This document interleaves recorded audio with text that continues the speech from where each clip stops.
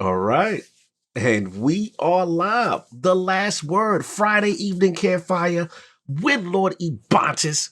Been a while. Feels like it's been a while, but it hasn't. But but the reality is we got some maybe some special royalty in the building. What's going on? We got a great guest joining us tonight. But before we get started, just wanted to let you guys know this is our last episode for 2020. Not going anywhere. We're coming back in 2021 post New Year's. But the way the holidays fall, Christmas and New Year's literally are on Fridays. So we're going to take a little break just to let you guys know that up front. Also, to let everybody know who is listening to this one, I'm going to give you guys this warning now. This is going to be a mature audience podcast just because there are some passionate topics to discuss tonight, and we want to make sure it is just open and free so you can say whatever you want tonight. That being said, if there are children, lock them away or listen to this in your own ear, not to the public family viewing. All that out of the way, let's get this thing started. So, as we wrap up our third year of doing this podcast, I just want to thank everyone who has ever listened to us chat for 130 episodes and to all the amazing guests that we've been lucky enough to share some time with. We've been going since all the way back from Curse of Osiris, and we have been going long enough to see his return twice. We appreciate each and every one of you that let us fill an hour or two of your time. It means a lot. That being said, we have an episode to record tonight, so let's get going. Welcome to The Last Word, episode 131. Snow has graced the tower, and the dawning is live, and we have an amazing guest joining us tonight to discuss an interesting week in Destiny, to say the least. For this girl, gaming has been a passion for a long time now, but Bungie made the gamers' version of Bangers and Mash when they put WoW and Halo together and dropped it into this world on her birthday. Since then, she's become a very special piece of this community and a guide and teacher to so many, and a mama of titans in this universe of light and dark. With over 700 raid clears and literally over 1,000 hours in Destiny 2 raids, to say she knows her stuff is an understatement. One could say she is a Sherpa, but that doesn't quite do her work justice. By the time someone is done playing with her, they will understand all aspects of the raid and has experienced all facets of each encounter, so they can actually go teach others when they go on.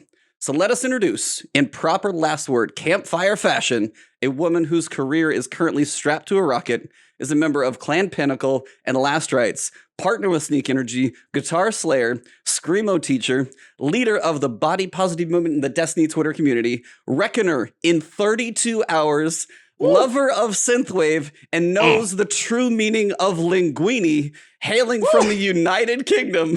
ObKatieKat, welcome to the campfire. How are you doing? I'm fucking amazing, and that just full on caught me off guard. Jesus bloody Christ, you know your shit. We got to introduce you right, and you got a long list of accolades, so it was worth shouting out as many as I could get out. Welcome. Yeah. How are you doing? I'm doing great. Like, full disclosure for everyone that's in chat, like I was literally saying to these guys before, right? I genuinely thought this was going to be at 3 a.m.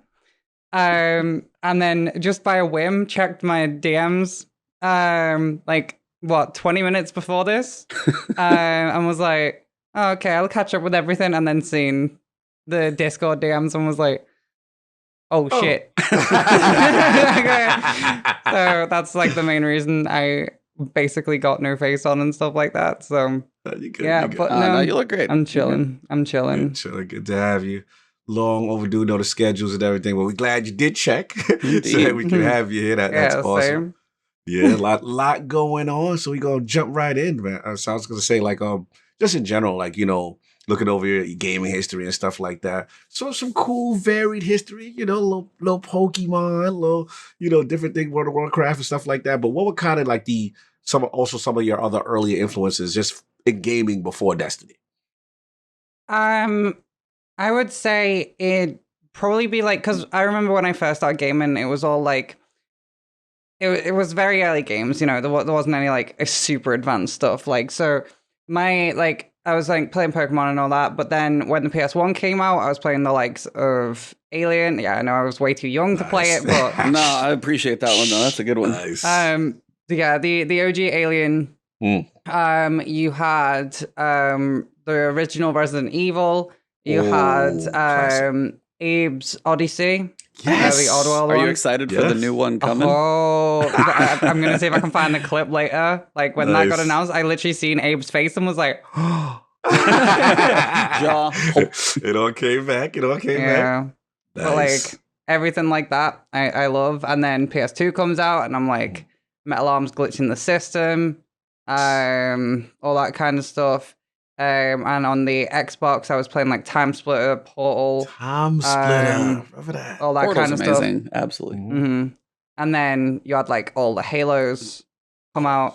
And then obviously like Halo was something that I fell in love with. But all these games kind of like led me towards like, it was either, well, when they announced Destiny, I was like, yeah, fuck yeah, this is what I've been asking for. It's only right. But like, if it's not Destiny, then it is like adventure, like really, really bold storytelling ones, like the likes of Abe and Time Splitter and stuff, and Paul. I was gonna say I saw your you've got horror. Yeah, I saw your playthrough. Horror, of course. I appreciate any horror game likers because there's not a lot of us out there who want to, have the hair stand up on the back of our neck. But I liked when it was Sea of Solitude, when you played that one. Oh, yeah. I saw the way that one hit, and it's just like, gaming is one of those things when you get those type of moments, whether it's the fact that it can make the hair stand up on the back of your neck and also make it just like hit you just like absolute gut shot. And gaming's been a pretty cool thing, so it's good to see somebody who's experienced. Hellblade did that as well. Oh yes, so well done, so well done. Very good. I am gutted that I will never get to play Hellblade or Sea of Solitude for the first time ever again. Like those two games specific, right? So Sea of Solitude gave me like I'm gonna play that again because just to re-jog the memory and like remind myself that like all these things are like things that everyone deals with and all this kind of stuff. But that for the first playthrough really got the brain self-reflecting big time and like being like, oh shit. And then the ending, obviously, like literally me and chat once the credits are rolling, we just had to like literally just all have a cry together. But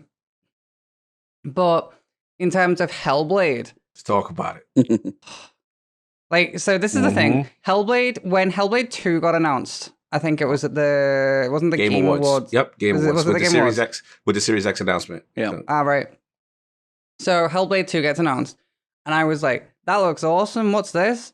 And chat's like, it's Hellblade. Hellblade was awesome. And they're all like spamming, like, fucking Hellblade was sick. Yeah. And I was just like, I haven't played it. I've never heard of it. It's completely gone under my radar. And then like literally one of my mods was like,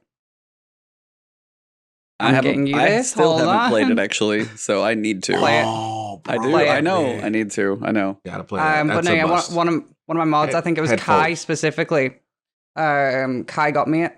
I was just like, right, okay. And I was like, how long is it? And they're like, it's 8 hours, about 8 to 10 hours long. 8 to 10, yeah. And I was like, right, okay. So if we just put it on hardest difficulty, go through it start to finish, and what, like, because we'd been playing Destiny, we'd done everything we needed to do for the day. We'd done like raid runs and all that. And I was like, okay, chat, do you just do a full playthrough now? Just fuck it. We've been live for like 7-8 hours already, but do you want to just go for it? And they were just like, yeah. So we just literally changed it, went through it, and fuck me, got to the end, and I like, it's changed my perspective of story games, I think, forever, because it is so well done. Yes. That like every other game just looks so inferior in every way since. And I'm just like, oh my god. So that's why I'm so glad that Sea of Solitude really like hit me in a different way, because it was different and it wasn't coming from the same angle that Hellblade was. Yeah. So completely different. Yeah. It can hit me in a different way, but like in terms of just story games full stop, that shit did. It's kind of ruined them for me now. in a good way. Yeah, but I mean, that obviously that's now on my radar. Honestly, it's kind of one of those, like, if I know 2 has a date, that's one of those where if I can like play 1 to be fresh and then go into that, it actually might work pretty well. But you got to do it, because I agree. It's like you said, it's the, I don't want to spoil too much because I want your experience to be new. Yeah. But it's the use of sound in such a unique way, and it is a great job for the first time for me in gaming of handling and showing how mental illness can affect people. And it's really amazing. It is it was very ambitious, the first one, from a small team. So I'm kind of excited now that Ninja Theory, they've got the full backing of Microsoft now. They're going to have like what they were able to do prior. It to me is just mind blowing. It is something. Yeah, it's a very unique experience. And the cool thing, like you said, if you plan on doing it, before it's like 8 to 10 hours about.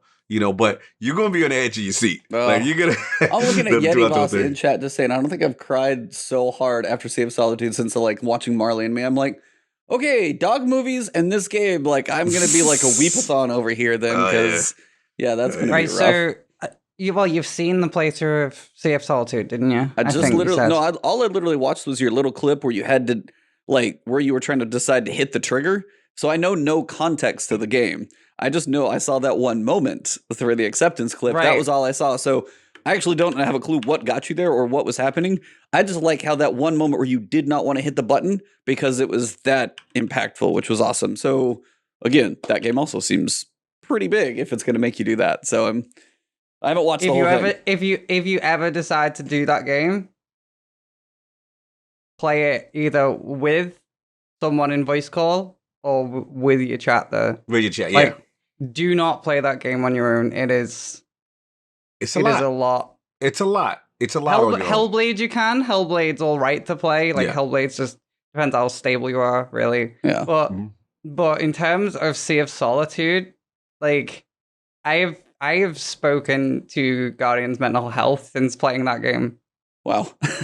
Yeah, that game really makes you think. And it is fucking incredible. Fuck me. Wow. Well, nice to add a couple additions. So, all that. And then now, especially now, Back for Blood came out in the alpha yesterday. Oh, let's go. Have you played it? No. I have not. I saw you playing it. I was excited. It is so fucking good. It is fucking incredible. Like that for an alpha stage game. Yeah, pretty impressive. 4 levels and there's basically no bugs.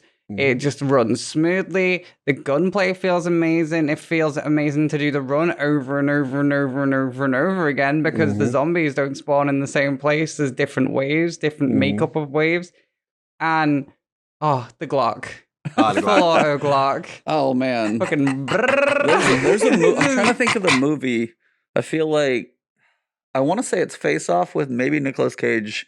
Might have an extended clip, full auto pistol like that. I've always thought those are awesome. That's cool. So. That game, just every time I was going through, just made me more and more excited to jump into it when its full release comes out. Now, do you come from the Left 4 Dead camp? Were those your titles? Right? I wasn't. I loved them, but I never got too deep into them because I had COD Zombies that basically was the same thing. But because everyone was playing COD, it was easier for me to get into. Absolutely. And that was the thing. COD Zombies was always my thing. I got COD, but I didn't play. I didn't play PvP. Yeah, you wasn't touching that part. PvP is not your thing. We know that. Yeah, PvP is just. So when I've done, got COD or anything like that, or Halo, for example, I'd play the story and firefight. If it was zombies, if it was COD, I'd play zombies. With Destiny, obviously, it's raids and PvE endgame and lore hunting and that kind of stuff. And my favorite thing is to just get fucking stupidly powerful guns and just shoot hordes of things, which is why it's why I like the Hive so much. And literally just DLC after DLC of Hive, I'd be happy. You're good. Over and over again. You need one race in this game, just the entire Hive, all the way from Crota to Savathun. You just need to see it through. So you don't excite me like that. I can only get so wet. Fucking hell. No, that's honestly, hilarious. The way the lore has been going, the Hive have been the big puppet master in the back with Savathun, and they've been the big evil outside of whatever the darkness ? If it's good, bad, or otherwise. The big deal has been the Hive for so long that it's always seeming to be the next thing that's going to be there. So no, it's I'll get to one later on. I'll save that a little bit, actually. No, but I wanted to 100% is like my thing is like, you know, big intense stories and shooting hella things. We're actually going to be jumping into Doom Eternal soon. Nice. I've never actually played Doom Eternal. We played Doom 2016. Yep. I've played that, but I never got around to Eternal because I can't remember what, I think a Destiny DLC or something had dropped around the same time. Most likely. And then I was just like, right, okay, I haven't got time to do it. Yep. So, well, like the chat's been telling me to do it. Obviously, like it's funny because during the Back for Blood, we were actually blasting the Doom soundtrack because like the game's soundtrack itself is really good, but like it kind of like it only plays for so long. It's quite quiet in the background, but it's still like quite, you know, it's quite metal. It gets you quite pumped. Yeah. But the Doom soundtrack to play that game. Oh yeah. Oh, it is something else. My brother actually, his son is playing it right now, and he's like, "Hey, he's playing it," but he just said he'll go into like where he's playing it, and he'll just like headbang for a minute, and he just kind of like mosey on out. But yeah, I was like, he's playing through it right now. No, I haven't touched Eternal yet. 2016 was a ton of fun though. Yeah, ton of fun. So many always Destiny keeping us from other games. Oh yeah. It was like when DLC came out. Damn, that's why I didn't play it. well, that's the thing. Like literally, I was saying this to I think I was saying it to chat yesterday or when I went on my rant, which you know we're going to be going into. Classic rant. But like, I'm already done with Beyond Light pretty much. Like I've done pretty much everything. The only things I've got to do is like, you know, the time gated stuff, which is a whole other fucking issue. And anything that's not that, the only things I've got to do now is like I'm not going for Conqueror because I've already done it, and there's literally no point in me doing that again just for another version of Conqueror. That's just counterproductive and time wasting to me personally. And then Trials, I've already got Flawless, but the Adept weapons with the state of PvP, I'm not going to get into it because I don't enjoy PvP anyway, so I would have put myself through that. Like fucking hell, cheaters last season were bad enough. PC. Like I got heavy carried to get to Flawless last season, the Flawless seal, because we got that was the only seal that was standing away from getting them all. And then I had a lot of PvP folk basically carry my ass through it. Like I was doing teams up with like the likes of Benny, and all them kinds of stuff, and they were like full on like going for it. They were like, "No, you need to get this. This is like." If that's like all you were missing, that's awesome. You got people that got you there. Yeah, that's awesome. Granted, you got one of those seals completely on your own in 32 hours. 32 I can't hours believe you still did that. Reckoning in 32 hours is... Wow. Yeah, like, because like we started it, I had the weapons, because the weapons were the only ones that were time gated, but the armor was the only... Like, I didn't have a full set of any of the armor. So I still had to do that. And I still had to do every single triumph. Ooh. And we were like, right, okay, chat, do you reckon we can do this in like a day or a weekend? So we started it, and it felt pretty good. Did you sleep in between start and finish? No. We just started and went for it. She's crazy. Wow. Well, like we did. Like I love doing stuff like that's the thing. That's why I hate time gated stuff so much, because if like, you know, if that's there. Like, I literally turned to chat the other day and was like, well, it wasn't even it was before we did, the day before we did Back for Blood when I was on my rant. Like, literally, I was sat there and I was looking at the, like, what I can do in Destiny, which is nothing, because I've done it. Or you're waiting on it. Yeah, well, it's not even that, because it's all tedious stuff. It's nothing challenging. Like, the only things we've got left to do are... I've got to do a 3-man flawless of the raid. I've done 3-man. I've just not done 3-man flawless. Then my clan's onto 2-man, and then 2-man flawless. Wow. That's the 3 things I've got to do left this season, and prep for next season. That's it. I've done everything else, and I'm farming for rolls. I have tomorrow won't drop, and every heritage I get is fucking garbage. So I'm like. So I'm like, well, if it's not rewarding for me to do a run, so why am I going to just do that? Like, yeah, I'm fine teaching people and all that kind of shit, but there's only so many runs I can do. Like, I'm nearly on 60 runs now. Yeah. Wow. And I'm taking it slow. Wow. That's slow. And damn, I'm surprised the Eyes tomorrow didn't drop yet. Yeah. Well, you're limited by week on that one, I'm sure. Yeah. But, like, literally, I'm looking at the sales and that, and I'm like, right, okay, so we did everything for you know, the Descendant title, which is the Deepstone one. Yep. We did everything for that, like rapid, like that was done. Nice. But then I'm looking at it and I'm like, right, okay, so it's got challenges to get, and Eyes of Tomorrow. Those are the two things I need to. I've got 3 weeks of challenge left, and getting Eyes of Tomorrow. That's all I need to do. But that's seal. In terms of is it Shattered or Splintered, one of the two. Maybe Splintered. Yeah, I can't remember. Yeah, for that, it's literally a case of I've got to wait for the stuff to come out, and yeah, that's if I keep up. Like literally, I'm losing every time I'm logging in. I'm like, oh, okay, can I do this? And then I'm looking at the list of things to do, and I'm like, it's smaller. I just can't be bothered. Like it's not even like it's hard. It's just tedious to keep up with, and I'm just like, where am I up to? I don't know. Do I care? No. And then I'm looking at all of the seals this season like that, and I'm like, nothing interesting you. Just not interesting me whatsoever. So I'm looking at that, and then I'm like, oh, other games. Let's go. And then the fact that fucking Hawk Moon's rolls are time gated, like, excuse me, but like what is that?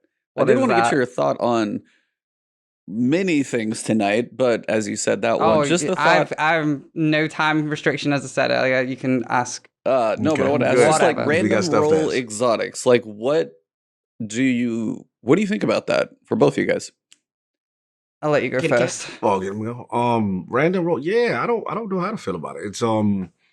It's unique. I mean, I've never think they would kind of like go this direction. You know, obviously, you know, with Hawkmoon and stuff like that.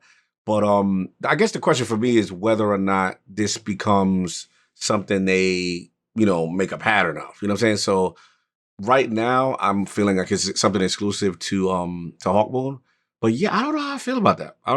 Because it's like, okay, we could have two exotics, you know, and mine functionally operates different, you know what I'm saying, from yours. So, you know, you gotta be, I think you gotta be careful, you know, with how far that scale is, what's the differentiators? That's to me, that's the thing. So yeah, man, I don't know. It's like, I gotta see this implementation first, you know what I mean? But it's definitely new territory. I didn't think they would do something like that. So I'm very, very curious about it. What do you think, KatieKat? Right, okay. So I remembered where I was going before. We were talking about Hawkmoon as well. A little bit of a tangent. Talking about long stuff that I can just dedicate an entire thing. I was saying, can we do an entire title in like, because I was like, that was the whole reason I was looking at titles. I was like, can I do this title in a full, in the rest of stream? No. Okay, next one. No. That one. No. That one. No. And I'm like, right, okay, well, I can't do any of that. And then I was sat there thinking about like, we need a community event, and obviously the dawning's a thing, but it's right. It's. We'll talk about that later. Yeah. Pin in lots of stuff. In terms of like Corridors of Time, right? That was fucking amazing to do. I remember being like when we did that, and then Seraph Towers as well. Like when we were talking about this is why this came into my head, because when we did Seraph Towers. That was a 67-hour stream. Holy shit. Yeah. Wow. We had 3 hours of sleep in that. Like, that's still not much. We used chat, like basically I'd go for a nap, I'd put an AFK macro on and chat just join on each other so that we kept the instance going and kept like making progress. But we got everyone in our chat to about 400 clears, and 8 of the top 10 people were in my chat, including myself. Damn. Okay. But thank you for that, apparently. Yes. Well, see, I'd say thank you, but then like literally like you look at Corridors and like we stayed up for like the entirety of that. And it's like everyone hates Bastion now, so except it's like except Mercules, he's definitely a fan. So no, I like that. I like Bastion. Yeah. Like I love Bastion, but at the same time, like everyone like when they come across it, they're like, oh fucking Bastion. I'm like, I'm sorry. Yeah, it's like the way it was acquired was the way it was acquired was better than like, the way it is. But like but then as well like Felwinter's Door as well. That was a thing, and then people are missing out on it now. So like you know I don't get why that's not it's not a Iron Banner pinnacle, but we're not gonna Oh, and why is Young Wolf or Iron Lord not a title that at least incentivizes something? But this man's literally the Iron Lord's podcast, so believe me, he wants the Iron Lord's title more than anybody I know. All of them. Yeah, man. Like it's so cool. Like they to not involve. I tell you, like Saladin almost feels like he's not part of Destiny sometimes now. Like they should really involve a title with Iron Banner, especially with the way they treat it. They bring it back all the time, so it's not like you're gonna miss it. So just treat it like how they treat Trials. Trials has a title. Yeah. I can't even remember the original question, by the way. So what was the question again? You remember? Tangents are fun. We went on we went on 3 tangents. Chat, do you remember? Chat, what was the question? We need you, chat. We need you. Random rolls. Random rolls, Hawkmoon. That was it. That was it. Thank you.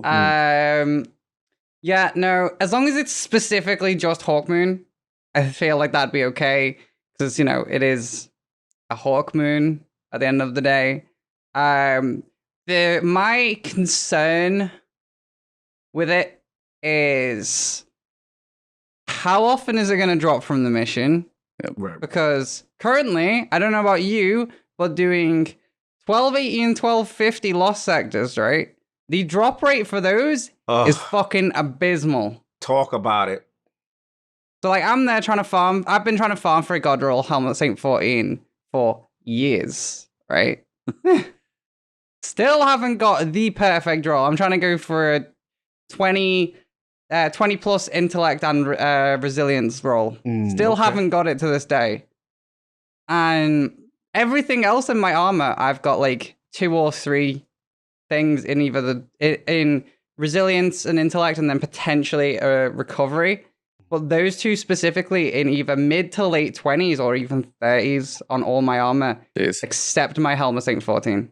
And it is driving me fucking nuts. The pain. But literally the same with Cloud Strike. Cloud Strike's meant to drop from this fucking, this Empire Hunt. Took me about 36 runs to get the fucking thing. I just got mine. And I'm like, right, okay, so if Hawkmoon is anything to go off of the RNG of any of these other things to get stuff, then it's going to be like a 1 in 50 run to get a fucking drop. And then what are the perks that you can get on it? Because then that's a whole other situation. Because if the perk list is at least, even if you got bare minimum 5 things, the math just gets nutty. 5, and then it's a case of, well, if you get duplicate drops, if you get this, that, and the other, and you're just like, if it's that bad, then why in the fuck would anyone do it? Thorn is better anyway. People just want to go to Hawkmoon because it's a fucking Hawkmoon and it goes caca. It goes caca. So, it's one of those. That's my main concern. It's what's the drop rate going to be like, and what's the perk set?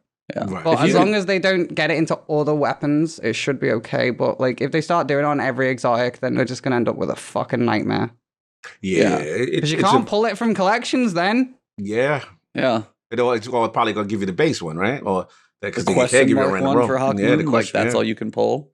Yeah, I think the big thing is, as you said, keep it to this. And I don't know if it's you used to have the randomness of the bullets in Hawkmoon. They're like, hey, we'll have some random perks. But as you said, what if it is you can run it once a week, maybe per character? So that's 3. And what if there are you can get different, couple 2 or 3 different perks on this thing? You start going 5, and you said 5. Okay, so here's 5. This times 5 is 25. Times 125. Times 625. And you're like, I'll take one, and then I'm good. So then you make the grind not worthwhile. Now, if you're just I'm trying to get everything's the same, and I'm just trying to get one perk, and I can just sit there and grind it out if I want to, maybe. But even then, I guess everybody's eventually going to look at the heritage roll everyone's going for at the moment. Literally, corkscrew, assault mag, reconstruction, recombination with handling. Right, that is the god roll. In all of these runs I've done, the closest I've got is all of those except assault mag. You still got a pretty good one then. You got close. You got close now. Or come on it's now. all of them. Except instead of recombination, I've got moving target. Right. And I'm like, these 2 are good on their own. Yes. But you compare it to the god roll. Yes, of course. And they're in the fucking bin any day. it's like Husko. I'm still trying to go for a god roll Husko, but at this point I don't fucking care because Rockets is fucking shite. Rockets still, yeah. They got They got 1 to 2 more in reserves, and they changed reserve. nothing else. Nothing else. Not Yeah. not like, hey, if it's like we don't want to worry about maybe reload faster or 2 in the chambers, what everybody would love, and they just will not do it. And I don't know why. Honestly, the main thing that I'd save like right now for me, especially with this community event, is literally if they make the last engram like a year 3 version of Galley or something like that. They just did Eyes of Tomorrow, though. Do you think they'd actually even consider that? It's all right, but it's that's the thing. It will like the aesthetic of Galley and the sound of Galley. I mean, it's let's iconic. be real. Eyes of Tomorrow is pretty ugly looking. I have to admit, as good as it is, it's an just it ugly looks like rocket. I do not look at any rocket launchers in D2 apart from, Truth or and that's Blue not Shift, pretty. I think it's called. Bad Omens look kind of. Come on now, Bad Omens is not that bad looking. What's aesthetically? the Two-Tailed Fox? Two-Tailed is okay. Two-Tailed it's kind of is- big and yeah. doofy though. It is big and doofy, It's kind but of it's big at and least doofy. I like it's better. Two-Tailed. Truth is just like mauve. Just matte paint threw up on that. It's not a lot going on Truth. It's just like I'm plain, but I have 3. That's the thing, though. That is the thing with me. I know you guys have seen how my fashion within Destiny is. It's better than his. it's watch your mouth. rugged. So like earth My colors is darkest in place. like it's different shades of brown. It's leathers. It's it's like worn kind of bronze armor and stuff. Like my Titan wears wears a brown shader and all that kind of stuff. I wear the ornament with the Helm of Satan 14 with the like scratches and dints out of it and all that kind of stuff. I wear the Titan mark, which is like the original Titan one from the campaign where it's got all the rips up it and all that kind of stuff. I like that because it looks like my Titan from D1, but it looks weathered. Like, be like, yep. You've seen some shit. Yeah. Like my Titan in D1 pretty much has the exact same armor set as my D2 Titan. It's very, very close. The only difference is I've now got the Sunbreak gauntlets on instead of the Moles Maulers. And like instead of the Vogue legs, I'm wearing the Sunbreak legs. But I wear the Prodigal chest piece instead of the Iron Lord, the Knight chest piece. Because, it doesn't exist. But it literally just looks like it's been worn down that much that, the Iron Lord stuff isn't on it anymore. This Helm of Saint 14's dinted and scratched and all that. My mark's all torn. The gauntlets literally look like Moles Maulers has just no longer got the fucking thing on it. Yeah, the armor plate. But it's still like, pretty similar. And I'm looking at that and I'm like, oh, gorgeous. She like that weathered look. Like you've been through something. Yeah, you look at the majority of the armor that's out at the moment, and you're like, it's too over the top. It's like, yeah, okay, people like the glowy stuff, but like for me personally, as much as I would like the Age of Triumph stuff, armor wise, at the same time, I personally never used it. Okay. Because I was more into that is my Titan. Right. And goddamn, my Titan looks nice. Right. I don't need all this glowing stuff. It's not tactical or efficient to wear glowy gear if you're going into the likes of, you go into, Crota's End and you're fighting against Thrall in the dark and you're stood there fucking looking like a glow stick. Like, they know where you are. It doesn't make sense. Well, I always wonder about that in PvP, too. Is like, I wish you could, like, have a shader swap before a PvP match and be like, I want to blend into the background and, like, camo my way through the match as opposed to... That's what I mean. Yeah. It's why I wear brown. It blends into most environments. Yeah. But no, it's I don't know. I'm seeing that, and then, like, obviously, they're, like, bringing out the Dawning sets that they're just, again, it's another really spiky, fancy, over the top, and shiny.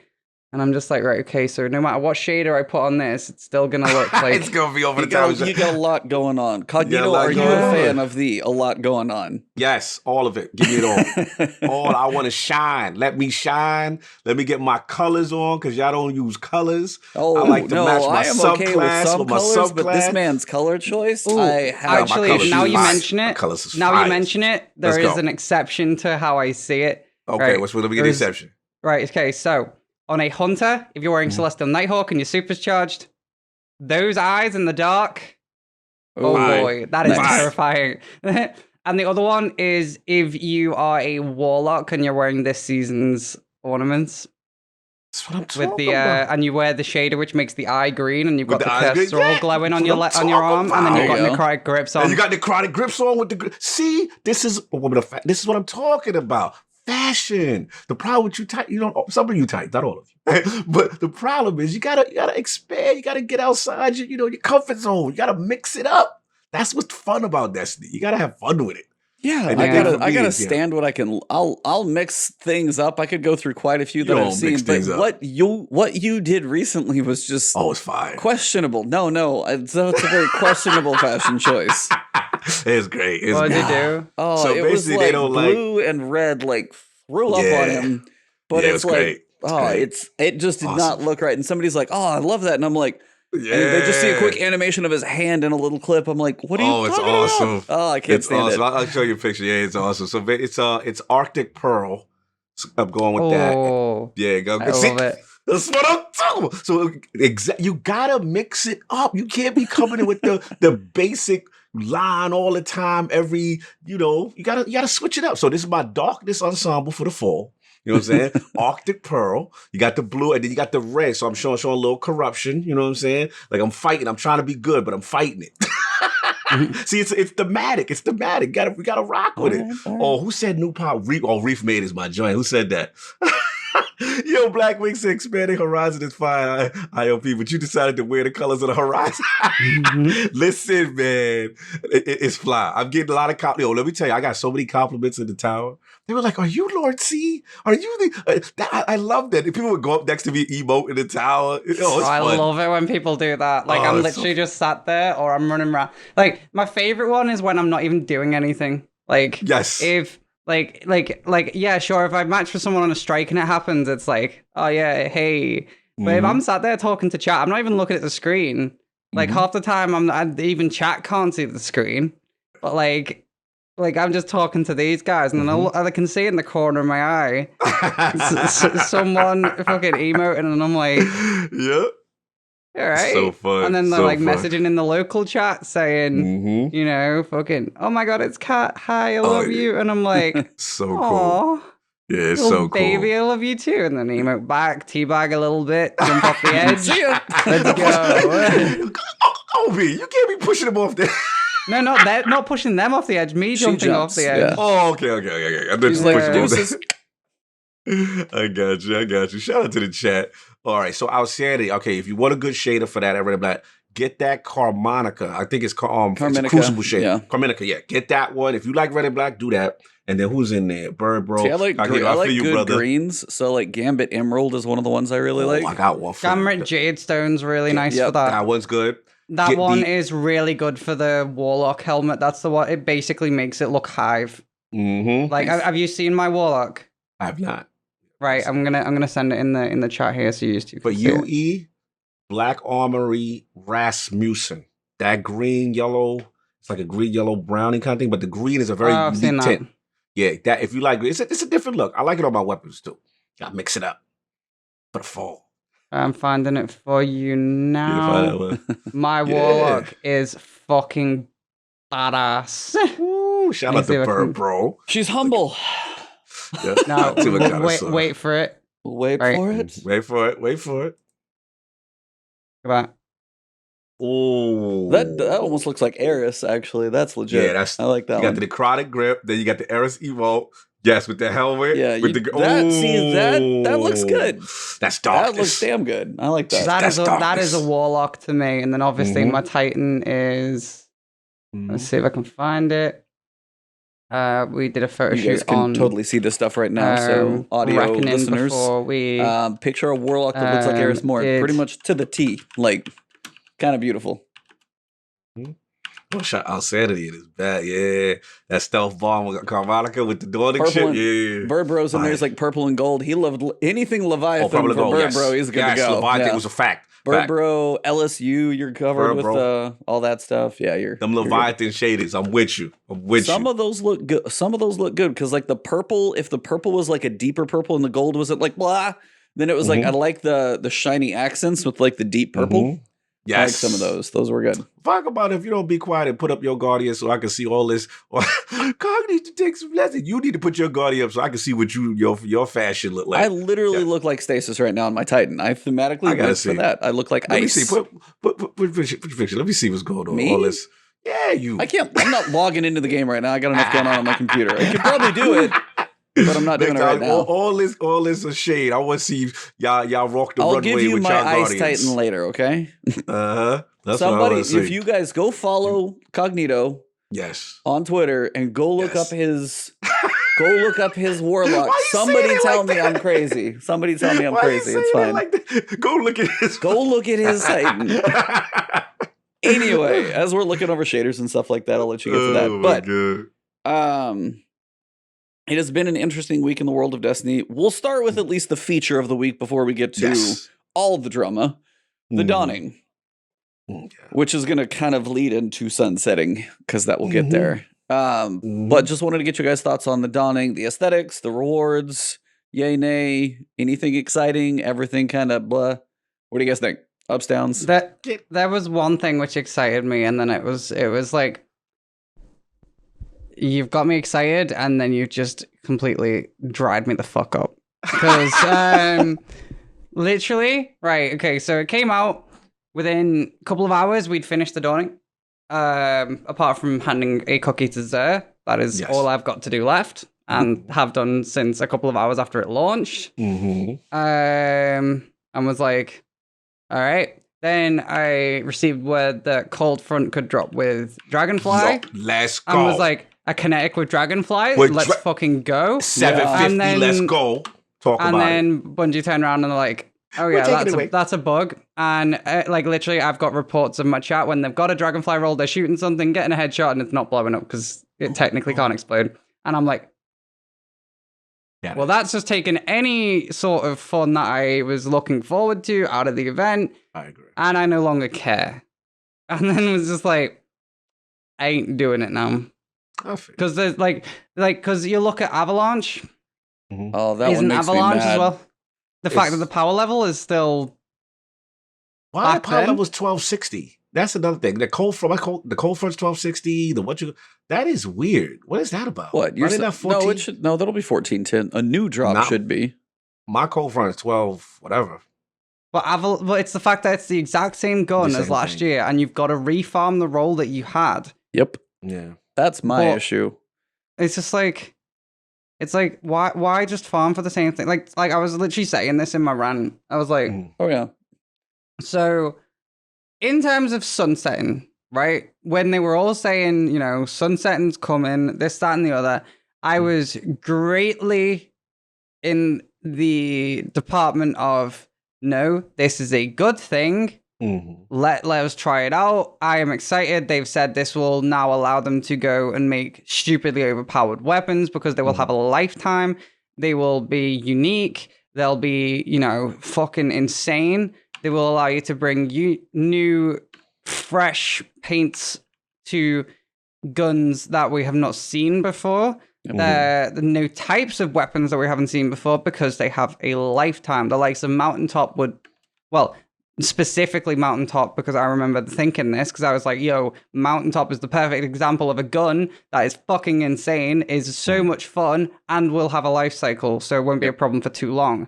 Right. And then Banner gets announced, and it's the same shit as always. Fucking, you look at the loot pool, there's nothing in it. Granted, they brought stuff from a couple of seasons earlier to add to the world pool, but I've already got all that. Yeah. If I'm not a casual player, I'm gonna have all that already. Right. So that takes that off my list of shit to do. And then I'm like, right, okay, so I've got this, I've got that. There's literally nothing of any of these different loopholes that I want because I've already got them or I've had them in the past, and I no longer give a shit about refarming a role I've already had because that is tedious and not worth my time. I could go and do something else. And then I'm like, right, okay.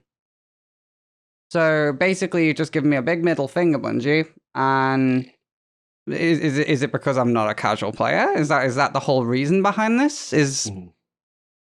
No, and I know that is like a hardcore versus casual argument, and that's something completely different. but at the same time, it kind of feels like a backhand. It's like your most loyal players that like, you know, understand the gameplay enough to know it inside fucking out and are able to like, you know, do something as fundamental as running a strike in under like 2-3 minutes, versus someone who's able to do it in like 20 minutes. And because those players that haven't got everything, they can't speed run stuff, they can't do this, that, and the other, they seem to focus more on that. And then everyone's left with like fuck all to do. We're all twiddling our thumbs. And then we're like, they're going, oh, okay, we want this, we want that. You know, they're the same. They want feedback. They invite us all to, you know, community fucking summits and shit like that. And they're like, what is it that we want? And then so we tell them, and it's like, oh, we're listening. And then, well, we'll get onto the article in a bit. Easy. But, Say that well. We got Dornan still.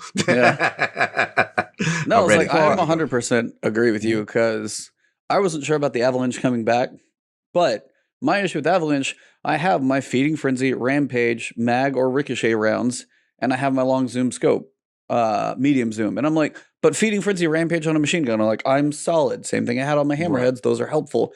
And I'm sitting here and like, yep, that one is maxed out at 1060. I'm just sitting here, I get a new one. There are newer perks on it. Sure, some of them could be beneficial, but I have one I'm happy with and I just can't use it. And that's the big issue is like... it's a backhand. Yeah. It's a huge backhand. And the fact that you can't use it, but it's in the loot pool and you've got to grind for a new one is just fucking stupid. And that's the thing as well. You've got like the... here's something as well that I was looking at. It's like, you look at the raid machine gun, right? It's basically just Hammerhead on steroids, right? Yeah, I was about to say, yeah. But every other machine gun in the game is far inferior to it. Like, literally, if you can get reconstruction on any weapon... On any weapon, you're good, yeah. Any weapon in the same archetype as that gun it's just bin. Because reconstruction is that good. But that's the thing. I was expecting... You know, I was expecting the entire loot pool, including the Europa weapons, to have stuff like the likes of reconstruction. Right. Do we have that?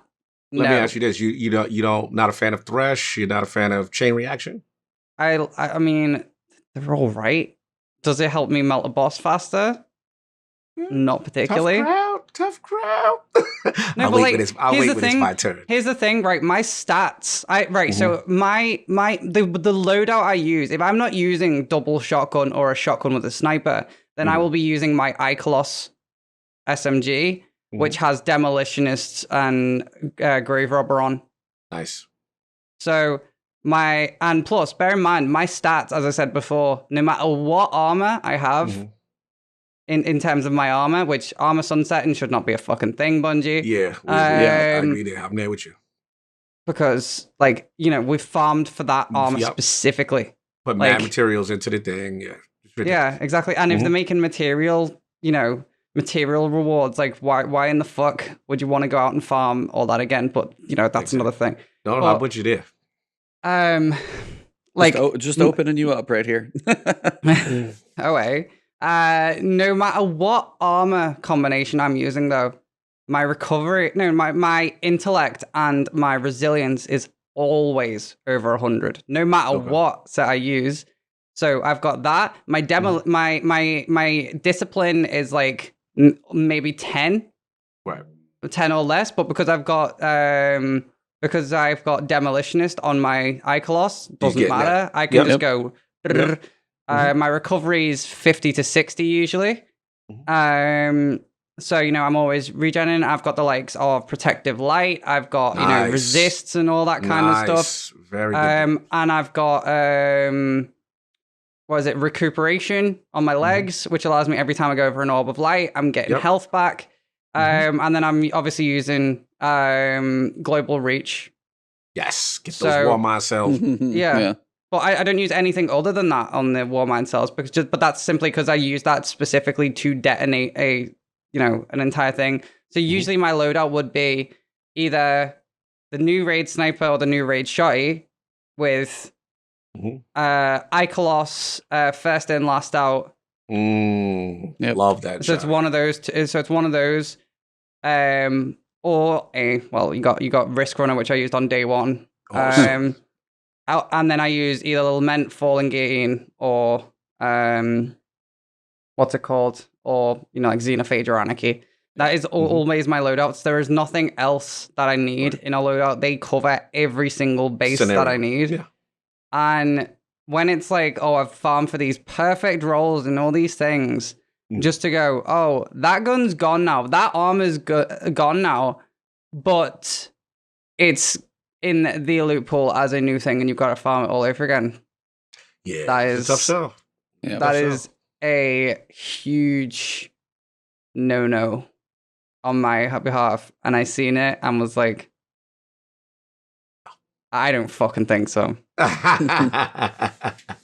Well, Cog, sir, what are you thinking on all this stuff? I know I've gone off on armor before. They literally talked about it in the previous discussion from Joe Blackburn when he was talking about like looking into armor and having it more than just be like, hey, let me replace the stats that I already have every year. Like I've been down that road, and it's like I completely agree. Just kind of curious your thoughts on like new perks and mods and all the stuff that's going on, because you were asking about some of those. So where are you at on what we have to choose from or go for? Quick one. Go Quick for one.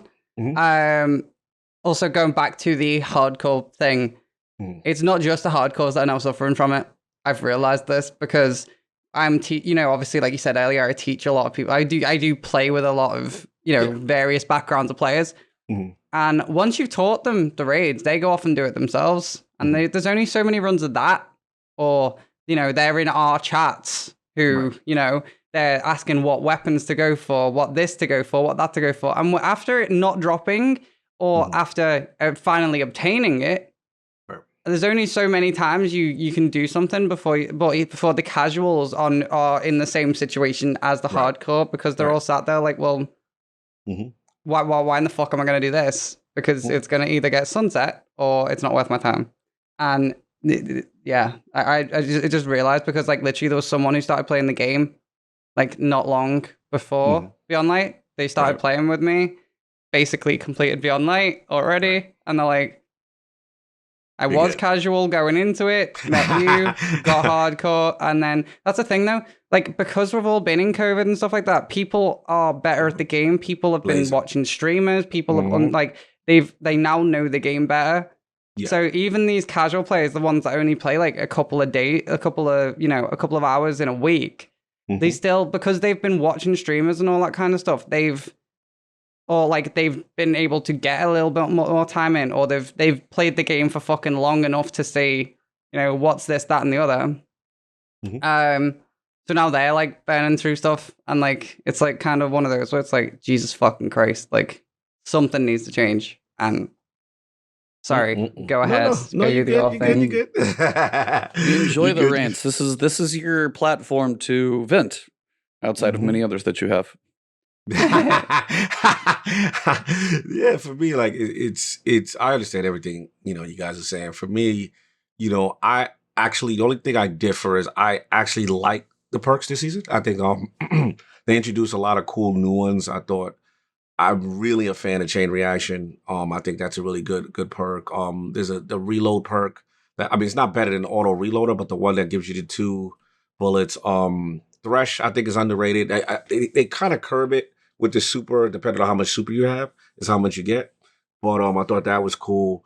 But I actually like Reconstruction as far as a perk, as far as a raid specific perk, because I've always complained that raids don't have their own identity from their legendaries. I always felt raid legendaries in Destiny 2 was just very generic. So in my opinion, that Reconstruction is a good step in the right direction. Where I agree with both of you is the loot pool. The loot pool is a problem. You know what I'm saying? And the problem is when you sunset and you gut all these weapons out, you take all this stuff out, then you better have an influx to put in. And I think that's the problem. And they've acknowledged it, right? They understand they've gutted so much out. And then you look at situations like Avalanche, and you look at situations, again, with 450 machine guns and stuff like that. There's, once Hammerhead was sunset, you know, a lot of other whatever 450s, other machine guns or whatever from Menagerie, whatever. It really didn't leave you with a lot. So that right there is a problem. And I do agree with KatieKat in the sense of, you know, it doesn't feel good to do the Dawning and you're seeing Avalanche come back again to, you know, to farm the same role again. Like, no one's really trying to do that. Now, again, I agree with KatieKat. The thing that excited me is when people found out about Coldfront. You know, when Coldfront, I was like, oh, wow, that can run with Dragonfly. That's unique. That's cool. Let's get in there, right? I'm about, and then the minute we say that, oh, Bungie makes us think, oh, you know, that's not how, we didn't intend that. And I'm like, come on, it would have been so cool. Like, my thing is, how is that hurting anybody by leaving it? You know what I'm saying? Like, that's my thing. It's like, it's 750. Kinetics don't run, you know, Dragonflies for the most part. And it's a good archetype. It's a rare archetype. So that bothered me that they want to be quick to get rid of that, you know, kind of thing. So that took incentive away. I'm not gonna lie, and I'm not gonna lie either. Like, what's the fusion with the C, crypto, whatever, Cairo?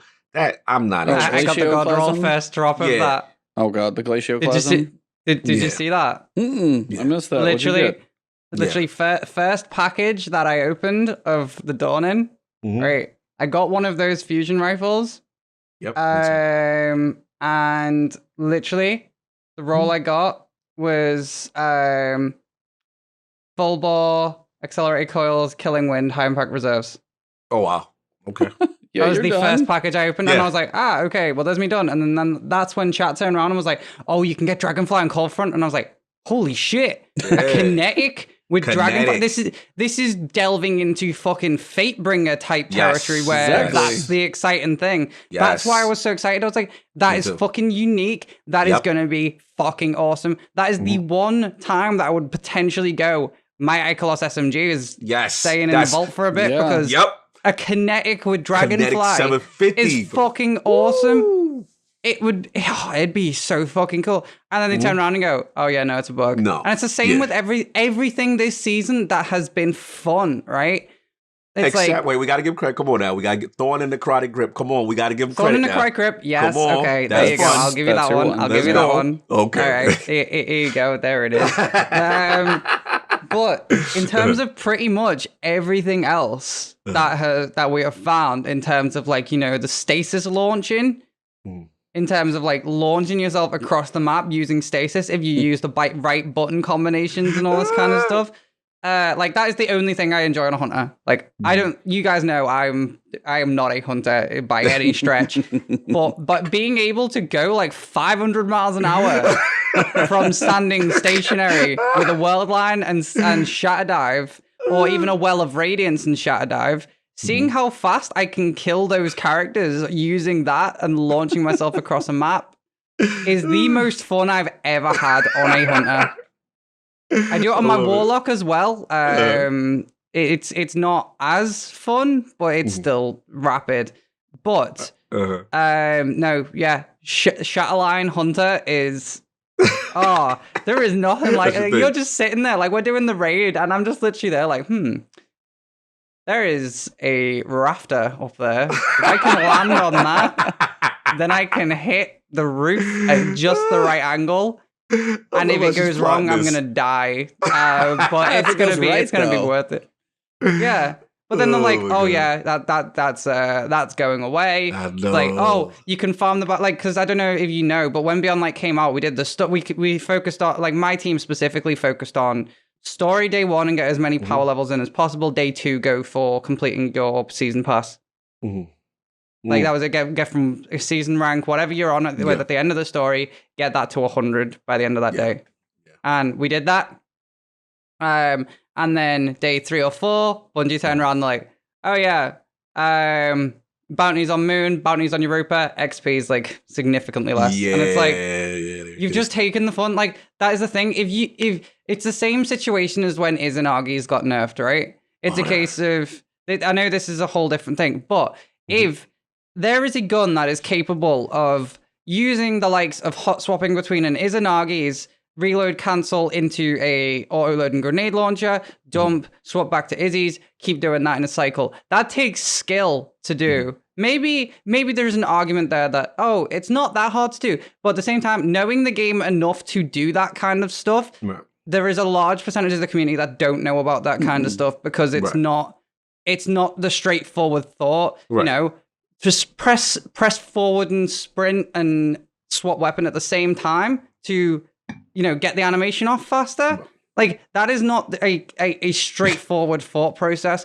But then when we figure out about it, it's like, oh, this is sick. And you use stuff like that with combining debuffs, buffs, all this kind of stuff on top of each other. You've got like, you know, like using Tractor, using Divinity, and all this. And they go, right, okay, so you've got these debuffs and buffs. We're going to make it so that, just the top one. Yeah, it's only the top one, so you can't stack them. So there's literally no point in coordinating your team to do that.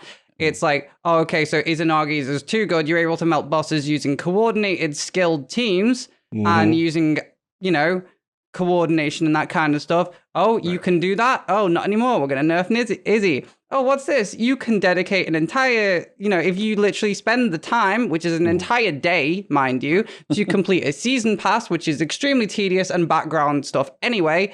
Oh, what's this? We don't want you doing that. We're going to take that away. So all these things that are so much fun, the same with, you know, being able to fucking hot swap between 2 1-2 punch shotguns and then throw a throwing hammer. And get that to times 5, and then you can nuke a boss. That's not easy to do, especially if you're in endgame activities where you've got hordes of ads coming at you. You're at a disadvantage because you've got 2 shotguns on and a throwing hammer. Yeah, you're not set up for a lot. You have like one specific purpose at that point. That's your purpose, and it is to nuke a boss as fast as physically possible. And you look at all that stuff, and it's like, oh, okay, yes, it may not be working as intended, but it is fucking fun. Oh, it's fun. Oh, absolutely. The issue what we've seen, and it started, I would say, all the way back when everything that gave us supers, like any regenerate, right? That's when I started to see Daddy Bungie come out. And Daddy Bungie don't like us melting bosses, doesn't like us having our super back. Pretty much all the stuff that we find fun, Daddy Bungie says no. I mean, yeah, it was like, we don't like that. Yeah, let me do. It was for you. It was what's the helm? Oh, Skull of Dire Armakara. Skull of Dire Armakara. And then it was the most fun. That was like the most fun version of a Voidlock I've ever seen. Oh, I had so much fun. Yeah, Nova Vols all over the place. Oh, it was fun. And Phoenix Protocol caught that record. Phoenix Protocol, same thing. Yeah. And then they even kind of did the same to Dune Marchers and Ursa. Not quite to the same extent. They weren't quite as powerful, but still the same idea is, hey, you built a thing that lets me get back super. Hey, there's a point where there's a crap ton of guys and I can get back my super. You literally made it for us. Now that you mention regen and stuff, right, I'm really hoping they don't crack down on what I've managed to do. But I can for you might want to not tell them. No, I showed it on stream. You know I was saying that I have built my Titan specifically to fight my playstyle. Right. Let me hear it. It may be for half a second. It is like literally I have to be really fucking quick at doing this. What'd you do? If I am able to be in the middle of ads and stuff, and have the focused fist proc, which is every time you do melee damage, you get class ability stuff back. If you use a class ability around enemies, you also get your stuff back using my class item, as well as when you use your class item, you get class item energy.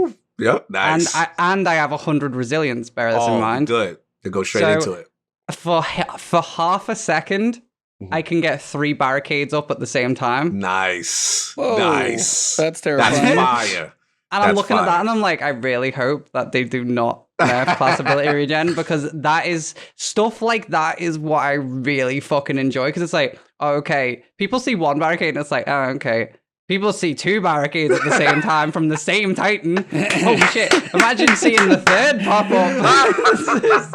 You're like, all right, game's broken, Bungie, help! But like I pulled it off on stream the other day, and chat was just like, "Holy shit!" So, like, that's pretty cool. That's nuts. That's pretty cool. Yeah, I've been messing around. That's getting nerfed now. By the way, you can thank yourself for that one. They come. 100% your police fault. is in here. There's the end of fun. And that's one like the way you phrase that is one thing I hear some people truly say. It's like, there's our fun, and just like it's like a nails out, and they just keep hammering the fun down, and it's. it's like if you're not playing the game at like bog standard 20 minutes to run a strike kind of Right. level, then Yeah. and if you're not spending day one kind of levels of time within a raid, then Right. you know, Well, you then look- yeah. Good. Oh, I'm sorry. No, you're good. Finish No, that. Go ahead. I was done. Oh, okay. No, I was just saying that I started to notice it. Even if you look at the new strike, everything new that's been introduced, right? From a boss fight or a strike standpoint, when you do Glassway, right? Everything Right. is phases now. Everything. Oh, 1 second. Yeah. Everything is phase. Because even when you I fight can't stand Aramis phases. or you're fighting the other chick, Yeah. everything they stop you right at a point because Yeah. they know the hardcore player. They're gonna nuke him. We're gonna figure something out. Whether it's they gave us Lament, so that's their own fault with that one. But as I far love as Lament. and I love Lament, How I that's am still in the game, I don't know, but I'm waiting I for love it to Lament. not be. Lament's It it's is great. that is potentially one of my favorite exotic things to do too. Yes, same. And I'm not a just sword guy because like that. just Yeah. because of the fact you can nuke with it. Oh, it's just Atrax is literally a shit show with that. Oh, it's so fun. I've You know what's seen- fun? Or that Gambit with Lament. You ever been in oh, Gambit? Gambit's a problem. Gambit is a blast with Lament. Say- I've literally saved teams with just me coming through with the Lament and tearing through it. Okay, continue, Ovi. You was gonna say I something? No, it's I love it. I absolutely love it. Like Love- literally, Yes. like whatever they've done with Gambit as Mm. well. I just want to say, like, GG. It is Yes. really Yes. fun to do. Yes, I like Gambit. Like the only time I've ever had fun in Gambit since launch was the 32-hour Reckoner. Like that was actually really fun. I did not rage or anything like that during that. I thoroughly enjoyed that. Yes. Because it was like, it's condensed into that. It was like physically able to do in that time, and it wasn't that challenging, to be perfectly honest. It was just a case of dedicating my mind to doing it. Oh, yeah. So we did it, but then like, there's no reason to do it. Like I go into Gambit now just for fun. For Because fun. I've got nothing else to do. Yeah, I go Yes. in when literally we're there with Lament. Like I'm a sentry player.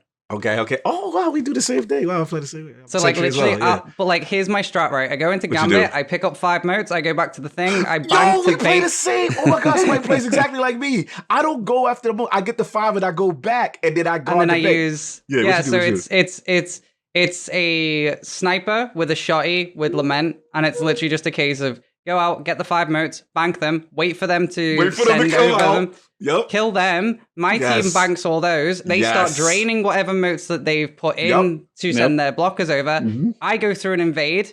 Nice. So I like do like a sentry invasion type thing. I go Yep. through, I snipe them, get rid of all their Nice. motes, come back and kill True. any blockers that are there, and it's Oh, just a it's constant amazing. cycle of that. And it is nuts. So and then like literally fun. we get the boss up. We've all got Lament ammo then because we've all been doing the waves. And then it's just a wait case for that of boss. Where you at? kill one set of I was like, envoys as long and then as just Just one nuke set the of boss. envoys get the envoy buff, and where you hey, at? as long as if it's the meatball though. I've seen the meatball more. Yeah, the since meatball gets annoying with the Lament. meatball. Though. You Yeah. can't. Oh, you got trick. You got to trick. Oh, Oh, she's put us got a on, You trick. put us on, can't. put us on, Well, put us on. for starters, look up at the boss when you swing. Oh, It, okay. it actually does track a little bit. Or if there's Mm. any boxes or trees or anything nearby, just Yeah. literally just do that and start swiping when you're like you're like 3/4 of the way up height wise, and Mhm. just go light, heavy. And then Right. as you do your heavy attack, you'll like kind of do your overhead and you'll drop Right. back to the floor. And then the envoys should spawn. You throw a void nade, pop the shield, kill them, and then just go Mhm. back up. So let me ask you from She's a very efficient from- machine. I love this. This is efficiency, and I need to learn this level of efficiency. So when the meatball comes out, right? You saying just that it tracks. So should I stay stationary? Because what I was doing, I was You're jumping gonna in get the air. smashed underneath it. Right. So Yeah, what no, you do is well, just stay you- up and then look up and then hold my sword. Yeah, literally go underneath it, look Mhm. up, and then just start swiping. Oh, thank you, glorious. Because it's the same way. It's the same with Morgoth. Oh, okay. Oh yeah, Okay. you'd have to look up on Morgoth. That's right. You Yeah, just 'cause have to that- look that up at Morgoth, and it fixes the tracking. Oh, you helped me submit it. That was my only thing. I always struggled with like aerial, like say if a anti-barrier servitor was in a strike and you got to, it's moving around. That was the only thing Lament would give me problem because I was like, damn, it's in the air and it's moving. How do I deal with it? But now that you're telling me to look up, I can say, oh, it's on now. Oh, it's on now. They gonna get it. And honestly, it's 3 lights and a heavy while it's revved up. And it's the best sound because Lament sounds like a 10-hit combo with Street Fighter. Like, yeah. And then you say, it's the greatest. Isn't that like the sped up like breast pump sound for like the? As far as I'm aware, yeah. That's what I've heard so many places because they showed that in the Vidoc with like the audio designers and stuff, which. Audio designers coming up with some of the craziest stuff to make the sounds that we've had in game, which is cool. But yeah, when I saw that one, then you heard that, and I was like, "That's a sped up version." Yeah, that's the chainsaw. So I love it. But back to Mobile Report. Outside of Lament and all that fun, if you look at what they've been doing, if you play all the Europa missions with pretty much every boss. As soon as you get to a certain part, like in Empire Hunts, it's literally just damage gates and it's fucking frustrating.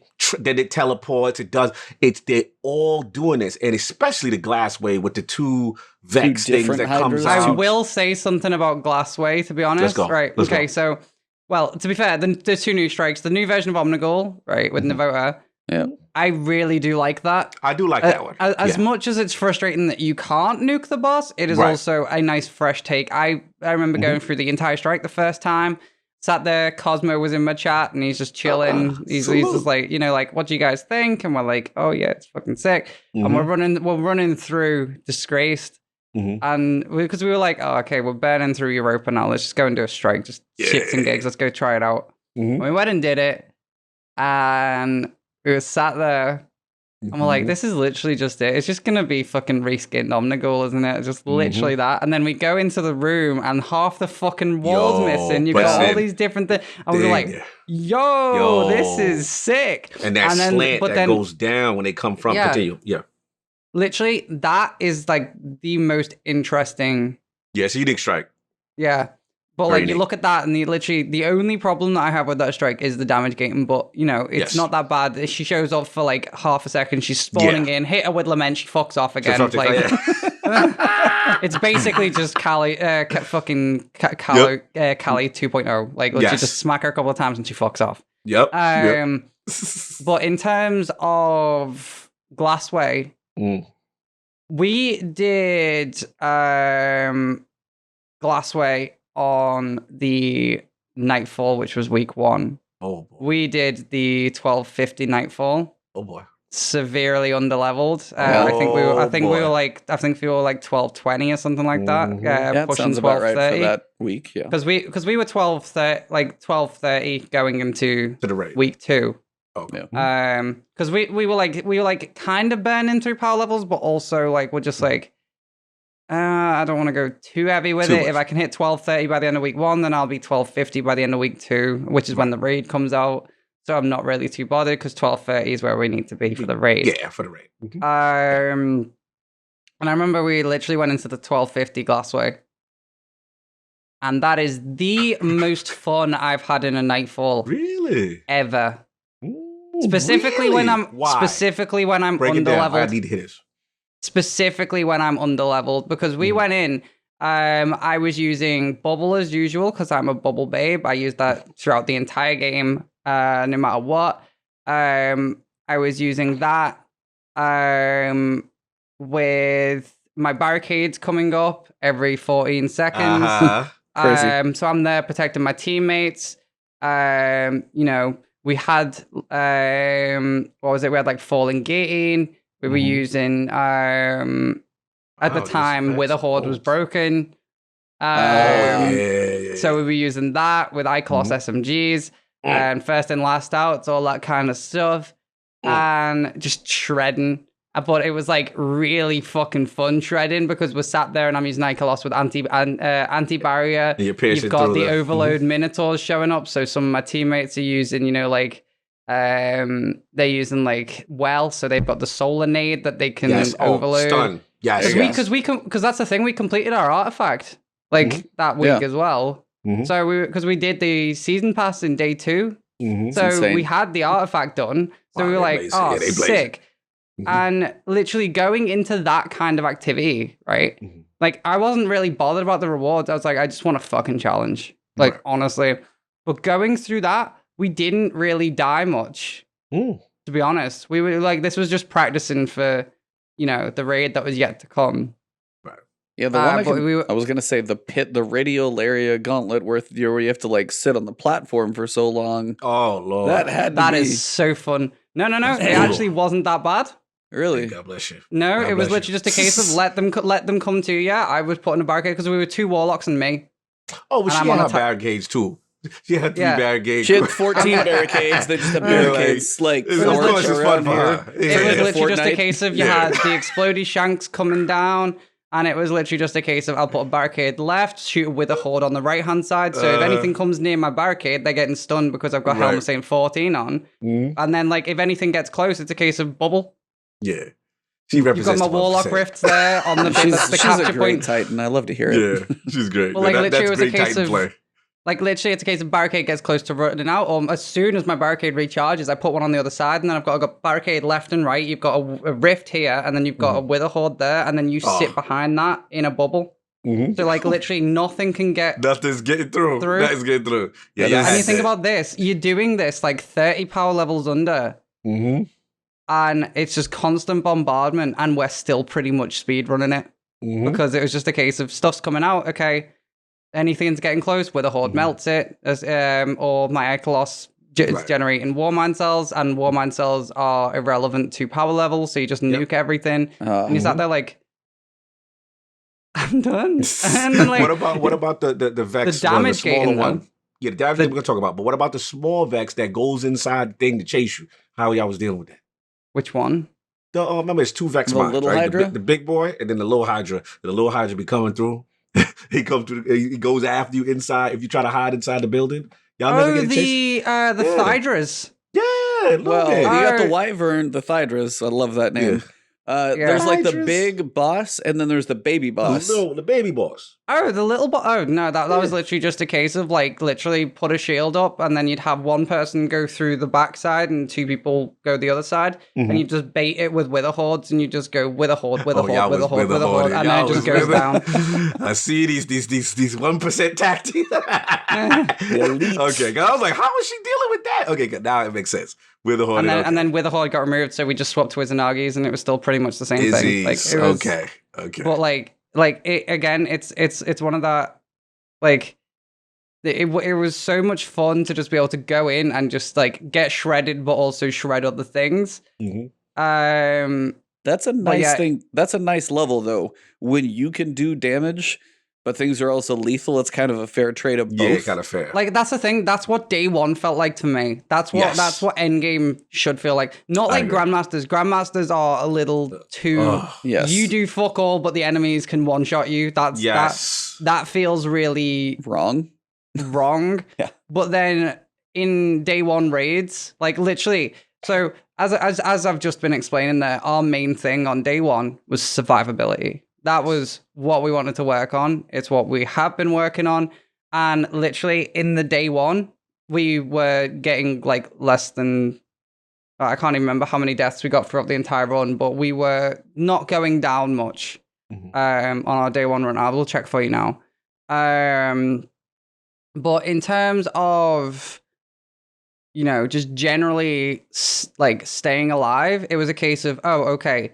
So we know what enemies do this damage. We know the result of, getting damaged by these things. Yeah, none of us died more than 100 times on day 1. Our most was it was me at 94 actually. Way to own it. There you go. But everyone else was like the person who like died the least was 86. Yeah, you guys are all pretty good. That So sounds we like were more all- wipes than anything. So It was more wipes than anything because we were like, okay, we're not 3-phasing it, wipe.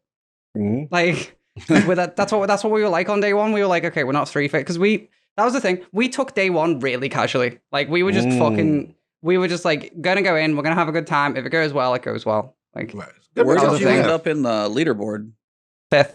I thought you were high. Yeah. Yeah, that was, Like- she was high for a casual. I was like, Yeah, I was wow. like, how casual? What the hell is hardcore for Well, you? this is Just the be thing. We were going for like 10-minute pee breaks, like during encounters and stuff like that. We were like, exploring when between encounters, during encounters, all that kind of stuff we were pissing about. If we weren't fucking, getting as little phases in as possible, it was like, oh, okay, swipe. Like we weren't we were being like really fucking casual. We were goofing off. We were like that. fucking making I like stupid that. call outs. We I were like that. and literally you look at that and it's like literally it was casual all the way through. And then we Love get it. to the last boss. Happy goes, "Oh, I need a wee." So he fucks off for a wee. And then like literally chats there going like they're like, "You guys are like joint top." And we're like, "What?" And then they're like, "Oh yeah, you guys are like in the top 3 right now." And I was like, "Oh shit!" And then I was like, "Get Happy back!" And then someone's like, "I need a wee, I need a wee." And then so they go for a wee, and then I'm like, "What else? You know, we're just chilling." And then here's the funny thing: we get to the chest after killing the boss, and we're pissing about with the chest for like fucking 10 minutes. Yeah, I saw the stream. Yo. What does this do? Look at the spoils. Look at this. I'm just there going, "Oh, this is fucking cool." And then we were all at the menu and we're like, we should probably go orbit, right? And they're like, "Yeah, that's probably a good idea." And then like, well, that's the thing. We were just like, you know, on day 1, we literally just put on double arc is a fallen raid. Yeah. So we were like Smart. double arc resist and put on a risk runner. Yep, smart. So we weren't dying like at Risk all. Like we were so beast in there. Like day So 1, we were beast. literally just stood there and the boss was hitting us and we were just like, "Well, I can That's survive this." That's crazy. And then I'm stood there with ice falls as well. So if I'm getting close to that, because we had 2 warlocks, 3 hunters, and me. Mm-hmm. So the warlocks were fine. They were just like rift. Yes. Hunters were like dodge. I was Dodge. there with my ice falls, and I'm there like, right, okay, I'm tanking all of this anyway. But if I get close to any death, it's just ice fall. And it's just like, So like literally every encounter we did took like maybe an hour. It took us 5 hours 53 to get through it. What about Atrax? Atrax was like about an hour as well. Wow, that's impressive. Because that's what I mean. We were going on long pee breaks, like not even messing. Like I don't know if I don't know if it's number 1 anymore. Yeah, that point. But like that's why we've now started this like Clan Pinnacle, because we're like, shit, we're actually pretty cracked. I was gonna say, so come Witch Queen, can you guys be nice to Savathun and let her survive for like a couple hours? Give the rest of everybody a shot. But no, it was like one of those where we were like playing. And we were just like there, like here's the thing, like bearing in mind, me and my team had only played together like twice before that as well. Like we played the night before in a Garden of Salvation run, just messing about. And then we played a couple of weeks earlier before Beyond Light came out, where some of us hadn't done Petras, like myself included, because I'd never bothered because I was like, oh god. But then obviously I was on my title chase to get them all done, and I was like, oh shit. And then people were like, "Oh, I need to do one as well." And we were like, "Oh, when do you want to do it?" It's like, "Oh, we'll do it at some point. We'll do it at some point. We'll do it at some point." Months go past. And then literally it's like 3 a.m, this random time, and everyone's just like chilling. And we're just like, go to Petra's. It's like, it's 3. It's like, yeah. And it's like, right, okay, I'm coming on now then. Fuck it. We just literally did it. And it was like, just did it. I want to stop you. I want to stop you for a second, because one thing that I like that you're saying, and I think is really cool, especially as a person who likes to raid. I think what's cool about you and is the mentality. Chill, everyone's having fun. Because I think the problem with a lot of raid teams is they're going at each other, they're taking it way too serious. The infighting happens. You know, my clan is guilty of this sometimes. You know what I'm saying? And the problem is, like, I have to be that person in the raid. Like, I can't be Alpha Cog. I gotta be, all right, guys. Laughs, jokes. All right, we'll get it. You know what I'm saying? Like, because people sometimes put so much pressure on themselves in these environments, and you just got to chill and just have fun with it and laugh. And I like that you guys are doing that, and you're doing it so well that you get to the last encounter. You guys don't even realize that, you know, you're at such a high level, and you guys are still chilling. You're still keeping that mentality. So I think that mentality is actually very important with raids, especially mechanic-based raids. You know what I'm saying? So I salute to y'all for that. That's pretty cool. I know Cog will want to know this. I just don't know if he was going to get there for asking. Top 3 raids in Destiny franchise. We ain't do that. That's right. We tend to ask a lot. You want me to go for it? I know what mine are. Okay, I know more than my top 3. We've talked about this way too much. If you can, rank them, rank what you got. Top 3 first. For me personally, King's Fall top. Just because of the epic scale of what Oryx is. Yeah, it's not a damage it's not a damage melt or anything like that. And it takes a while. but the grand scale of what Oryx is That's and a what boss. the Taken King That's a is, boss. that is a Factual. boss. You're Let's going look through. at you, look at you, You're going. look at You, you, Felix. Look at the Hey, admiration. she got Look mine. at you. I'm good. You can go Look at anywhere you. from here. like you He's literally good. look at where Crota gets mentioned Mhm. all the way through to that point, which is Yes. why I'm so excited for Savathun, because Yeah, we've like been dealing with that's this. from even back there. Yeah, factual. Savathun's getting mentioned. So like Factual. it's the long game. That's what I Mhm. love about it. It's this entire Mhm. drawn out story that you're getting fucking, oh, this boss is this. This boss is Yeah, fucking look, terrifying. Fear Crown. Oryx. And then you Yes. get to Oryx and he's fucking massive. Like Regicide's my Massive. favorite story mission of all time. Oh, The But music, like too. fighting him there, I'm like, oh, he's cool as fuck. yes. But like, it Good could have choice. been more. And then we King's get Fall's to a great King's Fall, and then Oryx is this fucking huge thing, and you're like this It's like big, this, and he's just towering like over you. bomb. like I love that. Great. Absolutely love it. What else we got? So What's number King's 2? Fall is at my top. Then after that Mm. is Last Wish. There is a reason for this. Let me hear this. King's Fall as well is Mm-hmm. something that I like because it is a boss fight. Yes. Every single boss in King's Fall is a huge skulking Huge. monster Yes. that you Yep. can fucking take on. It is terrifying. It is big. It Mhm. is, Or it is the Gargaroth, stuff. It is the sisters. stuff of nightmares. Oh yeah, these are bosses. Facts. Continue. And the more bosses for me, the better, because Oh, I am Attic loves someone you. with the background of the likes of Doom and Resident Yeah, Evil. my There boy you Attic go. is just like you. He's gonna love when he hears this podcast. That's why he And loves then- King's Fall so much. Good. Last Wish, Let me hear why this is one of my favorites. not so much with Callie and Shorochi. Yeah, sure, they're cool, but they're just little floaty fucking awakening skirts. Techno Don't witches. you disrespect Shiro. Don't you But like disrespect Shiro. they're still boss fights. They've They're still boss got interesting mechanics. Yep. They're Yes. still something that you can melt. Yes. right? Correct. Then you get Morgoth, who Mhm. is, Cognito. you perfect that, you're fucking slashing away at an ogre, or you're using a shotty and you're fucking right up in its face. I Mm-hmm. can't stand doing Morgoth with snipers. Yeah, that is not anymore. that is It's a wrap. a pussy's way out, as we would like to say. People are like, "Oh, I'm gonna sit in the back with Whisper." I'm like, No, "Come on." gotta get in the mix. That's Gotta not get even in the as mix. efficient anymore. Let's go. like I remember the yeet glitch being a thing. Do you remember that with the finisher glitch? with the finishers. I soloed Morgoth with that. Just yeeted him off the Wow. edge. Wow. It's on YouTube actually. I'll send you that in a bit. But like I gotta see that was a lot of fun. And then what's Security it called? So you got that, and then you've Mhm. got Vault, which is it's not a boss, but it's a fucking cool encounter. Cool But you've encounter. got these big knights that you can take on, so that's pretty sick. And then But then you've got Riven, which Yeah. is potentially the best boss fight in Destiny history. Like Make an argument. apart, People sleep on apart it. from apart from cheesing it.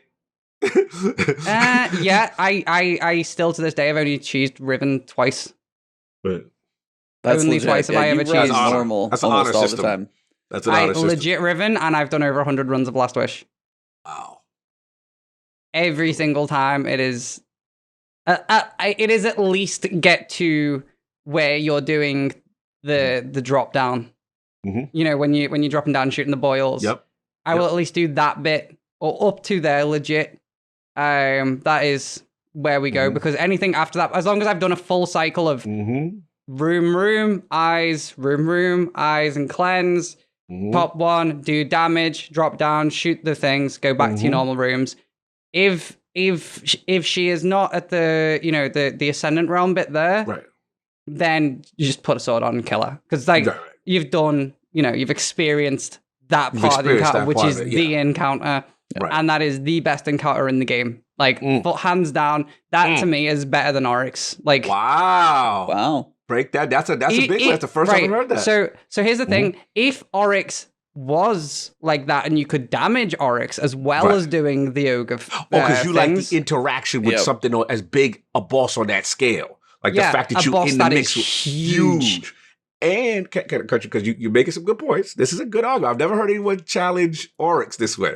the thing to me which sets it apart is not only do you have that, right, when you're fighting this mythical thing, then you got the Queen's Walk outside Yes. when you taking the heart out. That Queen's is one of Walk like and the music. I remember the music. You know how I feel. Yeah, Right? Shout out to that's- Sky. Shout out to the team. We have a Bungie on. Here's the thing. Like, I'd never seen a raid where you beat it and it was a fake out. Like it's not over. And I'm watching people stream and then they have to carry this thing out.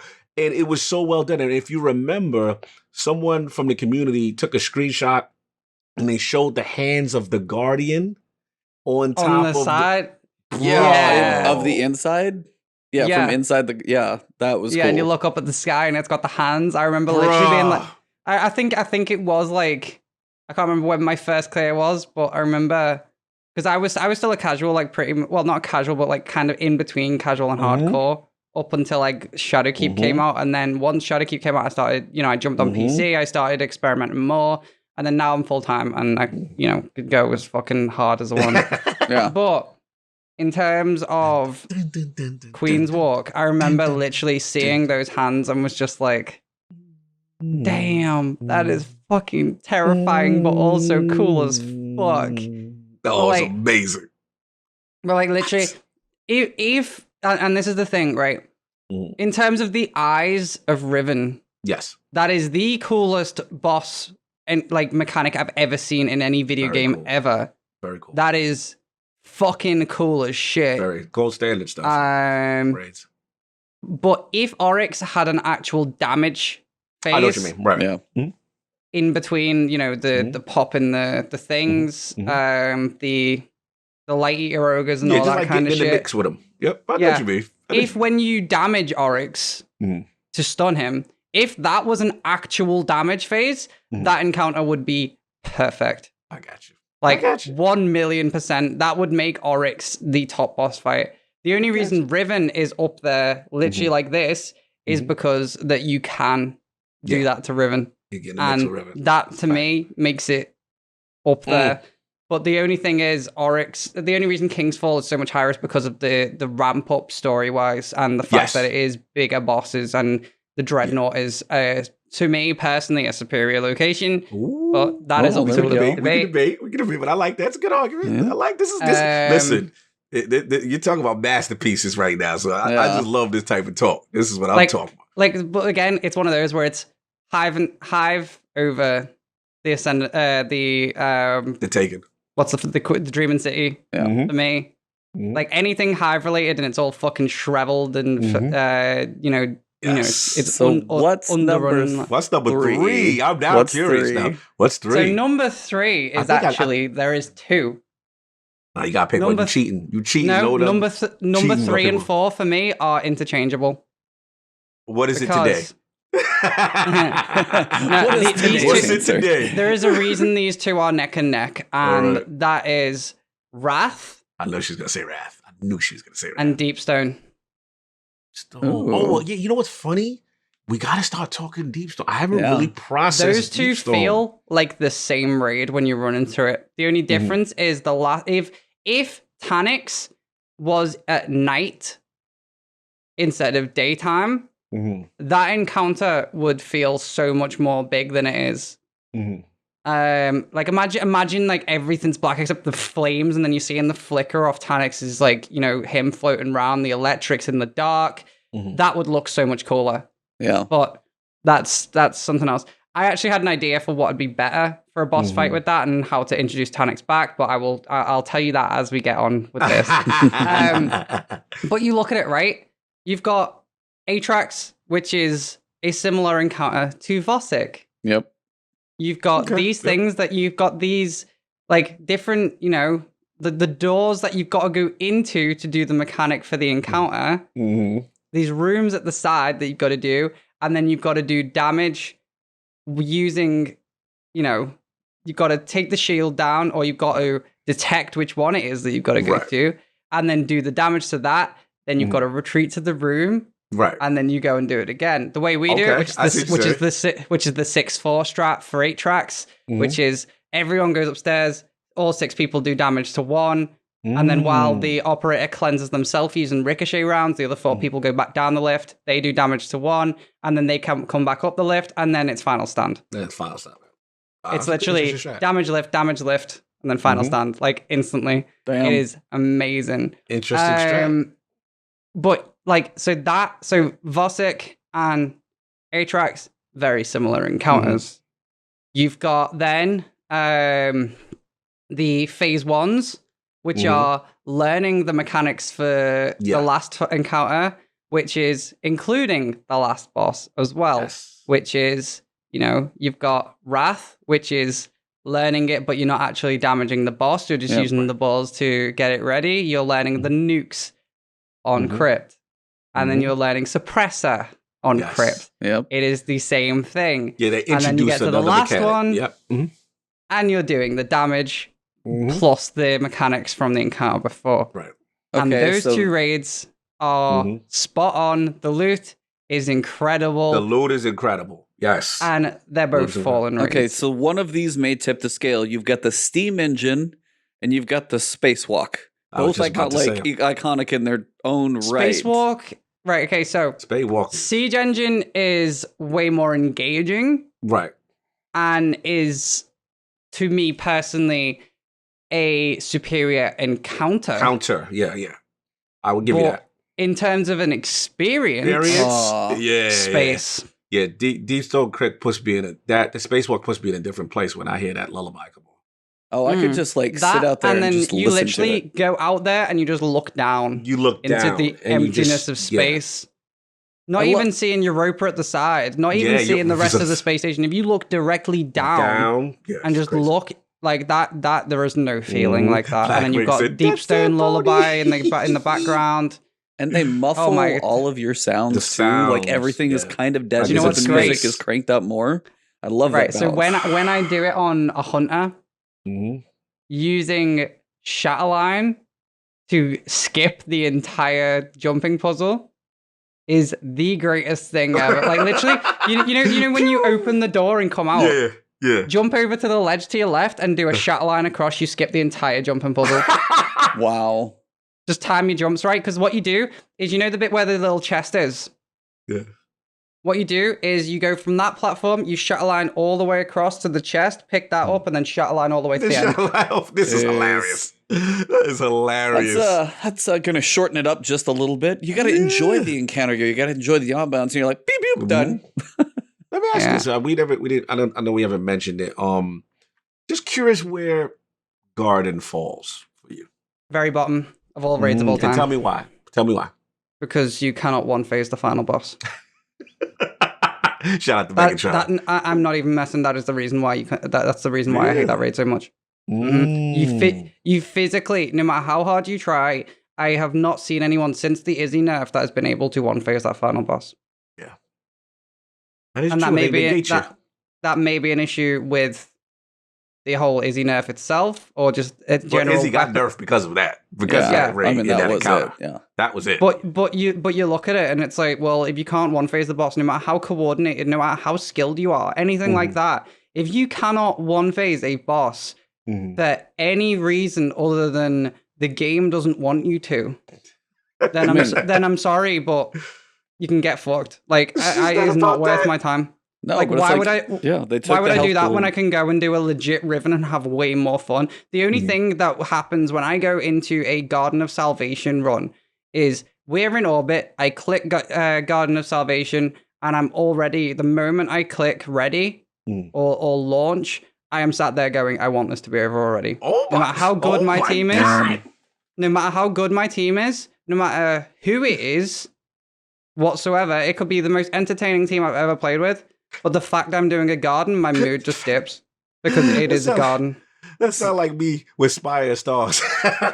No, see, Spire is actually up there in one of my favorites. I can't stand Spire.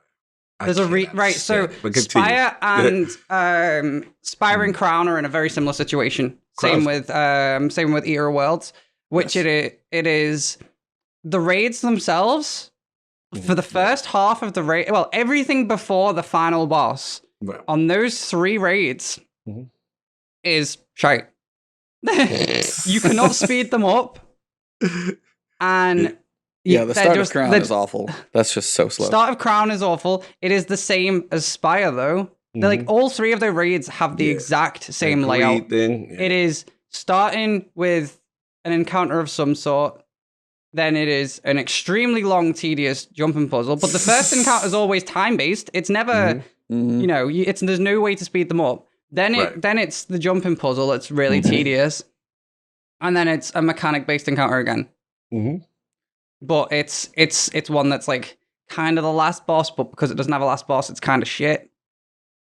But yeah, it's all the Leviathan basement apartments that just are not as good. Cleaning Callus's house. Yeah. Like the to be fair, the third part of Crown isn't that bad. Right. That's pretty fun to do, especially if you've got Anarchy and swords on. Like that's pretty fun to do.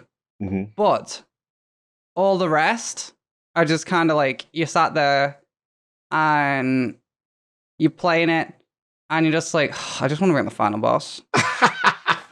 What about Argos though and Eater? Because I know a lot of people really like that encounter. I really like Argos. Don't like everything before it. Yeah, gotcha. So yeah, like, can I just do the boss run? Yeah, those are the layers. That's the thing. So I load into them raids and I'm like, can I just do the boss run? But that's the thing with Garden. I get into Garden and I'm not looking forward to a boss because the bosses are fucking garbo. Like, she kind of got a point on the boss though. Not a fan of Garden. Okay, so we got two. There's two other we gotta know. What's the loot shit? Well, that I will agree. Yeah, the loot's not exciting at all because you can get the same stuff outside. Outside of Divinity. Divinity's the only... Divinity is awesome. Divinity is awesome, but it is a tool. It's not a weapon. Right. Yeah.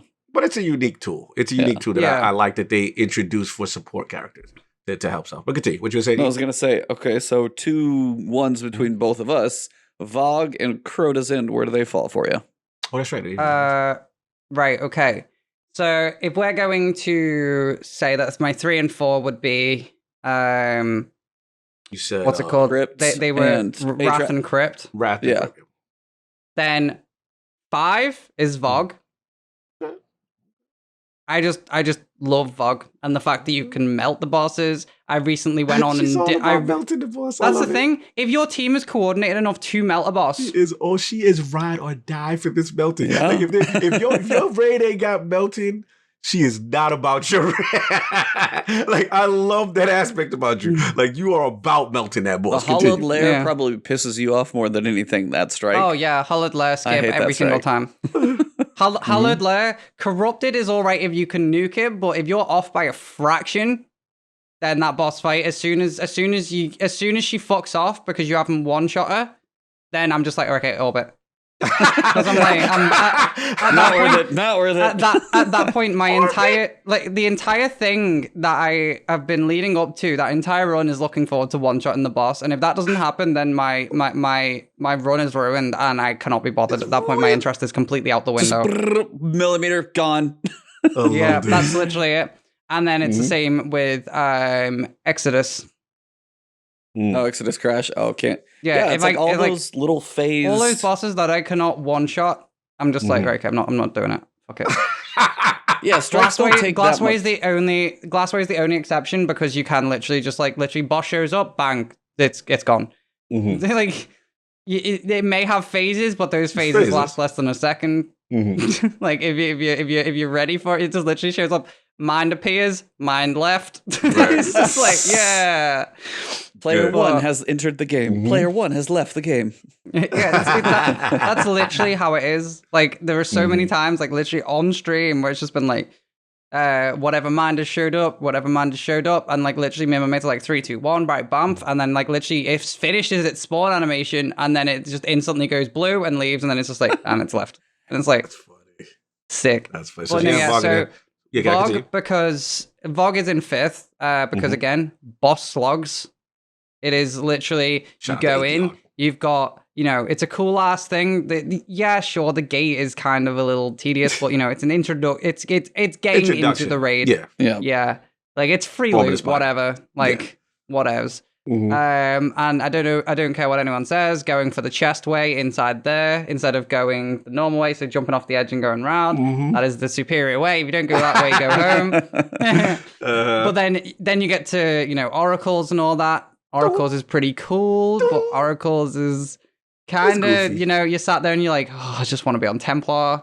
I just want to be on Templar. You just need a boss rush. She just That's need all a you want, boss rush. That's all It she is. needs. That's why taking King. I mean, that's what King's Fall is. Her. It makes sense. Yeah, boss rush, Yeah, it taking makes king. sense. I get Yeah, it. that is it. Like, literally, as soon as we get to Templar, then my interest is peaked.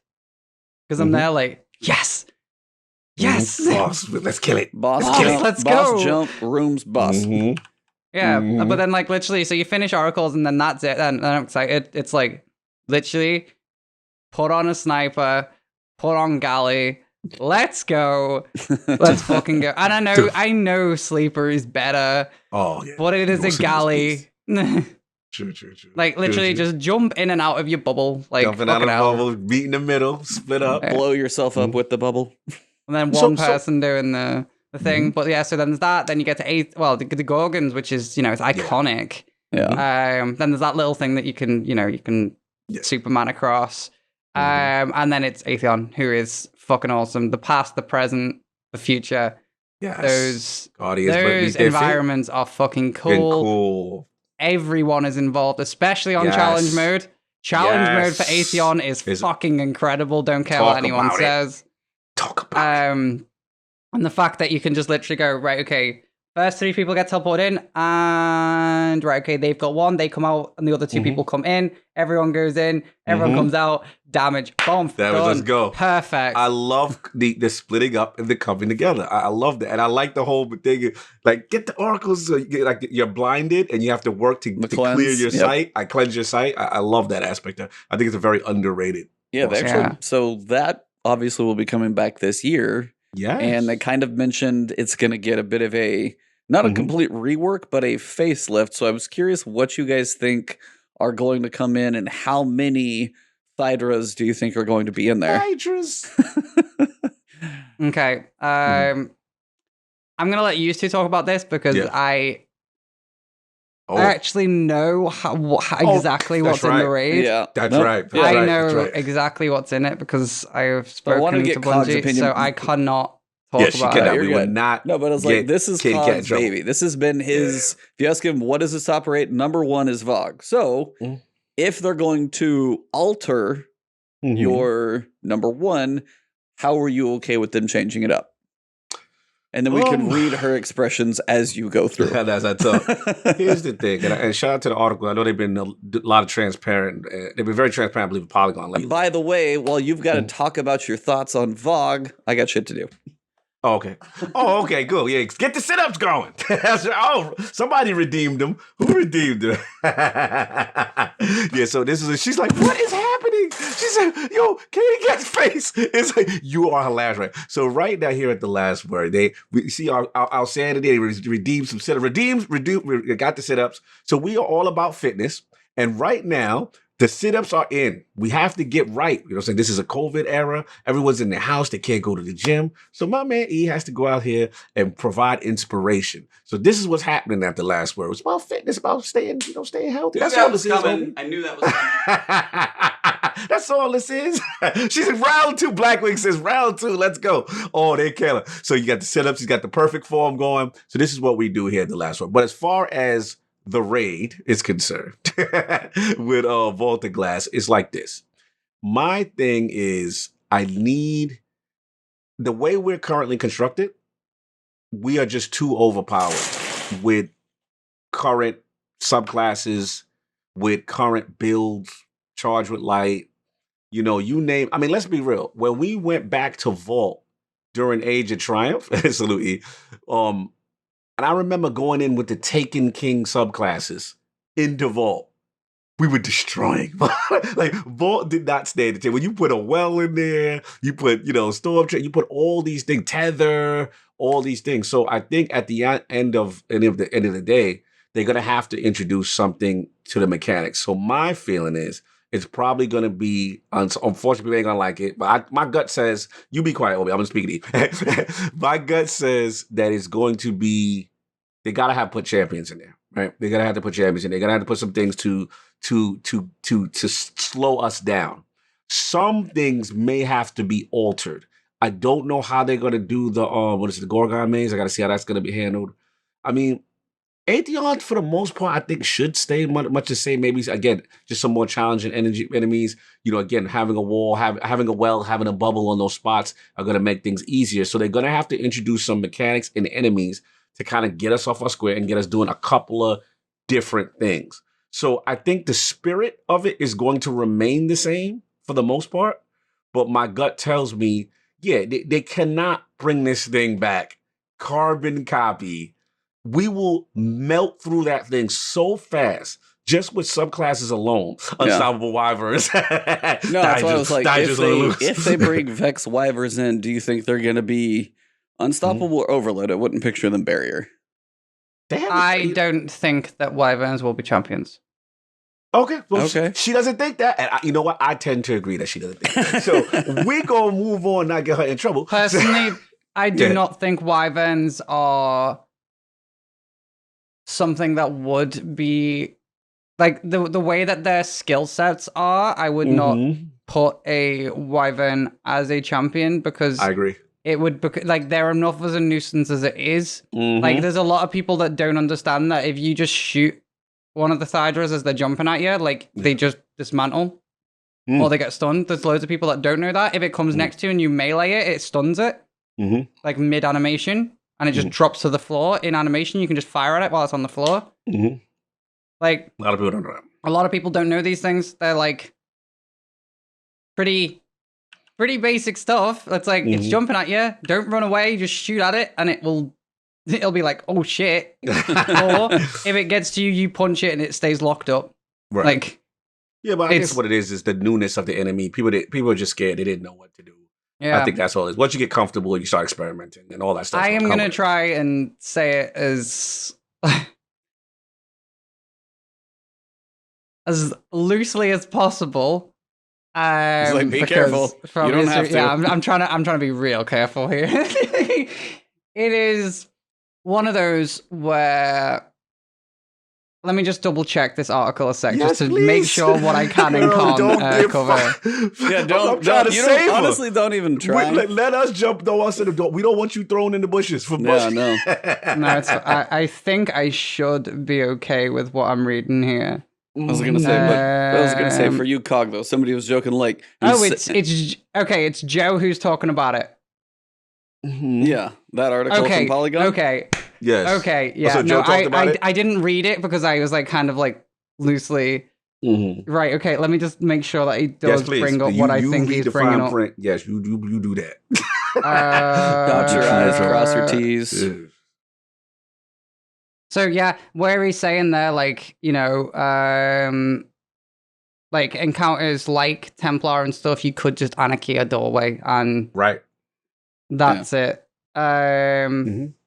Okay. Oh, he does talk about it. Okay. So it's fair game. Okay, perfect. Okay, so pretty much everything I'm like, oh, okay, I can't really talk about. They've pretty much already said there. So that takes a lot of the ease off. Okay, that's awesome. I just can't talk about everything else. But like, so reading that, he has already mentioned that it's pretty much going to be the same raid. It's just going to be little things. There's going to be champions here and there. There's going to be the likes of Wyvern showing up, but overall mechanics will be the same. It's just going to be different enemies than what you're used to. Obviously, you're going to have oracles, and you've got the likes of Fatebringer. That's so key. Weapons. That I'm so curious about. So let me just double check that it gets mentioned. I love so careful. I mean, Fatebringer, Vision, Vex Mythoclast. If you can get the exotic from it, I mean, those are. I don't know about armor.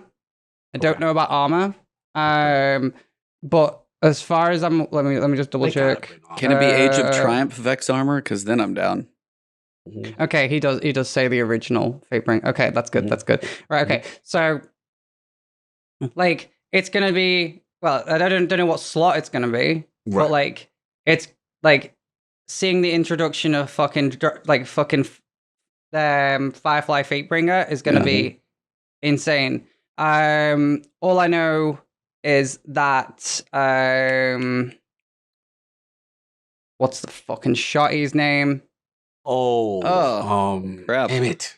Why am I blanking on Found it too? verdict. Found verdict. Yep. Yeah, nice. So found verdict won't have what is it? What's the name of the final round? Right. Is that the name of it? Oh, yeah, that's a thing. Or was.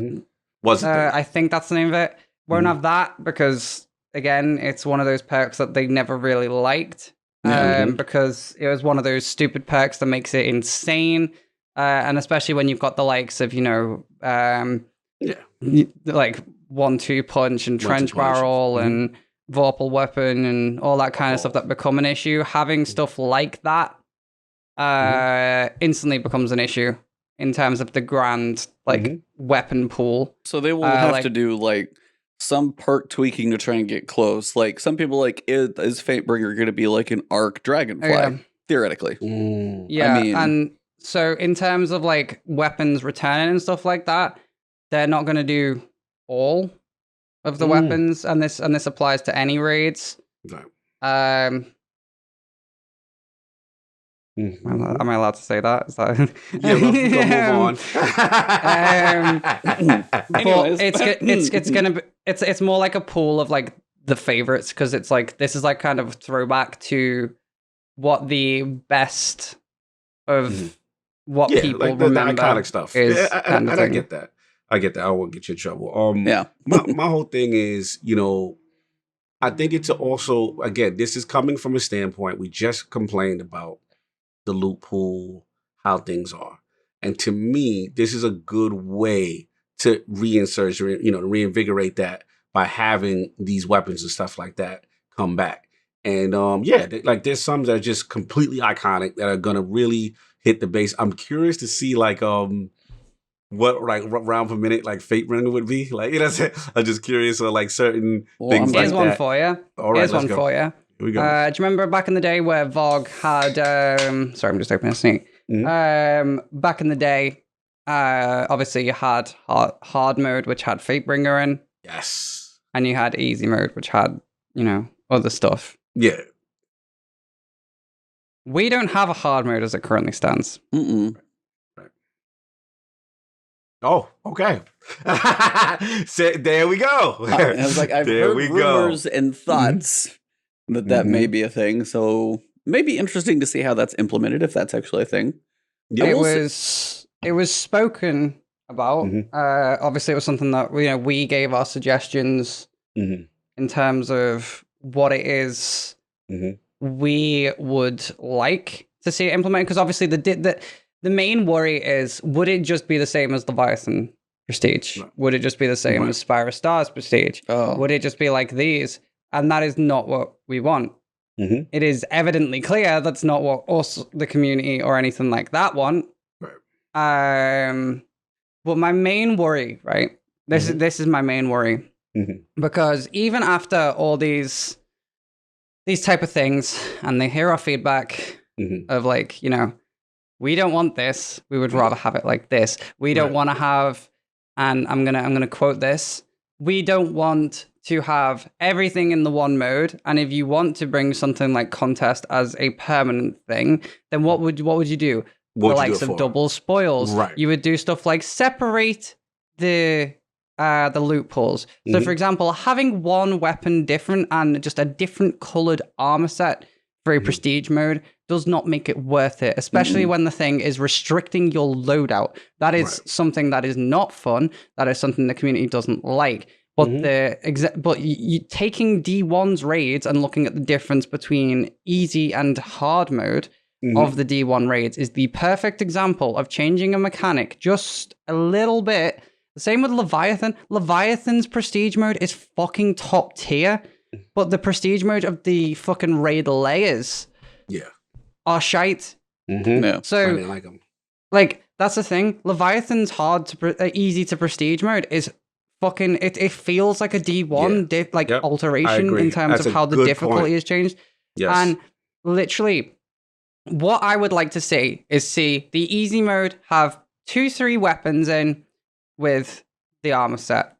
And then what I would like the hard / the challenge or contest version of the raid, what I would like to see in that is potentially double spoils, or another 3 weapons or something like that are completely separate that you cannot get in normal. Right. Yeah. Along with ornaments. So you can use easy mode to farm the rolls for your stuff, but then you can go into hard mode, get the ornaments and get the exotic and get spoils. That is how I would split the easy to hard mode. So you want to get the likes of Found Verdict, you go and do the easy one, you farm for the shotgun. If you want a Fatebringer, and you want, you know, a universal ornament that you can use on literally any set, then you go into the hard mode. That is how I personally would do it.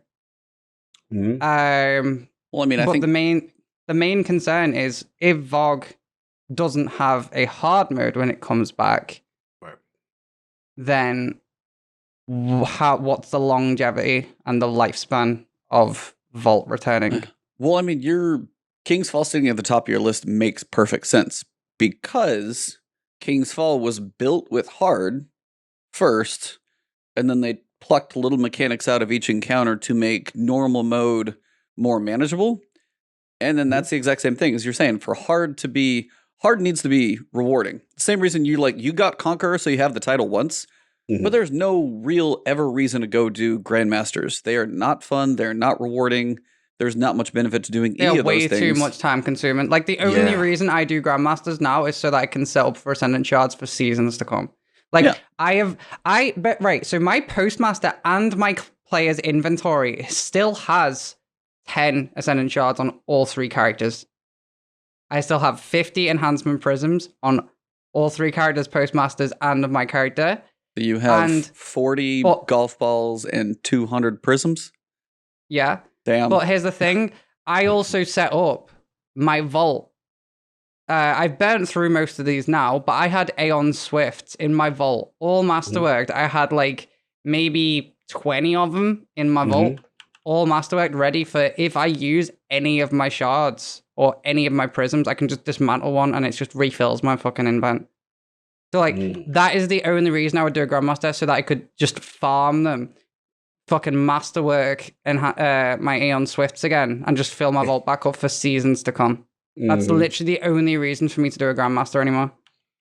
Yeah, it's just not worth it to me. Like I mean, same, but it's like, you know. And also, just to clarify to what Yeti said, no, there is not a world's first race because it's technically already been a raid. Yeah, that's what I was about to say. I doubt it. Yeah. I was like, people would be like, hey, here's a few new cool things, but people are going to finish that thing in like an hour. Yeah, the counters are on.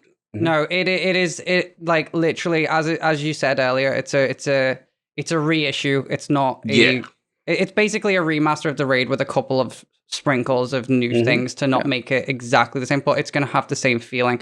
So in terms of the VoG, there's not a world's first. Yes, sure, they will say congrats, but it's not going to be like, you know, here's a fucking belt and all this. Not quite that level. Yeah, because you think about it, there's people that speedrun VoG now still. The people that do that are pretty much going to do the exact same thing when it comes back out, because it's pretty much the same raid, and that is fine.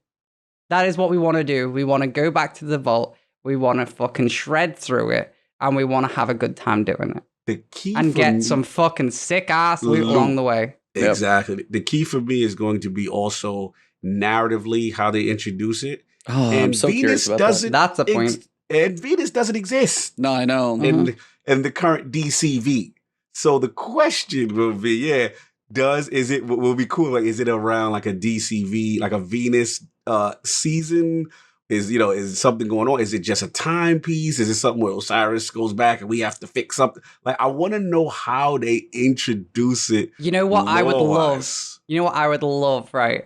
This would be the coolest fucking thing ever. Let's get it. This will actually bleed into my the Taniks idea, because this isn't the same thing, but like, you know, I was saying I had a different idea for how to reintroduce Taniks, right? So this is going to go off on a tangent at some point.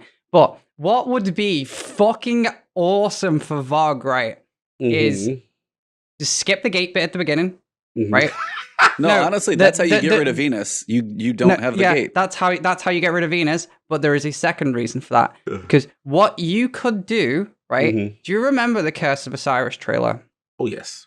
He was in there. I'm with you, girl. That's how I was thinking. I was like, Osiris, we could go. Osiris said we gotta go back there and do something. There, yes. And you see the fire team freeze. Yes. So I'm with how you. fucking cool would it be? And to introduce Osiris, he's ghostless now. This would be something cool for him to do. He opens a portal. You go back in time. You go into Vogue. You see a frozen fire team of guardians as you're doing the encounter.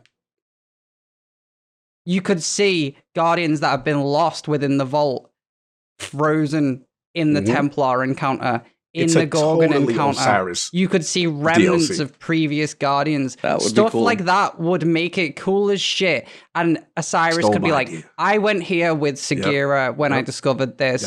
So I know how to get in there. We can go there now. They open it up. You go in and you start straight away at the Oracle encounter with frozen stuff all around the place. You trigger the encounter. All the Minotaurs start shifting and shit like that. And then it becomes basically like a horror game because all of a sudden everything that's frozen around you is still. Then all of a sudden everything's activated. You don't have to wait for spawn gates then. Because everything's there. You just have to position your team so you don't get one shot by everything because all the enemies are already in the arena. It is then a horror game and a arena survival fight. That would be fire. I don't know if they go to that level of... That would be the perfect way to bring Vogue back. I doubt they go to that level of detail because this is...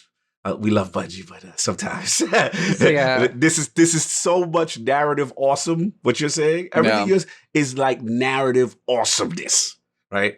And the way Bungie tends to operate, from my experience, is they'll do like the first part of what you said. Right? We're gonna go in without the gate, and then we're gonna go in, and then they like, all right, and then they won't finish it off narratively in a cool way, like how you said it, because that's awesome. I completely agree. I do agree. The best way to do it, introduce it, is Osiris. Like he's literally tied to Vex. He's literally tied. Like Curse of Osiris started that way. Right, when that's how we first saw him for the first time, was that. So like I said, they got cool ways to do this. It's gonna be interesting to see. I totally forgot about Osiris. He makes the most sense easily, just as a way to, especially with Sagira being gone now, so he can't physically go there himself. So he sends us there to do it. Absolutely. He's also got Ikora there, so even though he's lightless, he knows how to do it. So he can get Ikora and her ghost, which brings Ikora back into the fucking story instead of standing there like a fucking wet wipe in the fucking summer breeze, dude. Like, when is she gonna do something? Yeah, she is. They be disrespecting the girl, but I'm with you. KatieKat on fire as usual. This is what it is. There's so much narrative opportunity for this to really do it right. And I know I'm a Osiris fan, like you're a Osiris fan, but it makes perfect sense. Like, and then here's the other thing. Why is he in the tower all of a sudden? You know what I'm saying? They're setting him up to be a regular vendor type character or whatever. They're setting him up for he's got a space right there. He's literally out there now, lightless, right? He was lightless anyway, and he's sending these messages to Zavala in his office. That was fucking cool as shit, by the way, Bungie. Seeing voice notes from Osiris showing up in Zavala's office in the tower. You're hearing them coming through. You hear about Sagira, and then he shows up. Also, for fuck's sake, why didn't Sagira have a cutscene? Yeah, we've gone hard on that. I've gone in on it, and I'm very not happy with that, which led to my non-happiness initially when I saw what happened to him. But now that I've read the lore that's outside of the game, where it should have been a cinema, like, respect the character. But I'm gonna tell you what, KatieKat, we know this has nothing to do with the lore. This is Bungie and voice actresses and voice actors and availability. Just get Nolan North to do it. That's what they do with everything else. That's what they do with everything. Dick Cade, right? Let him do some game. Nolan North and Lance Reddick, they just voiced the whole game.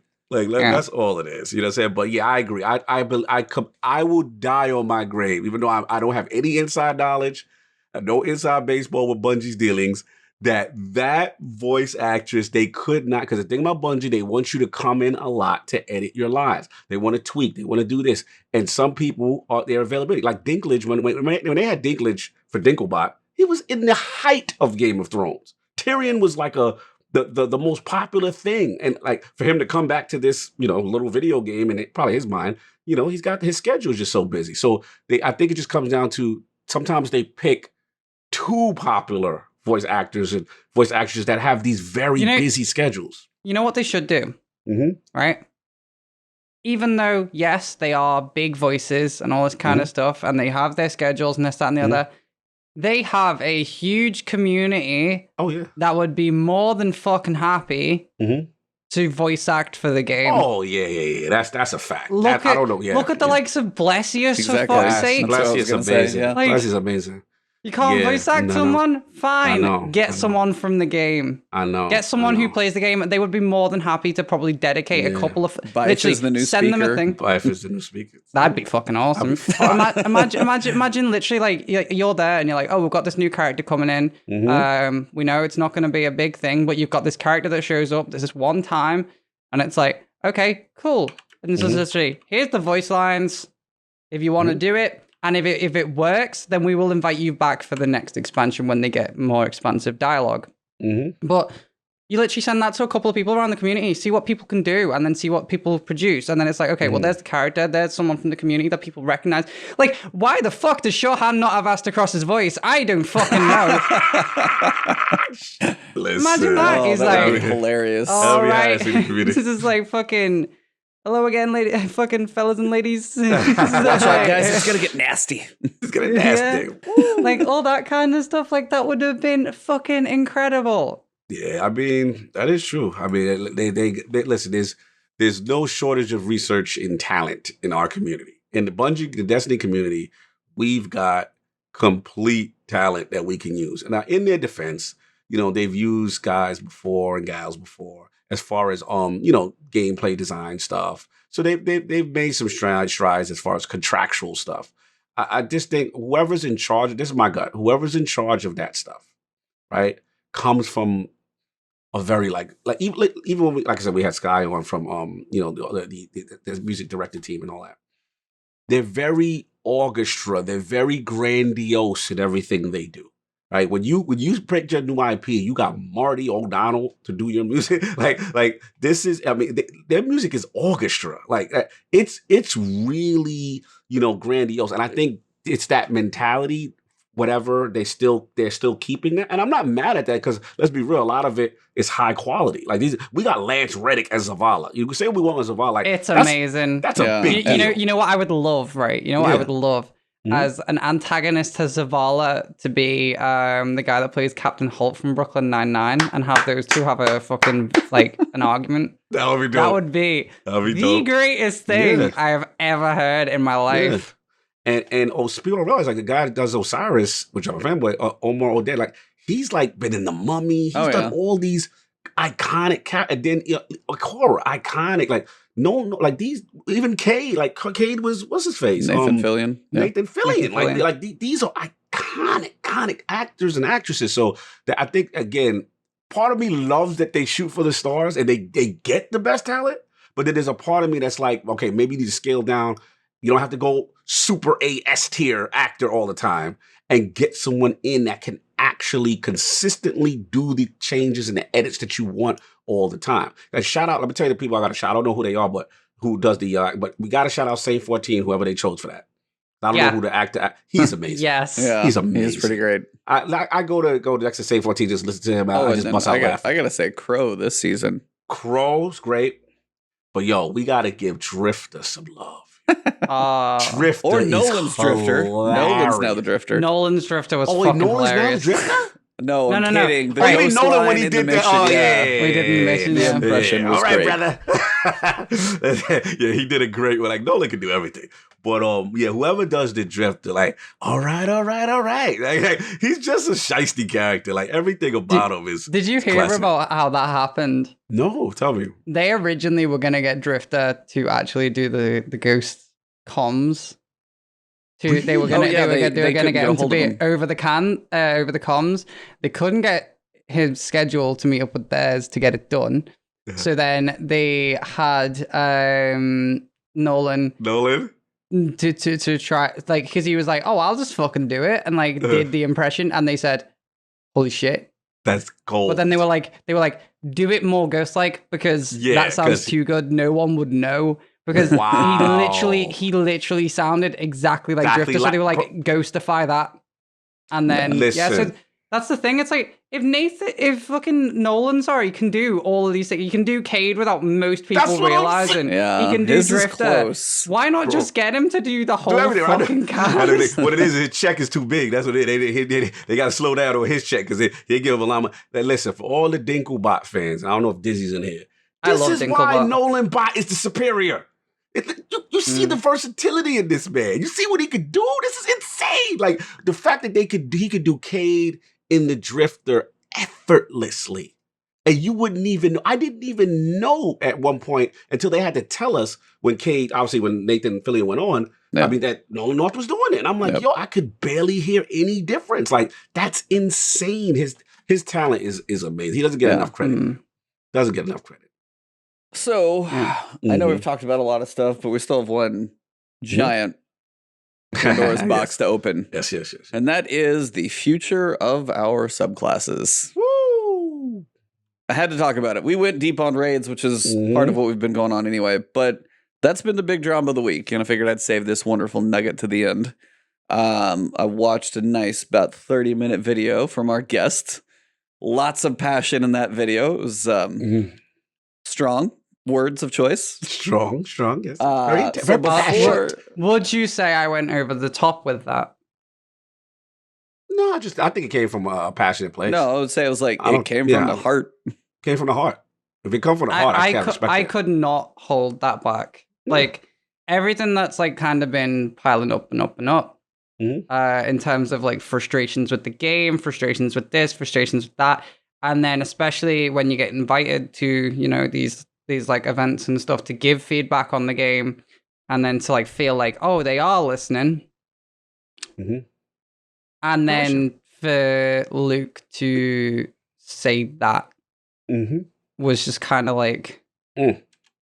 you They're know different. what people like the picture that you sent me. Mhm. Yeah, That's what we want, exactly. right? That So is exactly what we want. Yeah, And so that's for what we've told them we want yeah. and all this kind of stuff. And yet, let's make it not what you want. Let's make it what we want and make it garbage.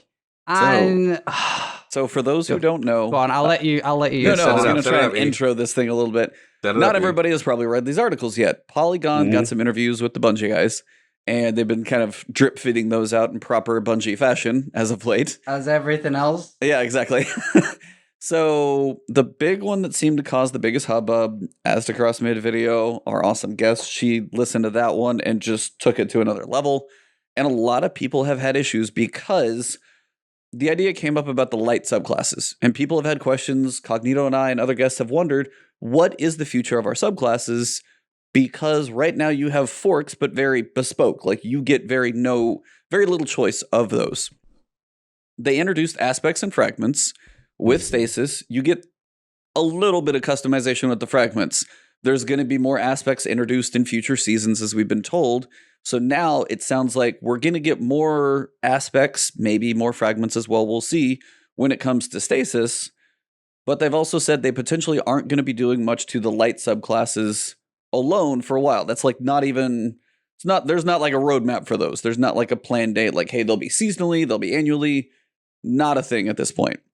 But in Luke Smith's hypothetical fantasy land, as he called it in the article, he said that the subclasses that we do have now, some have specific like IP defining characteristics, like Nova Bomb, for example. So he thought that, we could potentially do away with Nova Warp, as Nova Bomb is one of the big ones. As soon as he read that, I thought of Nim, and I saw him on Twitter. So Nim plays the Edgelord, is like the Nova Warp master, so I was feeling bad. But then you take something like Warlocks. For Solar, you have Well of Radiance, a very specific purpose. Dawnblade could not be farther apart, but they're both solar. And they're like, well, how do we define those? And I'm sitting there talking to, I don't even know who, my Discord, somebody. And then you see people, I was literally browsing through Reddit, all pictures, by the way, because just like all the new stuff.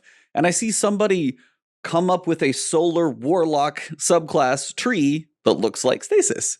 And the idea is their thoughts of taking it down to just one super is the big hubbub. Stasis is one super right now. We have 111. The others have 2, 3 different options. Just said there, as Booty's just said in chat, that is what I've been asking for since D2 arrived and Bubble was a tree, right? Being able to hold a super button down and for it to act in a different way to... Thank you. Yes. That is why, like, I was a Bubble Babe in D1. I didn't do anything other in D1 than be a Weapons of Light Bubble Titan. That is what I did. And in D2, as soon as I seen that you could do a Bubble or do a Sentinel with the same tree is beautiful. That is the most alive feeling super in the game. Yes, the versatility. Yeah, it allows you, oh shit, you're in a pickle, pop a bubble. Oh, you've got damage with a bad, so your super is useless, which is the whole point of what they didn't like in D1, where you would hold a bubble for an entire encounter because you don't need to use it because, you know, you need offensive supers and shit like that, and or it's a mechanic-based thing and you don't need the bubble, so you just hold on to it. Same with self-res. They didn't use that because it's there. But if you're in an enemy encounter, right, and you don't need bubble, so it's like, oh, okay, what can I do? I can pop bubble and I can pop sentinel, sorry, and just run around for a little bit and throw some shields and shit. Or I can slide in front of my mate, put a barricade up one side and put a shield up the other side with my super. Stuff like that makes top tree sentinel the most superior fucking tree in the entire game to anything. And I'm sorry to people that disagree with that, but talk. I love it. That is the most fucking awesome thing ever, is a top tree Bubble Titan. Specifically as a Sentinel. And why in the ever-living fuck can they not do that with everything? Dawnblade, tap it. Yep. You want to go for a well? Hold it. Yeah. You want to do fucking... You want to do Blade Barrage? Hold it while you're in the air, specifically. Let's go. If you want to do a Golden Gun, you tap. With a Nova Warp, fucking tap. If it's a Nova Bomb, hold. Shit. And then, like, literally, this is my biggest example that I could give, right? Imagine being on a Arc Warlock. I, personally, that is my least favorite subclass in the entire game on any character, right? Literally, literally across all classes, all subclasses, put into one pool, Arc Warlock is my least favorite. Just because it's pretty dull. Shout out to the Arc homies. We let us if you could sit, yeah. Shout out to the Arc right, homies. so if you literally just go tap and you do Storm Call, or if you go hold and it charges up as you're holding it, and then you release and it fires it, right? Stuff like that, while also being able to simultaneously be able to select having an Arc Buddy. Your Arc Buddy can shoot the fucking ads around you while you're DPSing with a Chaos Reach. That is the most perfect thing in Destiny that I would love. Same goes for, again, going to top tree Sentinel, right? Instead of having Overshield, because I'm using Icefall Mantles, why can I not do stuff like pop a bubble but then have detonation melees? So anything that gets near my bubble, I can literally jump out, punch, pop my Icefalls, my team's in the thing behind me, I'm overshielded, I'm fine, and everything explode around me. That is fucking awesome. And why that is not a thing, or being able to use fucking little hammers while also having throwing hammers, or having sunspots with the fucking big mauling maul. Yeah, facts. Like, stuff like that would be incredible. Having, you know, what even is fucking Hunter? I don't even know. Having, you know, either the disrespect. Well, you have Tether or you have Blade. See, I think what you're getting to is what I was thinking about as well, is most of the supers, almost everyone you could narrow down to two. Two would be like the perfect number for everything, and you could do just as Stasis is. You go like, or you could do it your way, where you literally click or hold, which is almost even better because you have the option in the moment, which is the best way to go, as you're saying, because in the moment, do I need a bubble? Hold it. Do I need that and that? And you could make just about every super, as you said, Golden Gun or Blade Barrage. Life to the subclasses. It adds more situational combat. Yes, it allows the player to think, how do I want to go about this at this second, because then you don't have panic supers either, because you've got the likes of Blade Barrage. You would have to hold it to do it. Mhm. You wouldn't be able to just go click, because then you'd have your fucking golden gun out and you sat there like a fucking dickhead. Like, Yeah, she going in on Hunters. She just disrespectful to Hunters. I don't know. She's like, just Titans only. It's fine. Yeah, clearly. And then no, but like again, it's like, oh, I need a well, I'll hold it. Like, Yes. bombs. Yes. Or you tap it, you get your Dawnblade out, and you can race around. There is one of the coolest things I can think of is going back to imagine you're like being able to charge your super as fast as possible, right? Like, let's say in that Luke Smith Fantasyland that exists, right? One of the coolest fucking things ever would be able to go by the same characters. Bear this in mind, right? The same characters, you're in a fire team of 3. You have a Void Hunter, you have a Sentinel, and you have a Solar Warlock, right? The fucking most badass thing I could ever imagine. I think I know where you're going with this, but I'm going to let you say it. Oh, you know exactly where I'm going with this. Right. Enemy wave spawns. Hunter shoots tether. Warlock pops well.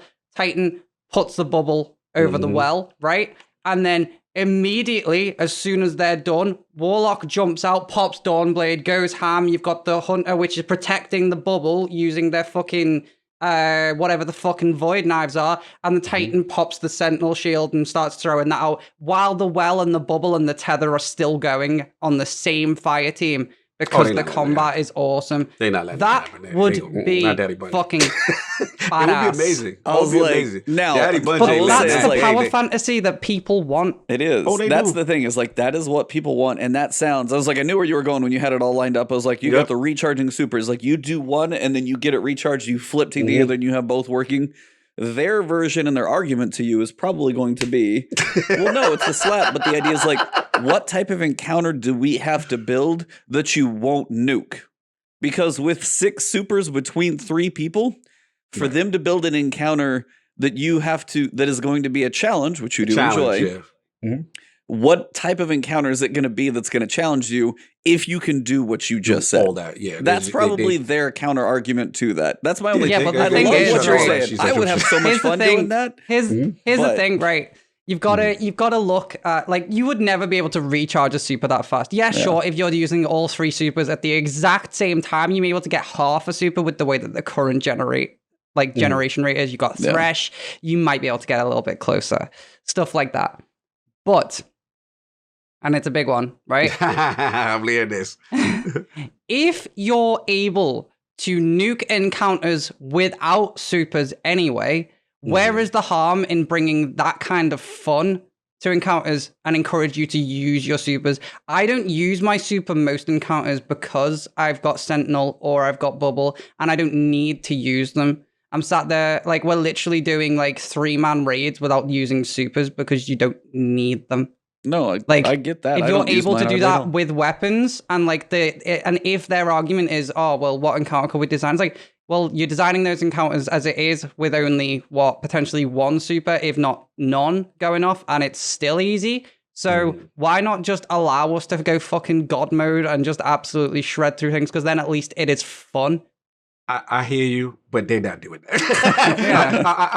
I love your passion. I love where your heart's at, and it is the most fun thing. Everything you said is so fun, and the stuff that I love to do as well. It reminds me of when, like you said, we were talking about earlier, the dire Skull and Amakara days.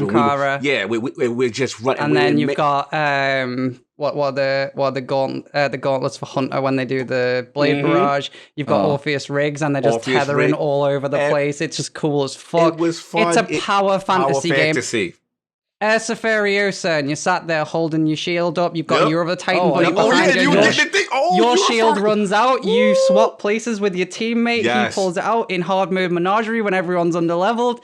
Shit like that feels amazing. Amazing. And And it's they say not, no. and it's not because it's making the encounter easy. It's because it's fucking epic to see. You've got 2 Titans like working behind you. I can imagine them. Picture in a movie sense, right? I know. She's I going know. all the way there. I know She it's let it not go. Disney this. would make the best movie ever, but Yeah, well, not with the fucking nurse that are going on. It wouldn't. Well, but fair like point. literally, imagine, right? imagine, right, you've got the teammates all there, they're all shooting, and you've got this Titan at the front doing all that. You've got the fucking lights sparking off them. Not orbs, because it wouldn't look the greatest. But like, imagine like sparks of light like popping off the super as their fucking thing. You see the Titan behind him literally back to back, giving him fire on his 6. Yeah. And then literally his super runs out. So like they kind of do like a 180 spin, still back to back. And then he pops his super and they're both there, just like kind of like left to right kind of. That'd be awesome. Yeah, and that is the kind of stuff that we envision, because you know, like when the trailers and all that come out, like you see the Destiny 2 trailer come out and you've got like the Titan and he fucking throws the shield, comes back to him, and he goes punches this one and then jumps up through the floor. Shit like that is what players want to be able to do. The power fantasy. We can't do that. Because it's like, oh no, you guys are against the darkness. The darkness is more powerful than you. Well, newsflash, Bungie, we now have the darkness. Why are we not overpowered? Some would say Stasis is, but yeah, Stasis Trials this weekend is. Look, I haven't even bothered. No, I haven't even bothered. It's not my fun. That's your fun. I know we know you do the PvP thing, but no, look, I hear y'all, and just hate to be the bearer of bad news. I just hate it. In chat as well, as chat's just said, in the lore piece where Sagira dies, Osiris pops all 3 elements. Yeah, I was like, I wish we could have seen that. I didn't even know he could do that. He did Chaos Reach. He did everything. Here's the thing: it's been in the lore before.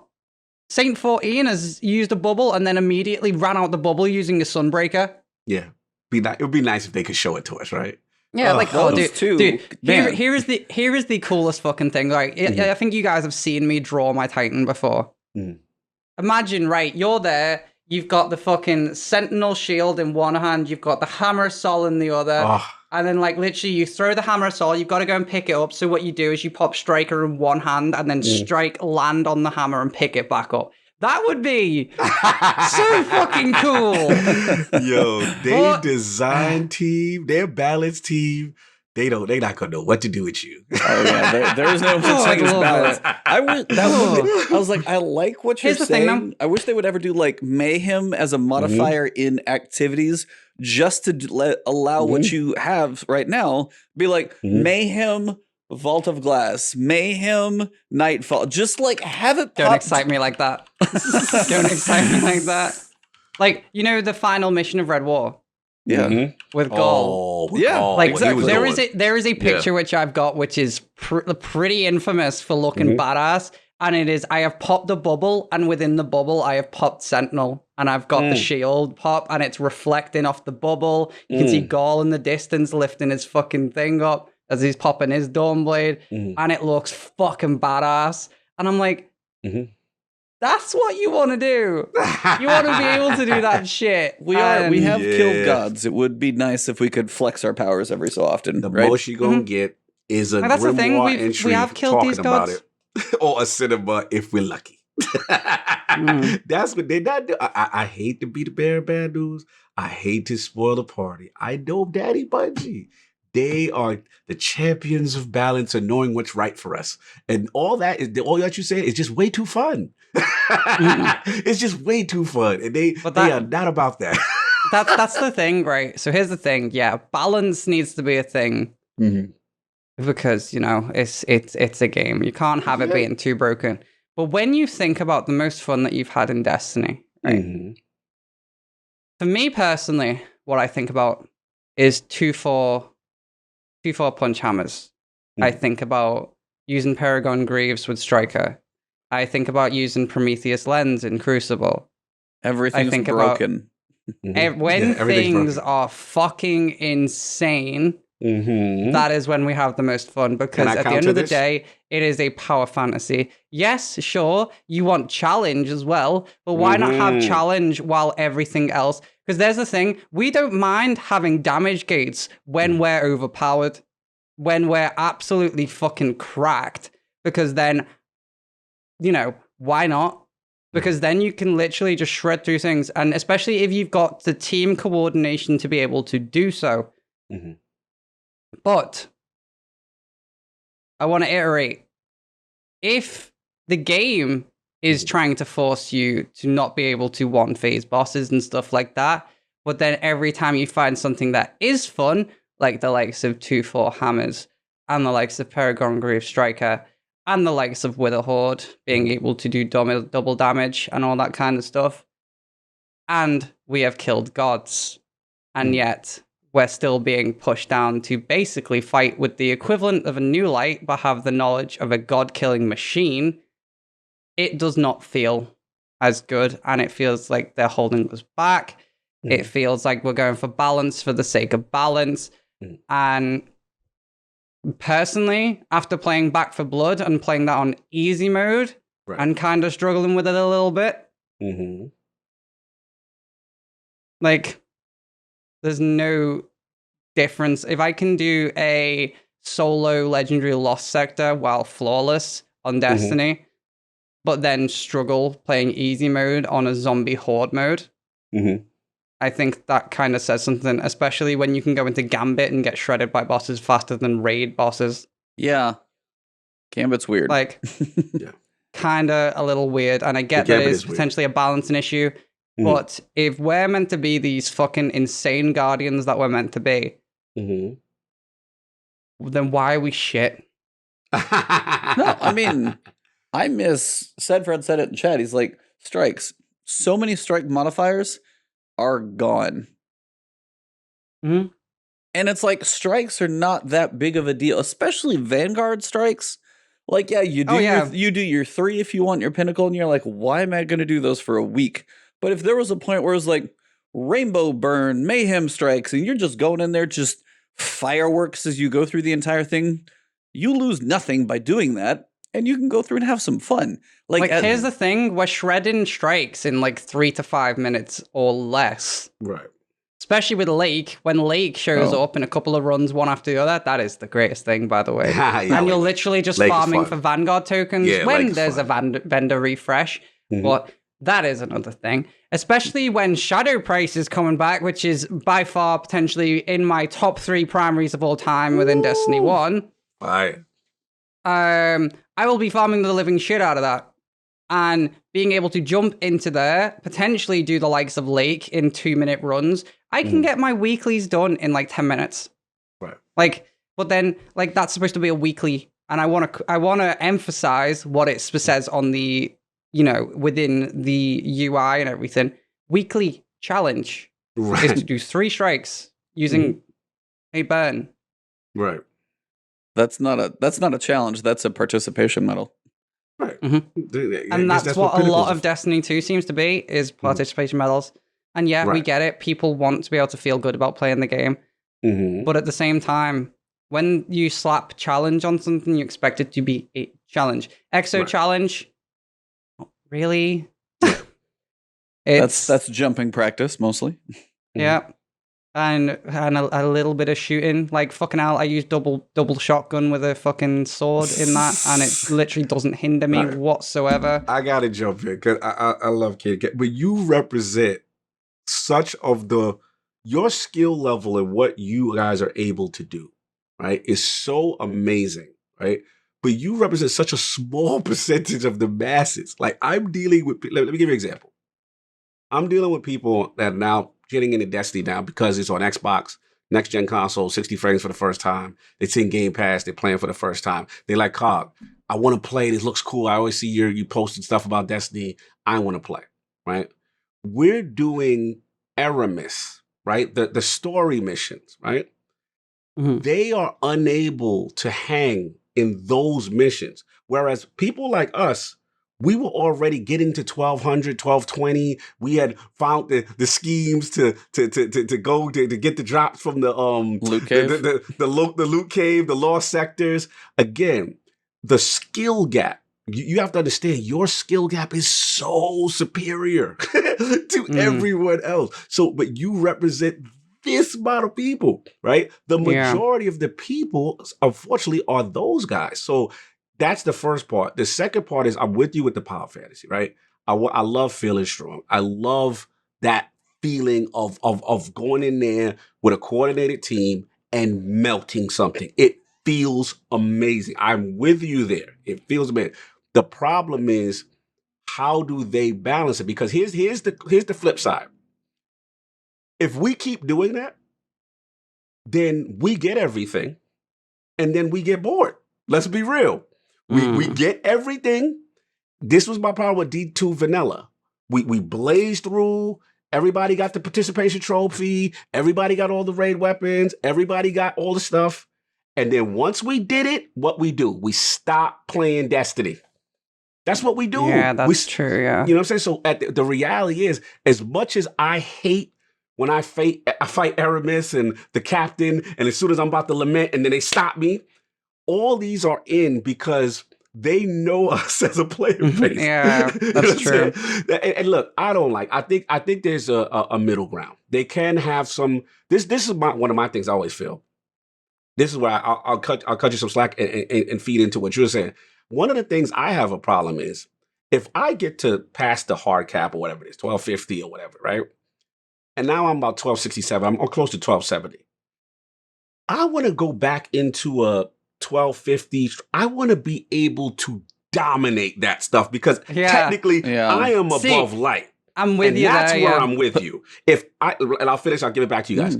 If I put in the work to dedicate to this game as a hardcore player, and I'm going past pinnacle level, I'm doing all these things, my light level is, I should be able to come in there and absolutely dominate some 1220, 1240 content and help out those guys who are sherpering that are low light to get them to where they need to be. And that's the only balance I feel that they haven't got right. Like, stuff still hurts. I shouldn't be in Gambit and getting hurt.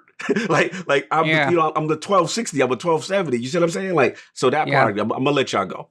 100% with you there. Yeah. Like 100%. And as chat's saying there, like the likes of Sundial, like, you know, easily teaches you how it works, so everyone can get involved. I mean, I guess the reason why I'm so like so set on the, you know, because you were saying like the ones that jump in and they're still unable to do Aramis and all that kind of stuff. The gap is there, but like with personally what I have seen. I have seen like they maybe play the game for like a week, and then after the week they're already like if the skill gap is this, and after a week they're like up here, like that's my worry with it really, because there's only so much that they can do, and if after a couple of weeks they're at the same level or the same lack of things to do that a hardcore player's at, then that is its own issue in a separate way. Right. Because if not only the hardcore are running out of shit, but also the casual is, then that is a whole other monster in its own thing. Because the amount of times I've seen the likes of, like, for example, the Flaming Booty Juice who was in chat earlier, I don't know if he still is. I remember we met him. I think it was around Shadowkeep. He'd never raided before, anything like that. Like, for fuck's sake, I've taken a 9-year-old through every single raid, and he's picked it up, awesome. and he's nailing it, and he's leveling faster than most people I know because he's, you know, he's looked into how we've done things, and he's like, 9-year-old who's got the time. No. Yeah, well, but like literally, Booty Juice, right? Who's in chat now? 3 weeks in to playing the game for the first time ever, he'd done all the raids with me. And then a couple of weeks later, completed the game, hasn't played it since. And he's just jumped into Beyond Light like a week or two ago. Which is obviously 3 weeks behind everyone, 4 weeks behind everyone, something like that. And he's already 3-man in raids with us. Oh, like, wow. Jeez. Wow.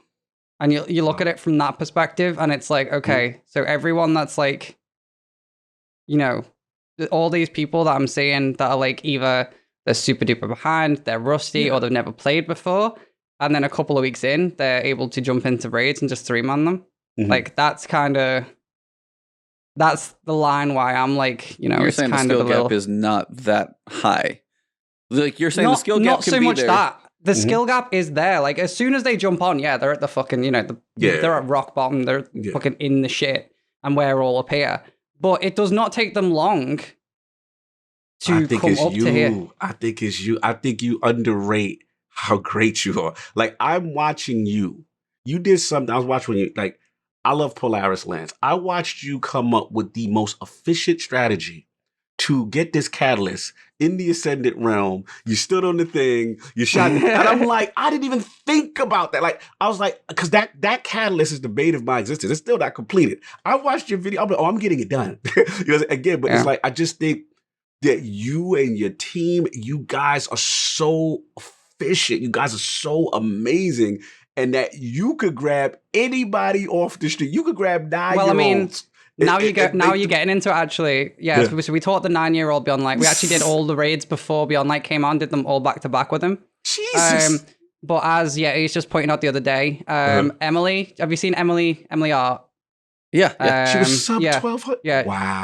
So she doesn't play the game because she doesn't get time on it. So she was like 1160 or something like that. Oh my and God. we carried her through Deepstone. Dude, Deepstone, she had no business being in there. 1160. That's how great She could not damage enemies and everything one-shot her, and we managed to get the clear.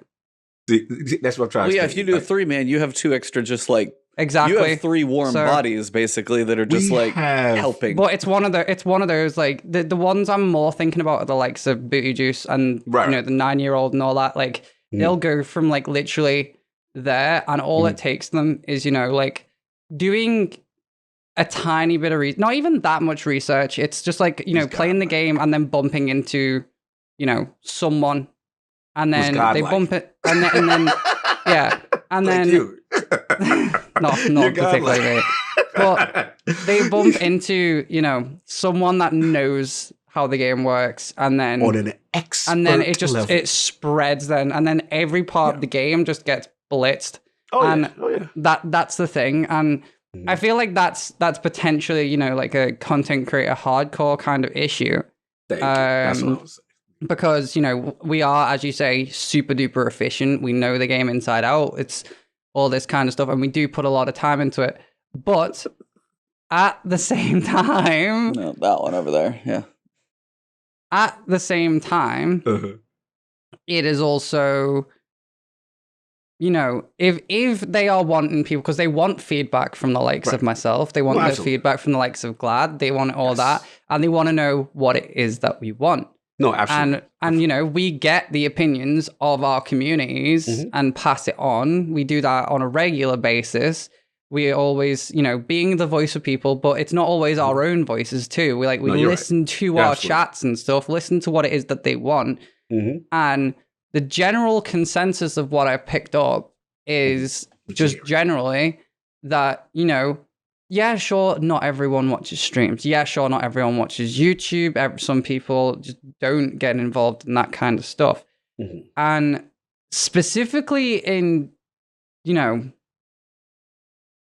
that side, yeah, sure, that's okay. But that is also the blueberries that will be fine, absolutely just, they'll be fine walking through it, and that'll be fine, but they'll play the game like once every couple of months. And then they bounce out. Yeah. And then and then they bounce out. But then you've got everyone else who does get involved. So when you say the Destiny community, everyone gets involved on Twitter, everyone gets involved on YouTube, everyone gets involved in charity events, everyone gets involved in this. People know each other. It's a community. So as people are bouncing off each other and looking at content creators, learning these strats, learning how people do things, learning how to be efficient, then people are getting better and better and better and better and better. And then it reaches a point where, most of this world's first race, there are maybe 5 teams in the top 20, 30 that I've heard of. I've never heard of any of the others, myself included. So many new teams, so many. The engagement was off the charts. And you see that, and it's like, right, okay, that should kind of be a bit of a red flag that the community has got a lot better. We've had a lot of time all year to be able to, and yeah, I know COVID's been a thing. Obviously, that's a completely that is something that's a not overlook. Right. But at the same time, if the general entire player base has got better to the extent where you can get that many clears on day one you're going with this. I know where you're going. Then there comes a point when you've got to go, right, okay, I've got to respect that the player base isn't shit. And respect that maybe, just maybe, there should be a little couple of things turned up and a little I know more where to you're going. do I know where you're in going. the end. I will say, as a counter to where you're going, as we get more and more skilled. No, it's like, believe me, it's like I fully get it. Like, I'm a content creator. It's like Cognito's like in the loop of all this stuff. Most people who are watching a podcast about Destiny, they're pretty in the loop, in the know. Be like, hey, what's the efficient dawning strategy? Everybody watching this probably knows. Everybody who's listening to this podcast probably knows that stuff. The issue that Bungie will get into at that point is if they keep building things, we get into the Reckoning Bridge. Right. Is where we get into where they made it where you had to have these specific things and supers and all these things. And that's what that pinnacle built to. It's like we got better, gear got better, stuff got harder. And then it got to be the point the only way to cross a bridge was exactly what you said. You guys who are an optimal team, you can get through it. But for the half of the community that isn't in the community, the half of the player base that does play sometimes, they see something that's insurmountable because they don't have the tools, the know-how, or the group to play with. But to Katie's defense, she is making a good point from the standpoint of we're at this point where people go to these, herself, the Astacrofts, the Cacuses, you know what I'm saying, Dados or whoever, right? And they have a resource, right, to now improve themselves to get on the level to conquer the content. Here's the problem now, that we're not going to win this battle with Bungie. When they look at those numbers and they look at this raid look at Deepstone Crypt versus every other raid engagement, and they see that many people logging on, right? They themselves say, oh, yes, this is what we want. Bring in the money, bring in the engagement, new people. And I know us hardcore, we don't like to hear that. Honestly, right? I 100%, sorry to cut off. No, I go 100% agree with that, though. The amount of people that got a day one clear, that was incredible to see. That is what I want. I want people to participate. Right. But this is why I'm going to agree with you. I'm actually going to, I know where you're going to go. I'm going to agree with you, which is, now this is what they got to do now. Now that they've got this engagement, right? They now have to respect the 1%, the hardcore, who now need those challenge modes, needs those things that show a level of skill that only you guys can get. That now, whether it's the emblem, whether it's a different, whether it's extra ornaments, whether it's extra water, whether it's the challenge mode as a mode itself that you guys could select to get that difficulty that actually is going to challenge you guys that are just blitzing through the content because it's just too easy for the super hardcore. And I think that's the problem right now. The problem right now is they've kind of not respected the hardcore that way. They giving you guys, that's why like adept weapons is trying to come back and all this stuff is coming. But what do you think, Kate? What do you think in reference, like what do they need to do for you? For me? Yeah, challenge-wise. So as I said earlier, like in terms of the hard mode raid, something like that, but being rewarding enough for me to do it. Yes. Like just going, oh, there's an extra weapon in the loot pool, or oh, it's the same armor set in a different color. That is not it. That is not it. It needs to be like, you know, an extra shot. Like, for example, right, if Crypt had a hard mode that could have a farmable version of Eyes of Tomorrow, so that you can actually go for it more than 3 times a week, or you get double spoils so you can get 2 drops of heritage at the end of a run instead of just the 1. And depending on how fast you get these strats down to, you could easily get through stuff like that. Especially the hardcore, especially if you're zooming through raids and stuff like that. Getting double drops or getting an extra chance at the exotic at the end because it just won't fucking drop for you anywhere else. Yep, good point. Stuff like that would be where it goes. And Bungie, for fuck's sake, 55 plus is not high stat armor. No. Like, Jesus fucking Christ. Yeah, I agree with you there. They disrespectful with that. So for somebody at your level, this is something I've always thrown out before, and I've wondered. For one, the fact that the raid mods cost like 4 or 5 energy. Oh, I just don't use them. Oh, it just bugs the hell out of me that that's even a thing. Like, if you have a build, you said, you're like, I got my like resilience, I got my intellect, I got my specific build, I got my loadout for protective light and all Literally, this. my loadout specifically is taking charge, protective light, charge with light. Charge. Let's see what Was it? Was it high energy fire? Sorry, that's the Yeah. one. Yeah. And then so I will use them 3, and then I will use global reach. Nice. And then if I'm using those, then the 5th one will be either shield break charge, depending on what I'm fighting against, or for this season exactly, which one? I will use the likes of abyssal charge, which is void melee kills, give me charge with light. Nice. So, and that is every single armor set that I use. Why I do this is what I don't understand, right? Why do the raid mods take up energy to use? exactly, that's what I was getting Say it to. louder to people for the back. I need Bungie to hear that. Yeah, Why? they should be intrinsic or 0. Intrinsic. One way or the other. They should be intrinsic on armor. There should be some, like, that's what you're talking about. You want to be rewarded for your time. And while the unique perks are cool, they had an article like, well, we have unique perks in the loot pool. How long until they get into seasonal weapons? How long until Reconstruction drops on a season 14 sniper rifle? Does that bother you if it does? I'd say wait a year. You say a year? I say a year because then the weapons get cycled out from the previous year because sunsetting exists. So the next time that the weapons cycle round, then it's in the general loot pool. Okay. That's a fair. What about you, Cog, on that one? What was How the question? long I'm sorry. for raid perks to get into the normal loot pool? Oh, into the normal loop. Yeah, like season 14 seasonal shotgun has Reconstruction. Oh, you mean Reconstruction like stuff? Okay. Yeah. Oh, yeah.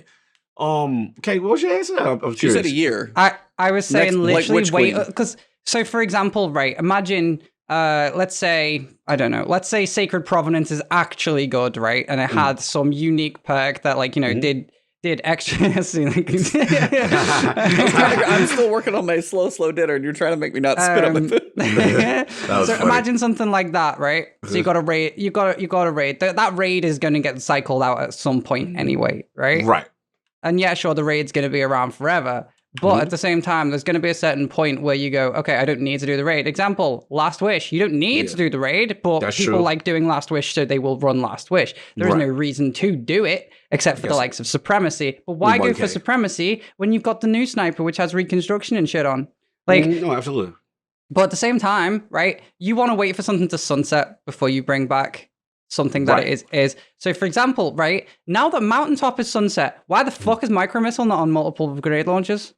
Oh, they're not having that. But Daddy Bungie. there is an example. And then the likes of Wendigo. Wendigo's fucking pinnacle perk was fucking insane. People love that if you pick up these fucking orbs, I agree. right? You get a damage buff. It encourages you to stick with your teammates and not solo stuff. It encourages teamwork.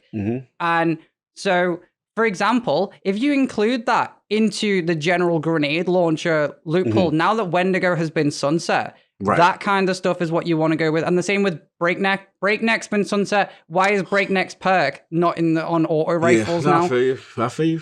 That's a sad loss. This is I already could figure out their thought process. Part of the reason why sunsetting exists also is because in their mind they feel sometimes they create two good weapons in their mind that they feel we use as a crutch. So that sunsetting is the way for them to get it out of the loot pool without having to nerf the sandbox. I'm not gonna say it's lazy. I'm just saying from a design standpoint, I can tell why they do certain things. And I will fully agree. We had this crazy like knockdown drag out when it came to sunsetting. He and I did. I know a lot of people, you were just like me as well. You're like, old video or like sunsetting? Hell yes, bring it on. Because in our heads, you take old stuff away, you're going to give me new cool stuff in its place. Right now, that's not there. They're not fulfilling that bargain. And that's the huge problem of the Dawning and Avalanche is back. I'm like, I have my Feeding Frenzy Rampage. Why the hell am I going to go grind for another one just because it's old, but it is the exact same weapon? Why? Even introducing one new perk would not make me want to go and roll for that, unless Avalanche could roll with something like killing tally. Right. If it could roll with killing tally, that'd be a whole other situation. Then I was Yep. like, yeah. And that's the thing. They know how these perks sit in sandboxes. They've had a very long time to see how these perks work in sandboxes. It's not like it's a new thing. They've been able to try and balance it for a very long time. Killing tally isn't that ridiculous. It's basically just Rampage on steroids, right? Right. Well, killing Rampage tally is is like go away. reconstruction just all at once. You just get a crap ton of ammo. Yeah. So, well, I mean, what Exactly. about like what if your shadow price had, as you said, whatever? What is it? What is the breakneck perk? Overflow. Oh, With oh no, it's Rampage with it's like extra rampage. Yeah, what is yeah, it? something It's else. like Rampage, but the fire rate gets faster. Yeah, It's it gets basically like the faster. Saurus So, like, perk. what I if can't your remember the what name if of your it. shadow price Onslaught? onslaught? What if your shadow price from Nightfalls could drop with that? You would live in there. You would live in there. I would though. live in Nightfalls, dude. I Right? would So not I mean, leave. that's the idea. Is like I feel you. they've toyed with some of these perks. The seasonal nature of these perks allows them to Be sunset after a certain period of time. so they can experiment and say this one was too much, but we only stuck with it for a year, or they could balance. You know, they're doing stuff faster now. But this is one of those things. Like I want to see these types of things. Like when you're excited about Shadow Price, which actually surprised me a little bit, but it's just because you like the weapon. But when I saw 3 old weapons from D1 come back for Nightfall Pinnacle Pursuit weapons, I was not overly excited about 3 old D1 weapons being do you know why I adept. am? I'm curious. Do you know actually. why I am?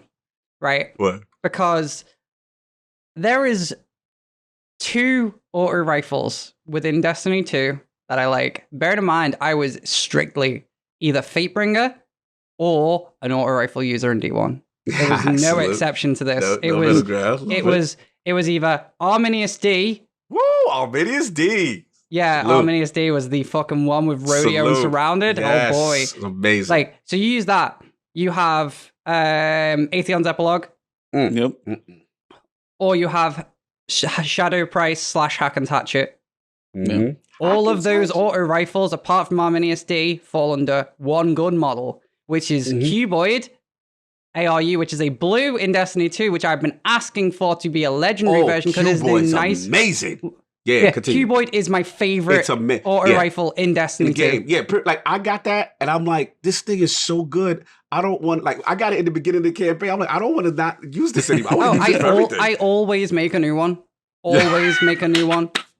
But that's the thing. That and Kvostov and pushing into Steel Feather Repeater, they're the 3 nicest auto rifles in Destiny 2 specifically. So the fact that Cuboid is coming back as a Shadow Price from D1, which is basically the same gun except with a faster fire rate, right? Right.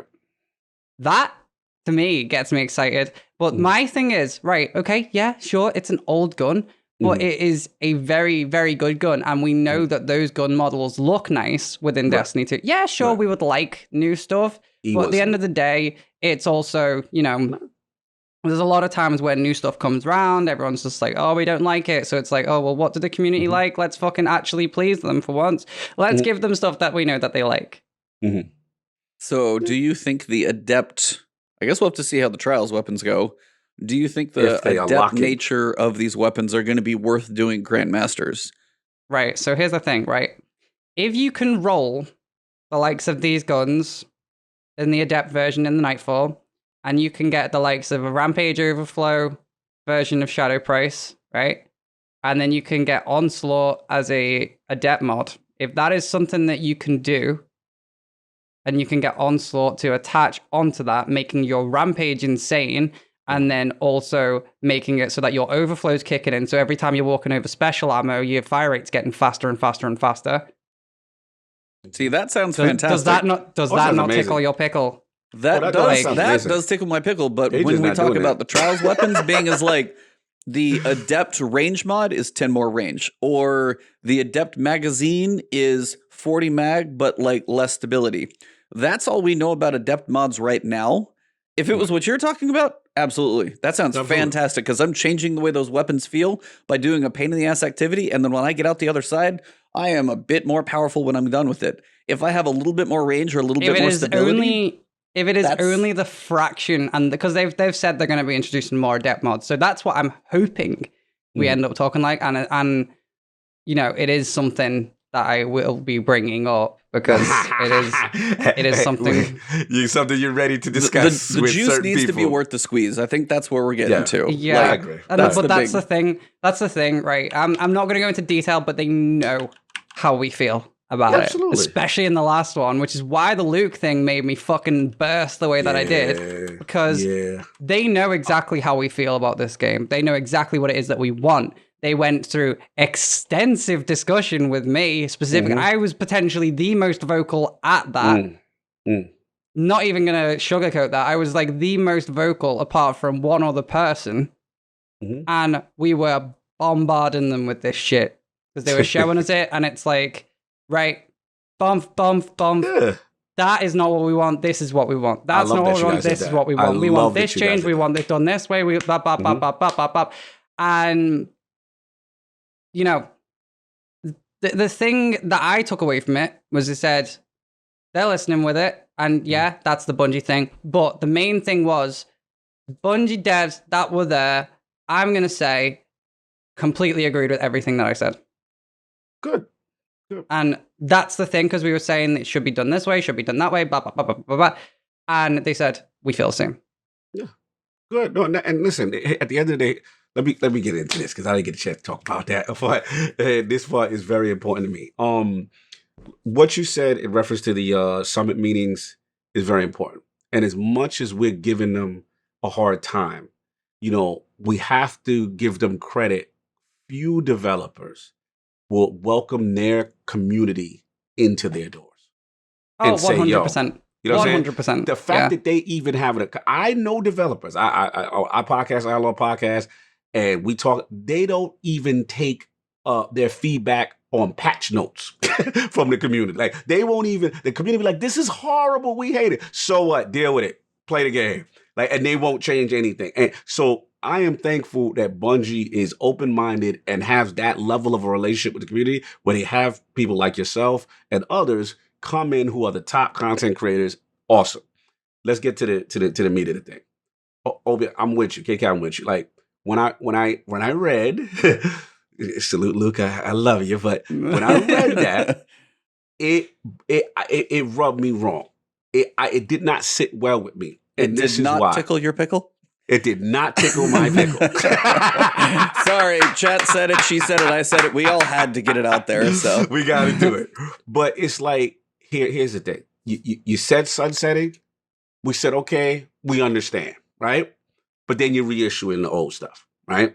You know, you said, you know, you're listening and you know, you're going to renewed focus in the PvP. You see where PvP is now, right? You know, there's all these things that are being promised and not delivered. So, and also, you just said, we're introducing the Vault, right? We're taking this stuff away. We're going to revamp it. You know, we're going to take these strikes. We're going to take these maps. We're going to take these weapons. Like you've been taking this whole time, right?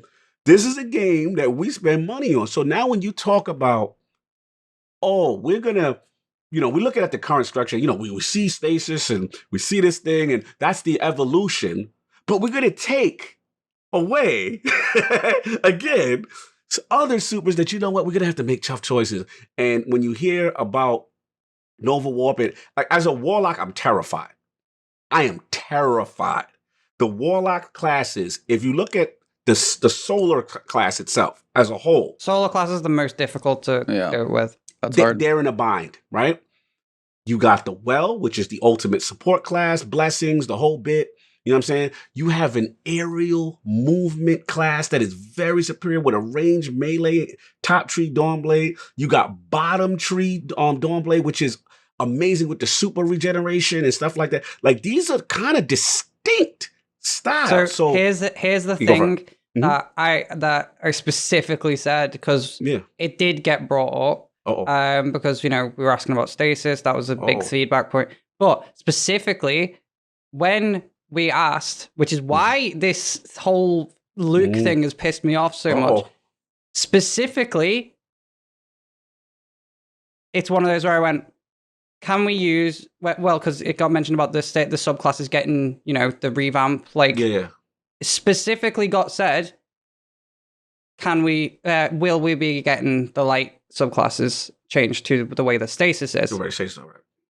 And we said, and then they went, have you got an example? And it was like, could you use well with Celestial Fire and Icarus Dash?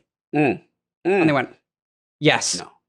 Okay. And then to read a couple of weeks later that Luke has turned around and gone, no, we're not doing that, was like a big fucking middle finger. And it was like, well, I don't fucking trust you now. If you're going to say to me, we're going to do this, we're going to do that. These ideas that you've got, yes, they're amazing. We've already been talking about this in the background. You have our word. And then to hear Luke say the complete opposite contradicting thing, what, a week and a half later? Right. Yeah, that doesn't sound... That's got me shaking. No, absolutely. Absolutely. Look, I'm with you. That does not sound good. I'm not in those rooms that you are in. And if these things are being said, then we just got to call it. That's deception, right? We can't sugarcoat. If that's not, if you told us one thing and then you come out and you say something else, again, only thing I read, this is how I read the context of Luke's thing, is that he's in this toying around phase, and they're thinking about it. So I'm not trying to defend him. I'm just trying to think how I read it. Okay, continue. Well, you look at the way it was like mentioning sunsetting. They said we're toying around with sunsetting. Right. No, you're right. Not long before and then it happened. Sunsetting got announced. Right. And then they also said, oh, we're working on transmog. Transmog gets announced a couple of months later. Right. This Luke Fantasyland, as he calls it, is not so much Fantasyland, because as soon as he mentions it to the likes it's like setting us up the greasy articles, he would not mention it to these news articles if it wasn't already getting worked on. You listen, you could be very right. You could be very well. Here's the thing. And that's what worries me. Now, this is where we have the power. And I agree with you. When companies do that, it's a setup for about what's about to happen, right? And you're right. Like, that generally is what happens. Here's the thing. I am seeing so much pushback from all of you guys, and we're a unified front on this. And the thing about Destiny that I love is, again, I go back to Vanilla D2 when things at its worst. I would say Curse of Osiris probably the lowest point at that point. And we were in a double primary meta. We were in all this awful stuff. And the community said, no, you have gone too far. We are not playing your game. You do not listen. We're out. I saw, remember the videos? Everybody made a video. Yo, I'm out. I saw the video. So again, there's so much you can push your community before they say, all right, you know what? With the shenanigans and then moving the goalposts and all this. So again, this seems to be the unifier. As I look around Twitter, I shout out to Astacross, shout out to you. Everybody say, yo, this supers thing, I cut the line. Here, this is where you cross the line. Here's the thing, though. Here's the thing. Let's get it. How many times do we have to hit this point before it's like fucking hell?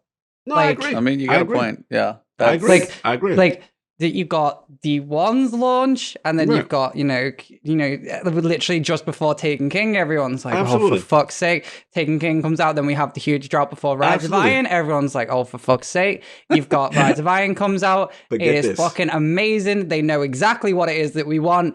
D2 comes out. Everyone's like, I'm not fucking playing it anymore because this is a fucking hot pile of garbage. And then fucking Curse comes out. Everyone fucking leaves. Warman comes out and it's got a little sprinkle of what we want in the likes of the Whisper mission. Whisper. Everyone has said, we want the likes of Whisper. We want zero mission type stuff. We want stuff that's secret in the background that people can go and explore. And once it's found, people can blitz through it, get these fucking awesome weapons. Right? Right. Since then, that's not happened. Like, Forsaken is fucking bomb diggity. And we're like, we like Forsaken. Yeah, sure, it was huge. It was taxing. Yeah, you've got the team that's working on it. But again, yes, you've got this seasonal model that, it works to an extent, but you've got the likes of Season of Dawn, which is working. You've got Season of Opulence, which works. Right.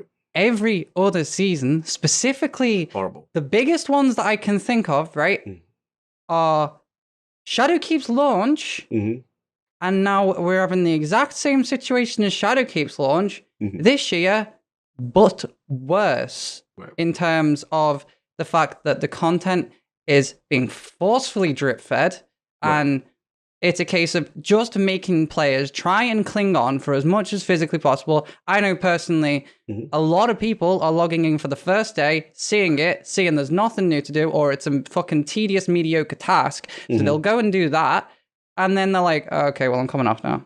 Like, and is that really what they want their players to feel when they log in? Like, that disappointment, or I agree. I hear that what you're lack of things to do?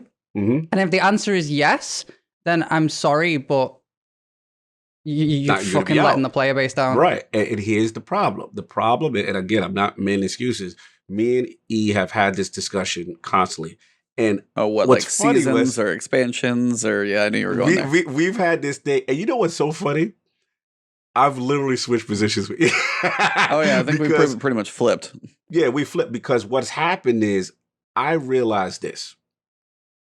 When Activision was there, we did not realize there's always two sides to a divorce. That's how I look at this thing, right? When parents break up, you only hear about one side. Daddy did, he's evil. Activision, he did this, he did that.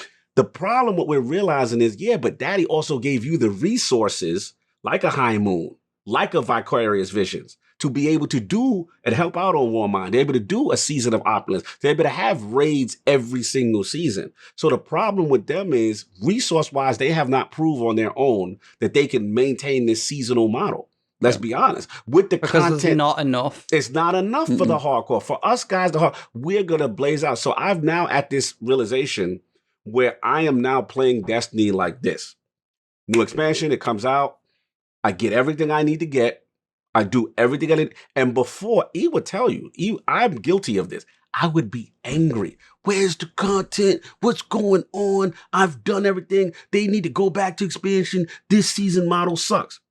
They have proven to me they cannot maintain this content structure. I've seen enough evidence with the amount, except for expansion. Expansion, they're fine. They got the whole year. They culminate to a September, boom, and we only get one raid now, which is interesting, but it's cool. That's what they've proven to me that they can do. And my new thing is, I said, you know what? I'm not going to fight it no more. This is what you're capable of. When you go through your periods of not being interesting or time gating stuff for the purpose of waiting for 2 weeks down the road, then something's going to unlock. I'll be playing over here. I'll be playing Cyberpunk, or I'll be playing Unto the End, or I'll be playing. You see what I'm saying? Like, that's my new thing. Like, literally, as bad as the Taken King's drought was, right? There is a reason Taken King is considered the best expansion of all time. And it's because the content was that good. Yeah, sure, people had the drought, but that drought still took that's my argument more than a couple of weeks to hit. That's my argument against Eve with D1 versus D2. That's my argument as why I feel D1 was maybe superior. like a month and a half, 2 months before people started, starting to realize, they did, okay, like normal mode, they did hard mode, they had quests, so much packed, like exotic swords and then you've stuff. Well, here's the thing as well, with the exotic swords, they still took a little bit to do, but here's the thing: when the fuck did Black Spindle show up? That was in the background. No one mentioned that. It just fucking showed up one day, and it was like, oh my god, I was fired. Shit. That was so well done, so well. Yeah. done. But you look at that and it's like, right, okay, so yeah, sure, it is a lot and it is fine as long as, so here's the thing, I would be perfectly happy with that drought, right? Over drip feed. Drip feed is soul crushing because you're there and you're like, each drip, you're sat there and you're like, I want more. But it's not even I want more at this point, it's I want fucking something. Right. Because every week I'm logging in and I'm like, okay, pinnacles, right? Yeah. Fuck that. No, I get and some people I've seen. Last point, I'll give it right back to you. I know I'm talking a lot. I've seen some shout out to what's the homie Gadalion. I've seen some content say, you know what? I'm only coming in for the expansion. Yeah, I've seen people say it. There's like the season model is not for me, and I think I think I'm in the same boat with that. Yeah, I think that. I'm not completely off of it because I still love the game enough that I want to jump in and see. Like, I can't pull myself completely away from it, but I'm in a new space though.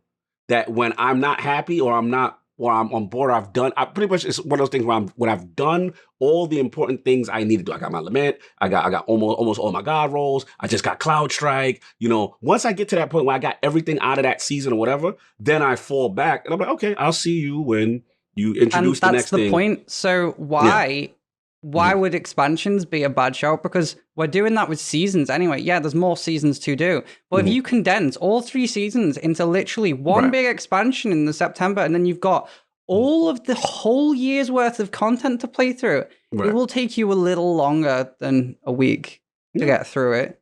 And people will potentially be happy with that because then you go, right, okay, I've got a full year to go through a year's worth of content. Right. I can go at my own pace. If I want to burn through all of the fucking year's storylines and then start working on endgame and all that kind of stuff, then yeah, sure. Maybe space it out to halfway through the year that a second raid or something like that, or an extra secret mission shows up. Not so much drip feed. Don't announce it, but just put it in the background at some point, and then players will discover it, and they'll be sat there like, when the fuck did this show up? And then it excites everyone again. It's the same with like doing the Wrath of the Machine with Outbreak. And then it's like, like they've got these little puzzles. You've got these community events that you could do so dope. every quarter. You could bring out a community event, which gets its community excited again. Yeah, sure, there will be people that burn through the content, but they will do that anyway. So where is the loss in just putting out the whole thing and just going, here you go, here it is, have fun? I think by themselves, they just can't do it. That's my gut. I love them as a studio, but You're saying they can't put that much together at once? I don't think so. For the expansion drop? Okay, then what would be the middle ground of, we don't need these baby drip feed seasons, but what if it's a halfway? What if it's the expansion that's got some extra? Then the 6-month window, you get like, that's when you get, you get that like is a good show. I mean, you're back to basically the Taken King. You're back to Crota's End. You go expansion. That actually, I would really like. I would and you prefer do that. it like 6 months. You'd like take what you can do in 6 months. I would love then that. you do the smaller little. That'd burst. make the 2 seasons right. Yeah, so you do 2 condense seasons. Yeah, 2 seasons in one. That would give you more stuff to do, and it would make it. Yeah, sure. It would give you less of the gaps between, but it'd feel less time gated. It would be like, here's a bunch of stuff to play with instead of, here's a little bit and then we'll give you it in a couple of months. I love you too. Bless your hearts. But let me tell you what's going on. We got to talk real now. Numbers, engagement, battle pass. Remember when that was introduced? Get that little thing and you buy it for $10. They're making money with this seasonal model. Every time when the cosmetics come out, what if the seasons are $20 instead of 10? No, I'm with y'all content wise. I just don't see them doing it because even though we hate this model, they're making money. They're dripping us with everything with that battle pack, all this extra stuff. And you saw how aggressive Tess has been, so as far as her suits and her cosmetics and ornaments being way better than you get in game. Well, I mean, we've seen that for forever. We've seen that shift. Pit of Heresy has pissed me off since then. Can't stand it. Yeah. I mean, I hate to be Captain Corporate here, but that's what they're doing. And that's the discussion, like, when I would not see it as such a bad thing if there was more to do each time. If you were to put, so here's the thing. If you were to, as we've all basically said, like you're saying like condense the 2 seasons into one in every 6-month cycle. Right. Doing that as literally including that Eververse wise as well, or maybe when the new season comes out, maybe just swap around the Eververse, because then, it's not bringing out new content. It's just a case of, okay, we'll give the Eververse a little refresh every like 3 months or something like that, and then bring out the expansion every 6. Right. That would kind of encourage people to go to Eververse, and they wouldn't have to go too far in terms of doing a big drop. They wouldn't have to work on marketing and all that kind of shit, because it's literally just a case of, here's a new arm set in the Eververse. You can fuck around with that in 3 months' time. I feel you, but like, see what New Rad is saying? This is what people say. Somewhere on Reddit, they did the math. 1 season worth, 3 months of silver purchase brings in at least $10 million. I'd love They to are know. I was making like, I would love to know bank. who did the math on that. Yeah. They're making bank, bro. I know for a fact. I mean, when these on listen, I am very guilty. When that Dawning came out, I spent silver on the Warlock set. I got the new Xenophage ornament. I got the new what you How call it? much? Give me a dollar amount on how much you Oh, spent. bro, I blew 50 easy. I bought like 5 ornaments. Like Dawning See, is my favorite thing. So I knew. I do that sometimes if there is specifically something. But Yeah, the likes of the season pass, right? Mhm. So like I did it for the Hawkmoon ornaments, right? Because it's fucking Hawkmoon, you know. I've got the Yes. gun forever, it's there. Mm-hmm. But in terms of the season pass, like there's nothing from Dawning or the Eververse this season apart from a finisher or something like that that has made me go yes. But that's probably because it's it's my personal taste in your armor. personal thing, right? So I look at the Dawning and I go, it's too fancy for me. Well, but then I look at the finisher, which is the gun on the back, go like that, boom, there you go. Okay, fire, so I will go right? for that because I'm a sucker for finishers. Mm-hmm. Then you got the new dances, and you got the thing, and you got the new ghosts. Yeah. Well, I mean, they So do it's stuff like emotes that. everywhere. Yeah. And everybody, I see I use everybody. DJ. I use DJ. I'm Everybody guilty of that. We that's- are guilty. We buy this stuff. No, it's like, We and I do get buy it. it, but at the They same are time, making hands over fist on us with this stuff. This is where the real money's coming in. It's tests. I got to the point now when I look on the reset to see what's going on with tests. I'm guilty as charged. No, and I spent that's much their silver. business model right now, sadly. Yes. It's the drip to make you log in, Yep. and then while you're there, some people check Eververse. That's why and the season model I know, works for and them. I know, and They are that's the not point where leaving it's this. like they need to find some way to balance like there's agree. cool Eververse stuff Mhm. versus the drip feed of like, as you said, it's like it's killer when I want to know what's gonna happen with Crow and Spider, and I'm like, but I'm gonna go play Demon Souls and Cyberpunk until I figure it out, and it's just like. Right. That's what kills me. It's like, and I don't here's know the how to, thing. and that's the thing is That's I the thing, don't have the answer of We how don't have an answer. how for them to keep us engaged, to spend the money in Eververse, to always keep logging in, but also not just piss me off when I don't Right. get anything when I log in. I'm like, man, And I told people, and they ain't like it. I said they should. I was hoping the Microsoft deal go. They need a publisher. They need that person to be able to give agree. resources. That's what they personally, need. I agree. They Yeah. do. I mean, Activision may have not been the best marriage, you know what I'm saying? But we saw the level of content we was getting when they were there. If Microsoft had bought them, right, and allowed them to retain their individuality with Destiny, allowed Destiny to still remain multi-plat, right, and they get the new IP or whatever it is, Matter, As whatever long it is. as, right, Yeah. here's the thing. Go ahead. As long as it is primarily a funding-based thing, Yeah. and obviously like a profit-based, relationship with Microsoft over decisions that go on within the Oh, game. yeah, no, absolutely. Yeah, Because if Bungie it- would never make, I'm sorry to cut you, Bungie would never make a deal when anyone comes in that studio and trying to control that board. They are, Especially since they're now free. yeah, that's why they're asking, listen, I know things behind the scene. The asking price, the reason why the deal has not happened, they have been in talks multiple times. The reason why it's not happened is Bungie's asking price is a bit high. And granted, because they're never going to put themselves in a situation they went with the first time with Microsoft, as well as the Activision thing. They want creative control. So their price is, okay, if you want us, that's just, now here's the thing. They do have a decent enough relationship where you do see this special deal where you see it in Game Pass. That's a special deal. They put their entire new season in Game Pass. That's a big deal. So they're buddy-buddy, right? They're buddy-buddy right now. The issue comes down to if we want the Destiny that we want, they need to be acquired. They cannot do it on their own. They've proven it. Yeah. The season model, they just can't keep it up. well, I mean, even Joe Blackburn straight up said, it's like, you're talking about the loot pool is too small. We're like, yeah, it's too small. And you ripped 3/4 of it away. Yep. And he's like, well, we got to build up the team. I'm like, okay, so literally what you just told me is the next 3 seasons. Yep, we ain't gonna have nothing. We ain't gonna have shit. Because they just hiring now, right? Yeah. They're hiring. they're a team hiring for now. rewards They have to develop now. these I'm Bungie gunsmiths so they can make these iconic weapons. Because I mean, you pick up it's the Void Scout rifle from Season of the Hunt. I fired that thing. I'm like, it's unique sounding. Like every one of their guns is that piece, and they're it's very amazing. keen to make. Why is it not stasis? Oh, there's so much. There's so There's much no we can go on a stasis in the game. tangent. Don't even get me started on that. No, Like don't get us that's started. Yeah, that's Right, this will be a okay. 5-hour mess. podcast. We Okay. attack that one.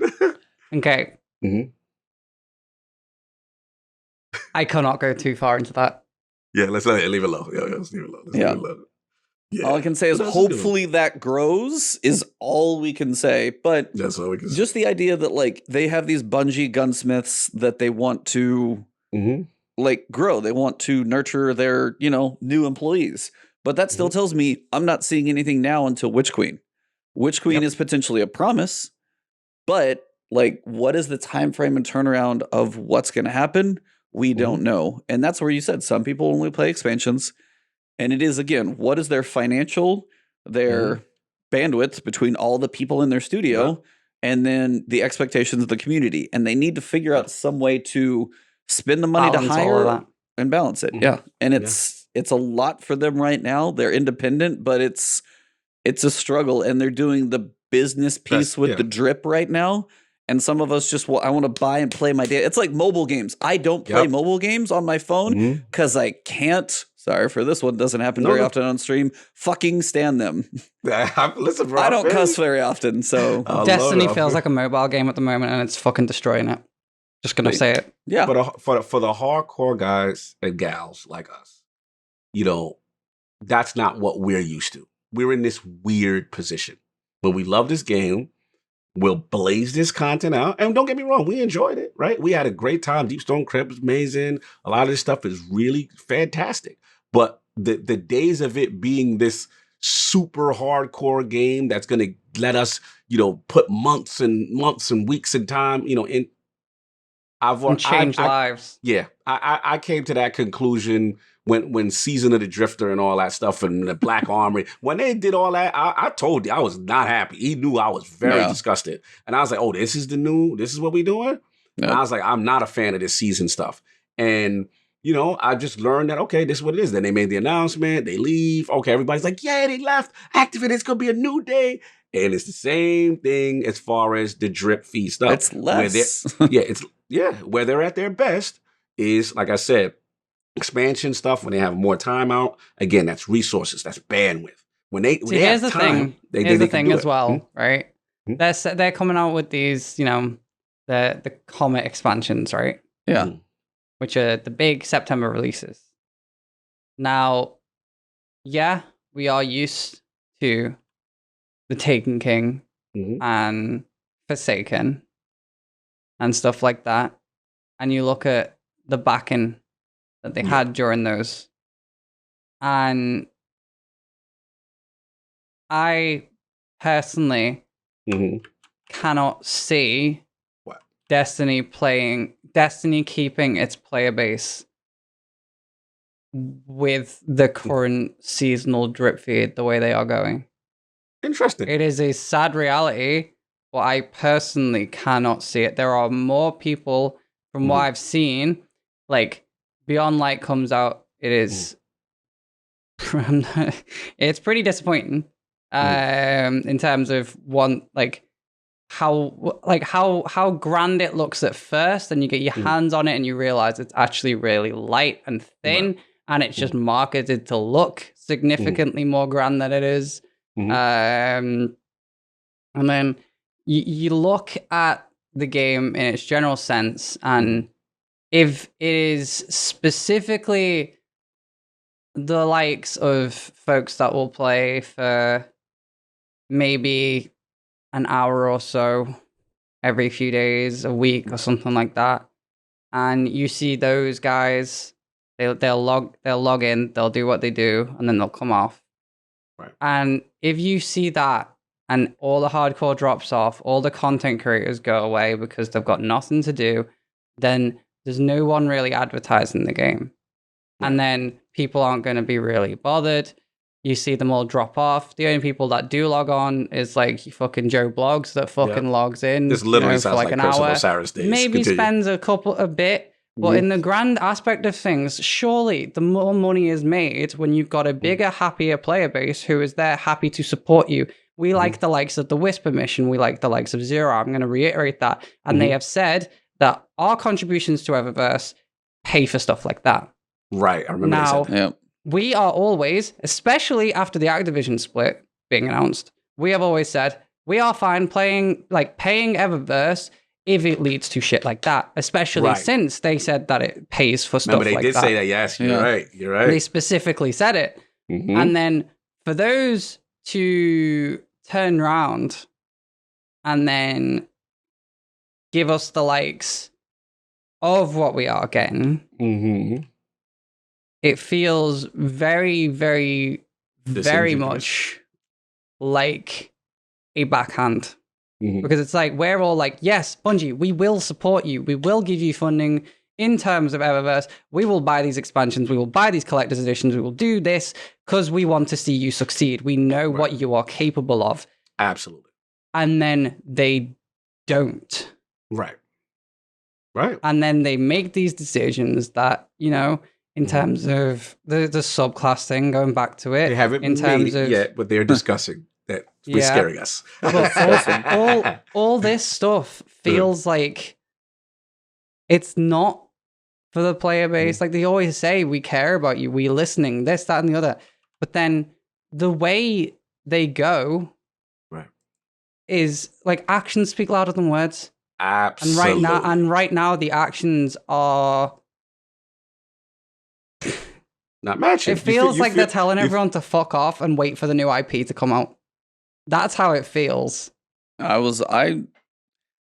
have had that weird sinking suspicion as well, to be completely honest. Like it's like there's this weird, Christopher Barrett's out there working on something.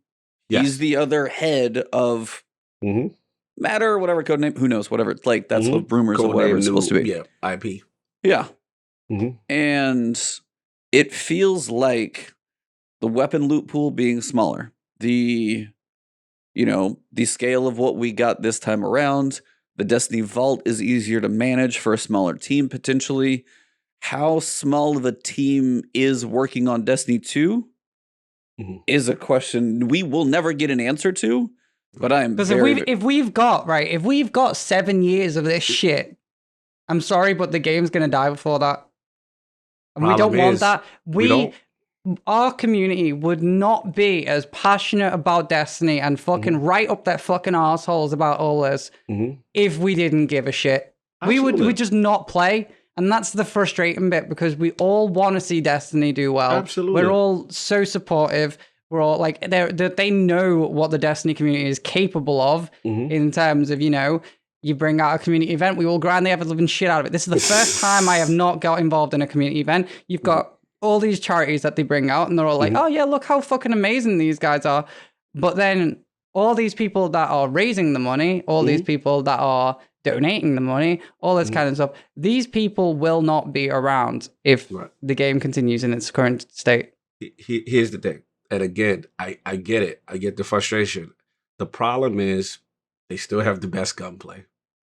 They still have the best raids as far as any in-game and kick activity as far as console gaming. Yeah. They still do. They still have arguably the best soundtrack team in the gaming. You're like, that is a hill I will die on. I'm dying on that. Like Deep Stone Lullaby, like when that hit for me the first time, there's so many times there's iconic music in games. Destiny is on that list. It's on that question. List. So the 100%. problem is you have this formula of greatness that when we play it and it is at its best, there's nothing better. Oh, the problem, 100%. Yeah. So the problem is, in order for them to lose and to officially be out of there, someone has to come along and knock it out. And we're here 6 years with the ups and downs and the bad seasons and the good seasons and the good expanded bad. Through all of this stuff that we're mad at, they're still here. So again, I just don't see it changing. They're at this point where they have like this amazing thing, right? It's not always operating at its best all the time, but there's nothing else like it. And people have tried. Division, Anthem. We got Outriders about to come up next. That looks good. You know what I'm saying? I may be in a program. No, it's not going to be a living. There's a lot of people who have tried the live service model and they all keep failing. So Bungie has done something very special. Shout out to People Deej are- as well, who is Yeah. part of the community that right. made this special, which Right, is always and- one of those things that we'll fall back to is, you said, gunplay, music, raids, in-game. That stuff is great. Mhm. But also on the other side is they sit there and they ask when they worked with Activision and they talk to Diablo developers, how do you want your customer to leave your game?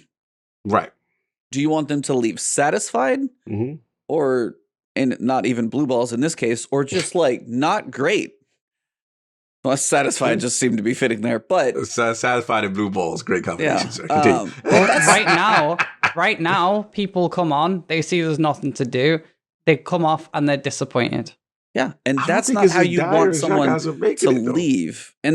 But that's why we're literally, we've been at this for, shout out to our 4 hours. longest podcast This ever, longest ObKatieKat. lasted a You year, are, yeah, this is like- she's yeah. proving her endurance right now. 32-hour stream. She's like, 4-hour podcast. This is nothing.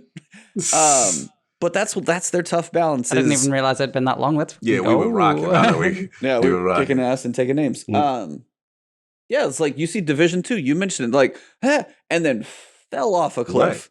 Right. Avengers had its own issues. Anthem had its Right. own issues. Mhm. Cyberpunk is a example for a whole lot of developers for a whole lot of reasons. Mhm. But if Okay, man. and that's like they have a weird balance to walk, and I don't envy any of them right now. That's the key. Is like the community will be ravenous for.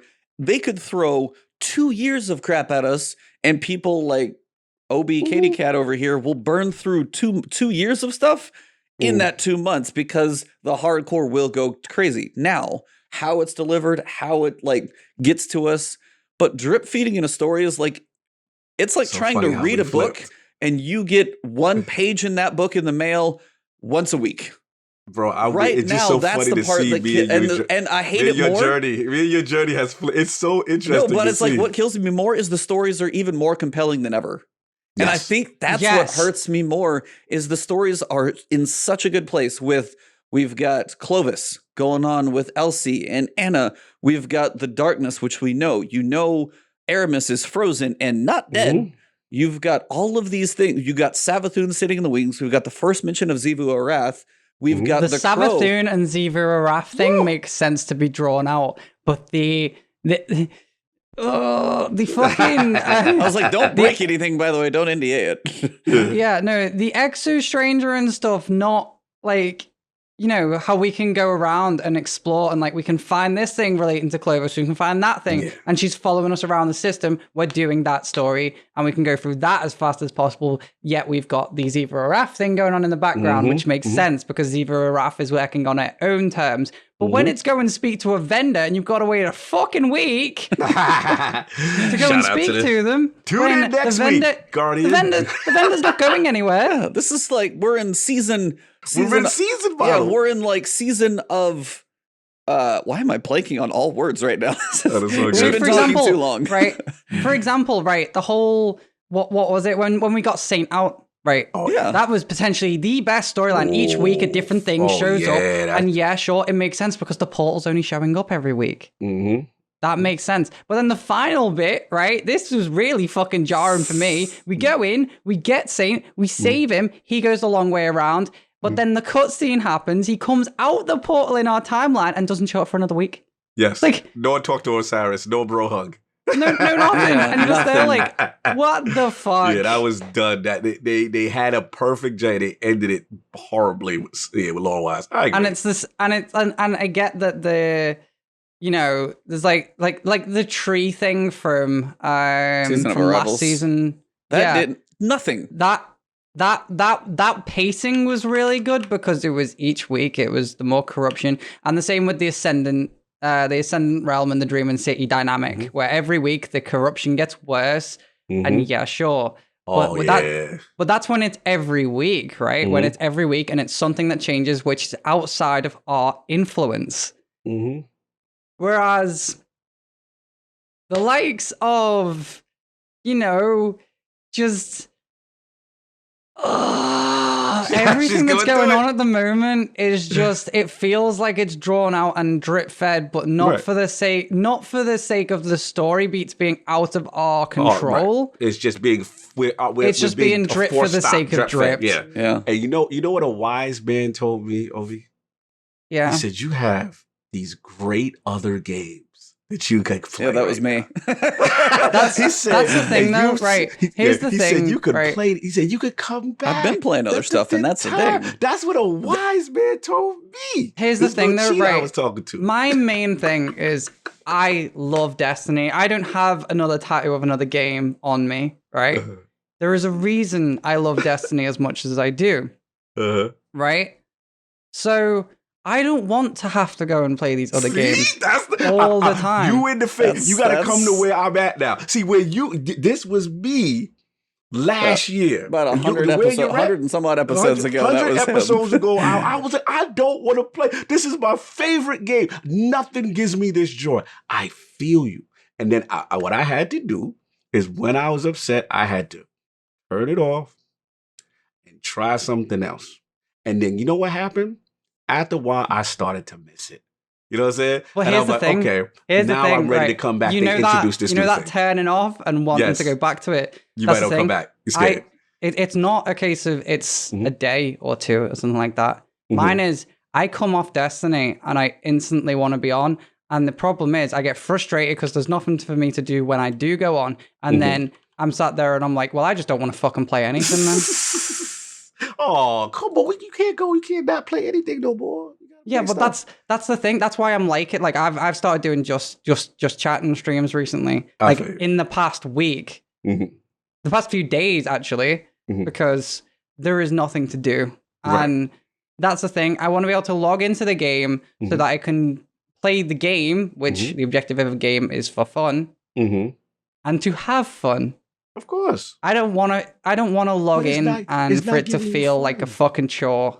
But it's not giving you fun right now. So remember when you said that you like these great single player, amazing games?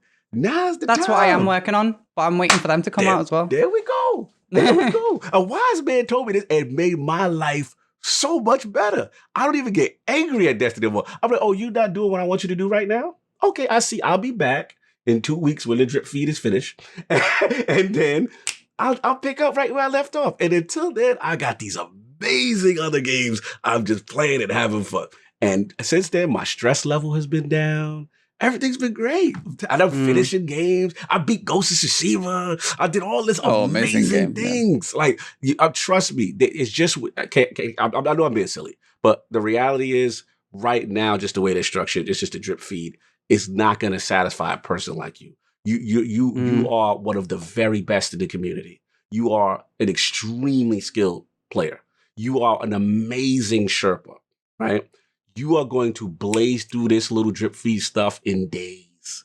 You know what I mean? So you're going to have to do things to keep you occupied so that you don't lose love for it and just come back when they have stuff for you that's actually engaging. That's all I would advise to you. Wise man. You know, see that is the thing. Like that is what I want to do. I want to be able to like, you know, just turn the game off and go and do something like Back 4 Blood. It's the most fun I've had in a while.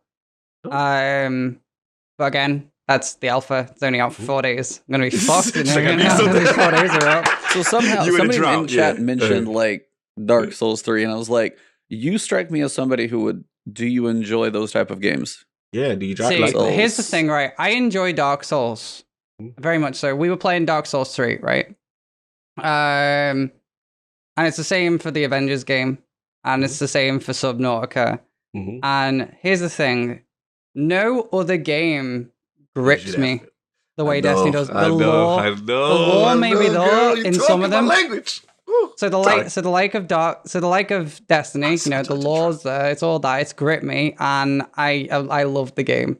The thing is, I go onto Dark Souls, I play it for a little bit. Yeah, sure, it is punishing, and it's really fucking good, and it stresses you the fuck out when you're trying to learn shit.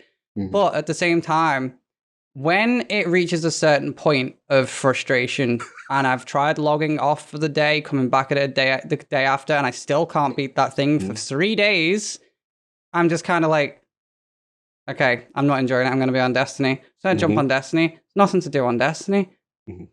Fuck this. I'm coming off. And then it's a case of log on next day, and I'm like, oh shit, nice. We're going to try and go on Dark Souls again. they'll start failing. I'm like, oh, okay, Avengers is out. Let's go and play an Avengers. Okay. So we do fucking a huge thing, a big thing of Avengers. We hit a gap, and it's Dark Souls all over again. So I'm like, I'm going to go on Destiny then, try and lighten the mood a little bit. Lighten the Go on mood, Destiny, yeah. there's fuck all to do. Yeah.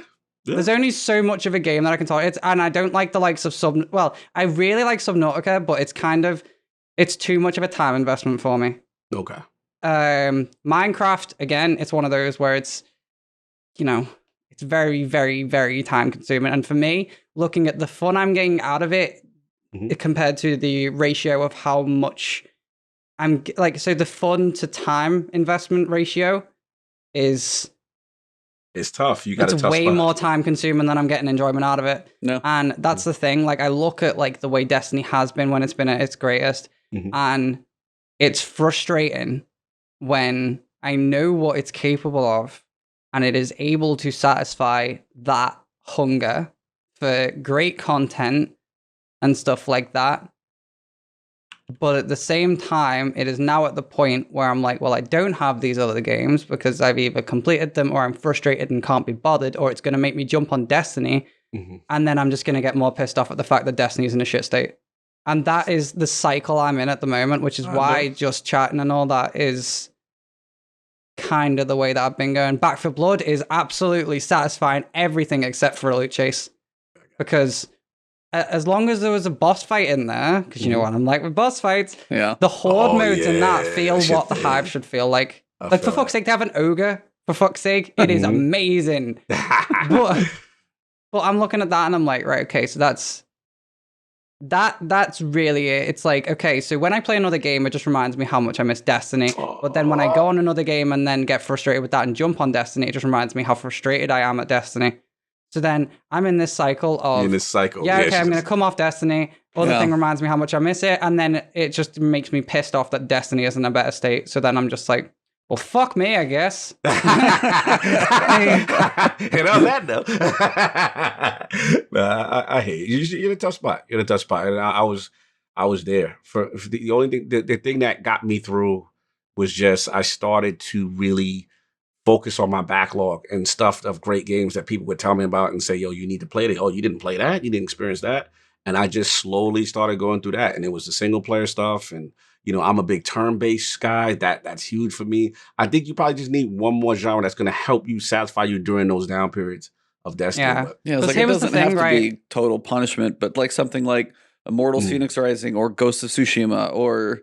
the story experience like that you got in Sea of Solitude seemed like I watched you for 2 minutes on a video and I was like, this thing just gave you a gut punch for the experience you just had. I'm like, now granted, you don't need to like ball your eyes out every day. That's a bit much for anybody to go through. But like finding good story adventures to go on, even it's like, hey, here's a chapter we play, and that may be your stream for a day. It's like, but also the tough thing for you is I stream for 10 to 15 hours. I was gonna say it's a full-time job. For you, it's something you do daily. Like, here's the thing. Part for you. I don't get burnout. What I get is lack of sleep and passing out. No. I'm good for that. That is a very rare occurrence, and that's usually due to heat more than anything for me. Because like the heater gets left on or something like that, or outside is too warm and I physically can't cool down because we don't have, we don't have aircon and all that kind of stuff. Yep. So it's generally just I've got my two PCs on, the sun's fucking done, and someone's decided to leave the fucking heating on, and then I'm just like, right, okay, like, that's what takes me out. Anything else doesn't. Tiredness doesn't affect me whatsoever. It reaches a point and I'm like, okay, I'm tired, I'm gonna come off. But the thing about the heat thing is I don't realize how fucking tired I am and how exhausted I'm getting from being heat because I'm concentrated on the fact that I'm currently sweating my tits off. And then next thing I know, I'm on the fucking floor. Oh, man. So, that's personal health is important too. Just exactly for everybody. Yes. Yeah, 100%, guys. Look after yourself. But my thing, again, it isn't burnout. It's more... with the way that the games are out at the moment, the way that they're all going towards this mobile slow drip feed based thing, and it's not just Destiny, it's just most games in general towards that. And I'm looking at it in terms of a well, as someone said, smiles per hour kind of gauge. Yeah. If that isn't keeping up with, what I'm looking for, then I'm kind of getting a little frustrated at the fact that, there isn't that. And then when I go and play other stuff because they're not if I don't play other stuff because it's not giving me that smiles per hour, it's just reminded me how frustrated I am with the state of Destiny. And then it's a constant cycle of that. And like, that's the thing. Like, I like being able to go, oh, here is a story game we haven't played. Awesome. Let's go jump into it. Like Sea of Solitude. We've done Destiny for the day. And then we just jump straight on Sea of Solitude afterwards. Good. And then it's the same with like Hellblade. We did it with that. We did, and then we did Back for Blood the other day and stuff like that. Yeah, sure. They were amazing. But by the end of it, I'm like, oh, okay, can't wait to jump on Destiny. And then instantly, I'm like, fuck, Destiny's got nothing right now. And then I'm just like, oh, fuck this. Like, it's... Gotta find a substitute. That's the thing. It's so easy. But that's the thing. There isn't really a substitute at the moment. I mean, I'm waiting for... chat's been trying to get me to play Monster Hunter. So I'm going to give that a shot. But the only... give it a shot. But the only problem is, it's pretty expensive to get into Monster Hunter and play it for maybe a couple of hours and then realize it's not for me. That is my main concern. It's like, do I really want to put this much time and effort and money into something that I will play for maybe a couple of hours? It's why I haven't done Miles Morales. Right. Because I've played the previous Spider-Man. I completed the story mode. The end game wasn't my type of end game, so I was like, okay, I'm done. Yeah. Look, you got to keep trying. It's out there. You just got to find it. It's out there. There's no doubt it's out there. It's just right now. You got those Destiny withdrawals. It's hard to shake. I was like, you'll never know what games you like, which is obviously, as you said, it's expensive experimentation if you do it a lot. Depending on how Phasmophobia was good while I was playing that. Yeah. Phasmophobia was good, but again, it's one of those, you can only do something so many times before you're like, right, okay. And that's why it's hard. So someone played Doom Eternal. Played Doom Eternal. That's I was like, that's where you're saying is like, if it's a package with a start and a finish, the problem is when you hit that finish, your first reaction is Destiny. And Destiny is right now for you. You've done it all. So that's the thing. I don't want to start anything because then if I do play something, I'm going to get frustrated either at the fact if I hit a wall within that game and I'm like, right, okay, I'll take a break. I'll go play Destiny for a little bit. And then I go on Destiny and I'm like, oh, that's... and then, but then if I do the same thing where if I complete the game and I don't hit any walls all the way through, then I'm like, oh, okay, there's my first playthrough done. Good. And now the experience isn't there. Like, yeah, sure, I could go and do it again on a different difficulty, but it's not the fucking same. No, I don't usually go repeat games like that. I'm very much a play something once, get the experience, go back to Destiny. Now, here's the issue. When you do that, and Destiny's shit, it's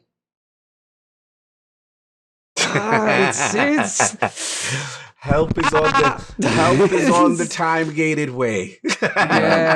You just gotta hold out for a couple weeks. You're gonna be fine. We have we've hit the limit. 4 hours. Yeah, we hit the limit now. You need to probably sleep. Because is it 4 a.m. there? She's chilling. Like, yeah. It's 4 a.m. there. Oh no, I've got YouTube stuff to do, but that's sweet. Oh, that's fair. But either way. Okay. I do need a wee and a stick, actually, to be honest. Now you mentioned it, it's just kind of hit me. It hit me too. I was like, oh yeah, we can do the 4 hours. Things are still talking over there. So what I wanted to do is first off say, this has been amazing. By far our longest podcast we have ever had. So thank you for joining us for this. Anytime. It's been an absolute pleasure on our end. But I wanted to say, I got more workouts to go do. So they've thrown some points into chat. So I'm going to go knock those out. If you and Cognito can work on some type of putting a bow on this thing, I will be back. No, we always start a little bit of the outros as well too, or whatever. Let's go. Yeah, he's got to do his thing. But look, I hear what you're saying. What I was gonna say is, what else you got going on? As far as upcoming content wise, things we could look out for that you could be doing. We've obviously got the likes of Back for Blood, as chat's shown. We've got Doom Eternal. Nice. which I will be working on. It's just a case of picking the right time to do it. I don't want to start it when I'm frustrated with everything and then realize what it is. Like, I'm enjoying playing other games with Doom soundtrack on, but it's one of those where I've got to be in the right mindset. I don't want to start something and not really be in the mood for it and not get the full experience. So the likes of like Sea of Solitude and all that. But there are multiple games like that. I'm waiting for a bunch of other stuff to come out as well. Okay. Give me some names. What you waiting for to come out? I'm waiting for Hellblade 2. Nice. I'm waiting for, what was the name of the one? I retweeted it earlier. Which one was it? I'm just trying to find it. They were all at the Game Awards. They were all announced. It was I think it was Medium. Something The Medium, like yes. That's a good one. Horror, dual reality. Yeah, that's the kind of shit that I absolutely fucking love. So I'm looking forward to that. Okay. But that's the thing; it's all just waiting games. Yeah. So that's it. we are going to be playing Black for Blood later today. I'm going to be trying it on the next difficulty up, and seeing how that feels. I'm going to be doing a YouTube video very shortly on the day one of it. Nice. So that's pretty much what I'm going to do after this. But in terms of stream content, I'm going towards just chatting. I'm going to be experimenting with different games. I'll log in every week. If there's something on Destiny, do it. I'll do a bit of Sherpering, all that kind of stuff. I've got 3-man flawless, 2-man, and 2-man flawless to do on Deepstone. So they are the other things that I need to do. I'll be getting involved with any community events if they show up. But for the foreseeable future, I'm obviously going to be having a little rejig on how I want to do things. Nice. But it's something that I will be sorting with my chat. I don't do anything independently. I mean, I always, if I want to do something, I will do it. I like, regardless of whether the chat wants me to do it or not. But I will also, work with what they want. And if they suggest something, I will, if I get enough suggestions, there will be something which will click with me and we'll roll with it. But, we are a unison, me and my goons. You know what we're like. Nice. The goals. But no, so it's generally just figuring stuff out, but mainly just chatting, experimenting, and Shepherds and all that kind of stuff. 2021, I'm really going to be pushing for YouTube content. Because I do this full time now, so YouTube is something that I have learned to how to video edit the past few months. So that's pretty sick. So I'm going to be working on that. I've got a lot of stuff off shit. I've got a lot of stuff outside of Destiny and streaming that I want to be pushing for in terms of charity work and stuff. I've got a lot of the bigger picture kind of stuff, especially after these threads on Twitter and stuff. Right. It's kind of opened my eyes a little bit. But yeah, no, there's a lot of big stuff coming. I can't really get too far into it, but no, very, very excited to get into that kind of stuff. Looking forward to it. You got stuff cooking. Good. Yeah. Me, you, or Judy, yours? No, I didn't do my shit. I didn't ask you first. I'm last. I mean, for me to say that, I mean, obviously, again, salute to ObKatieKat for coming through. Great episode. Definitely a lot of heart-to-heart talks on a lot of important subjects that we all passionate about. So that was cool, and I love what you do in the community. Love helping people. The passion for the game is just tremendous. So that's always cool to see. And I'll be looking out for that content and Back for Blood and all the other streams. But for me, probably the final Ironwood podcast of the year will be this Sunday, 11 a.m. Eastern. Will probably be, again, the final 11 a.m. We'll probably go back to the new year at 1 p.m. Eastern on Sunday. So catch that on Ironwood Podcast YouTube. Kind of like a feel-good episode, just a recap of what's going on all year. It's, highs and lows of the generation stuff. We may have some people pop in. And people are more than welcome to pop in. So that's also extended to you, E, if you're around. If you want to, we're going to have a big old Zoom call and people could just pop in. It's kind of just like a celebration thing. We might just talk one topic, which is like cyberpunk and what craziness has been going on with that. You know what I'm saying? But so like much. I said, Yeah, we got that going. And yeah, we're doing right now on lordsofgaming.net. We are doing our Golden Lance Award. So it's our little version of the Game Awards. This is by the writers, the gamers, just as far as their technical achievements, what games they felt had the best, graphics, narrative, sound, all that stuff. And this is from Last the of writers. Us 2. What? Something won? Lot of votes are going in, so check that out. That's on lordsofgaming.net right now. Some of the winners of some awards are going out. Holly Mod, where you been? You came in the back room late. What's going on, brother?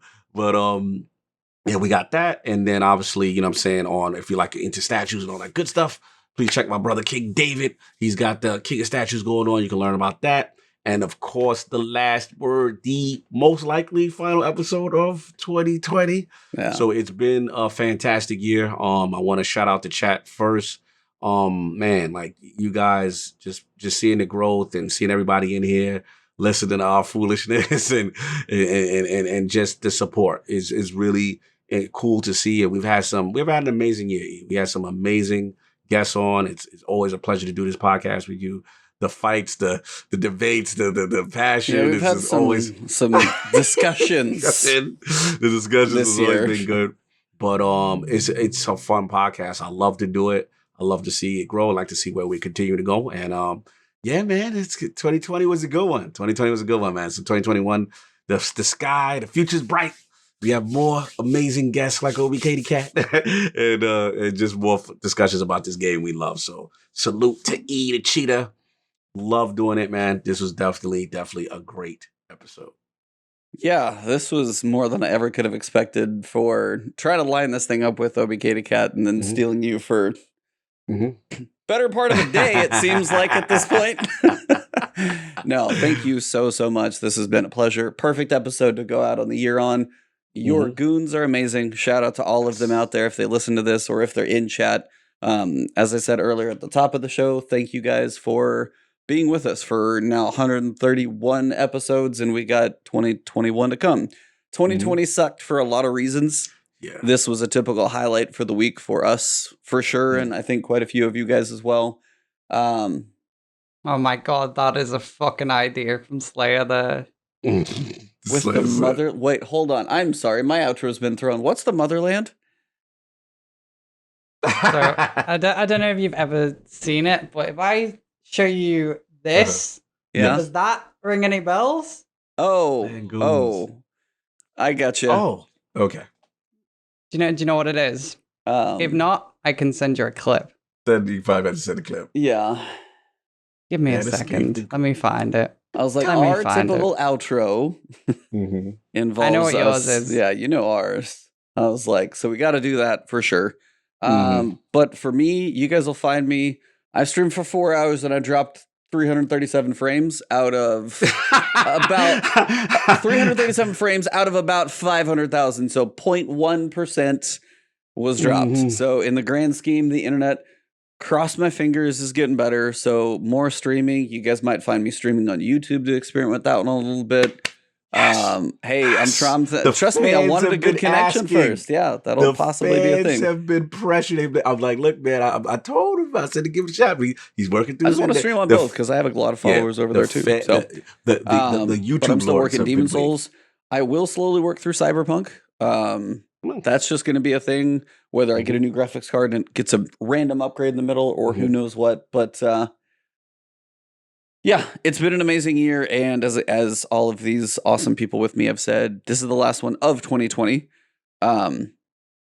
Stay safe out there, guys. It has been, honestly, ask Katie about your internet connection. Oh, I'm sure Inside Out, you and I probably have some fun chats ahead of us, but... Dude, he may as well be on fucking dial-up both ways. Mine's not dial-up, but it's really fast, but really sporadic. So I've had 25% dropped frames, so it's just not even watchable. That is a motherland. Yes, that's a lot. Where? In the chat. I'm looking. I see it. That's a slow one. Bear in mind. That's a slow one. Wow. That's something. That's something. All right. Well, to ObKatieKat and the Motherland, this has been episode 131, the final one for 2020. Thank you guys. Thank you, chat. We're going to go raid a maze after this. Home of the Vibes. I got to send you guys over there because you guys have all been awesome. But for this episode, it has been The the last word.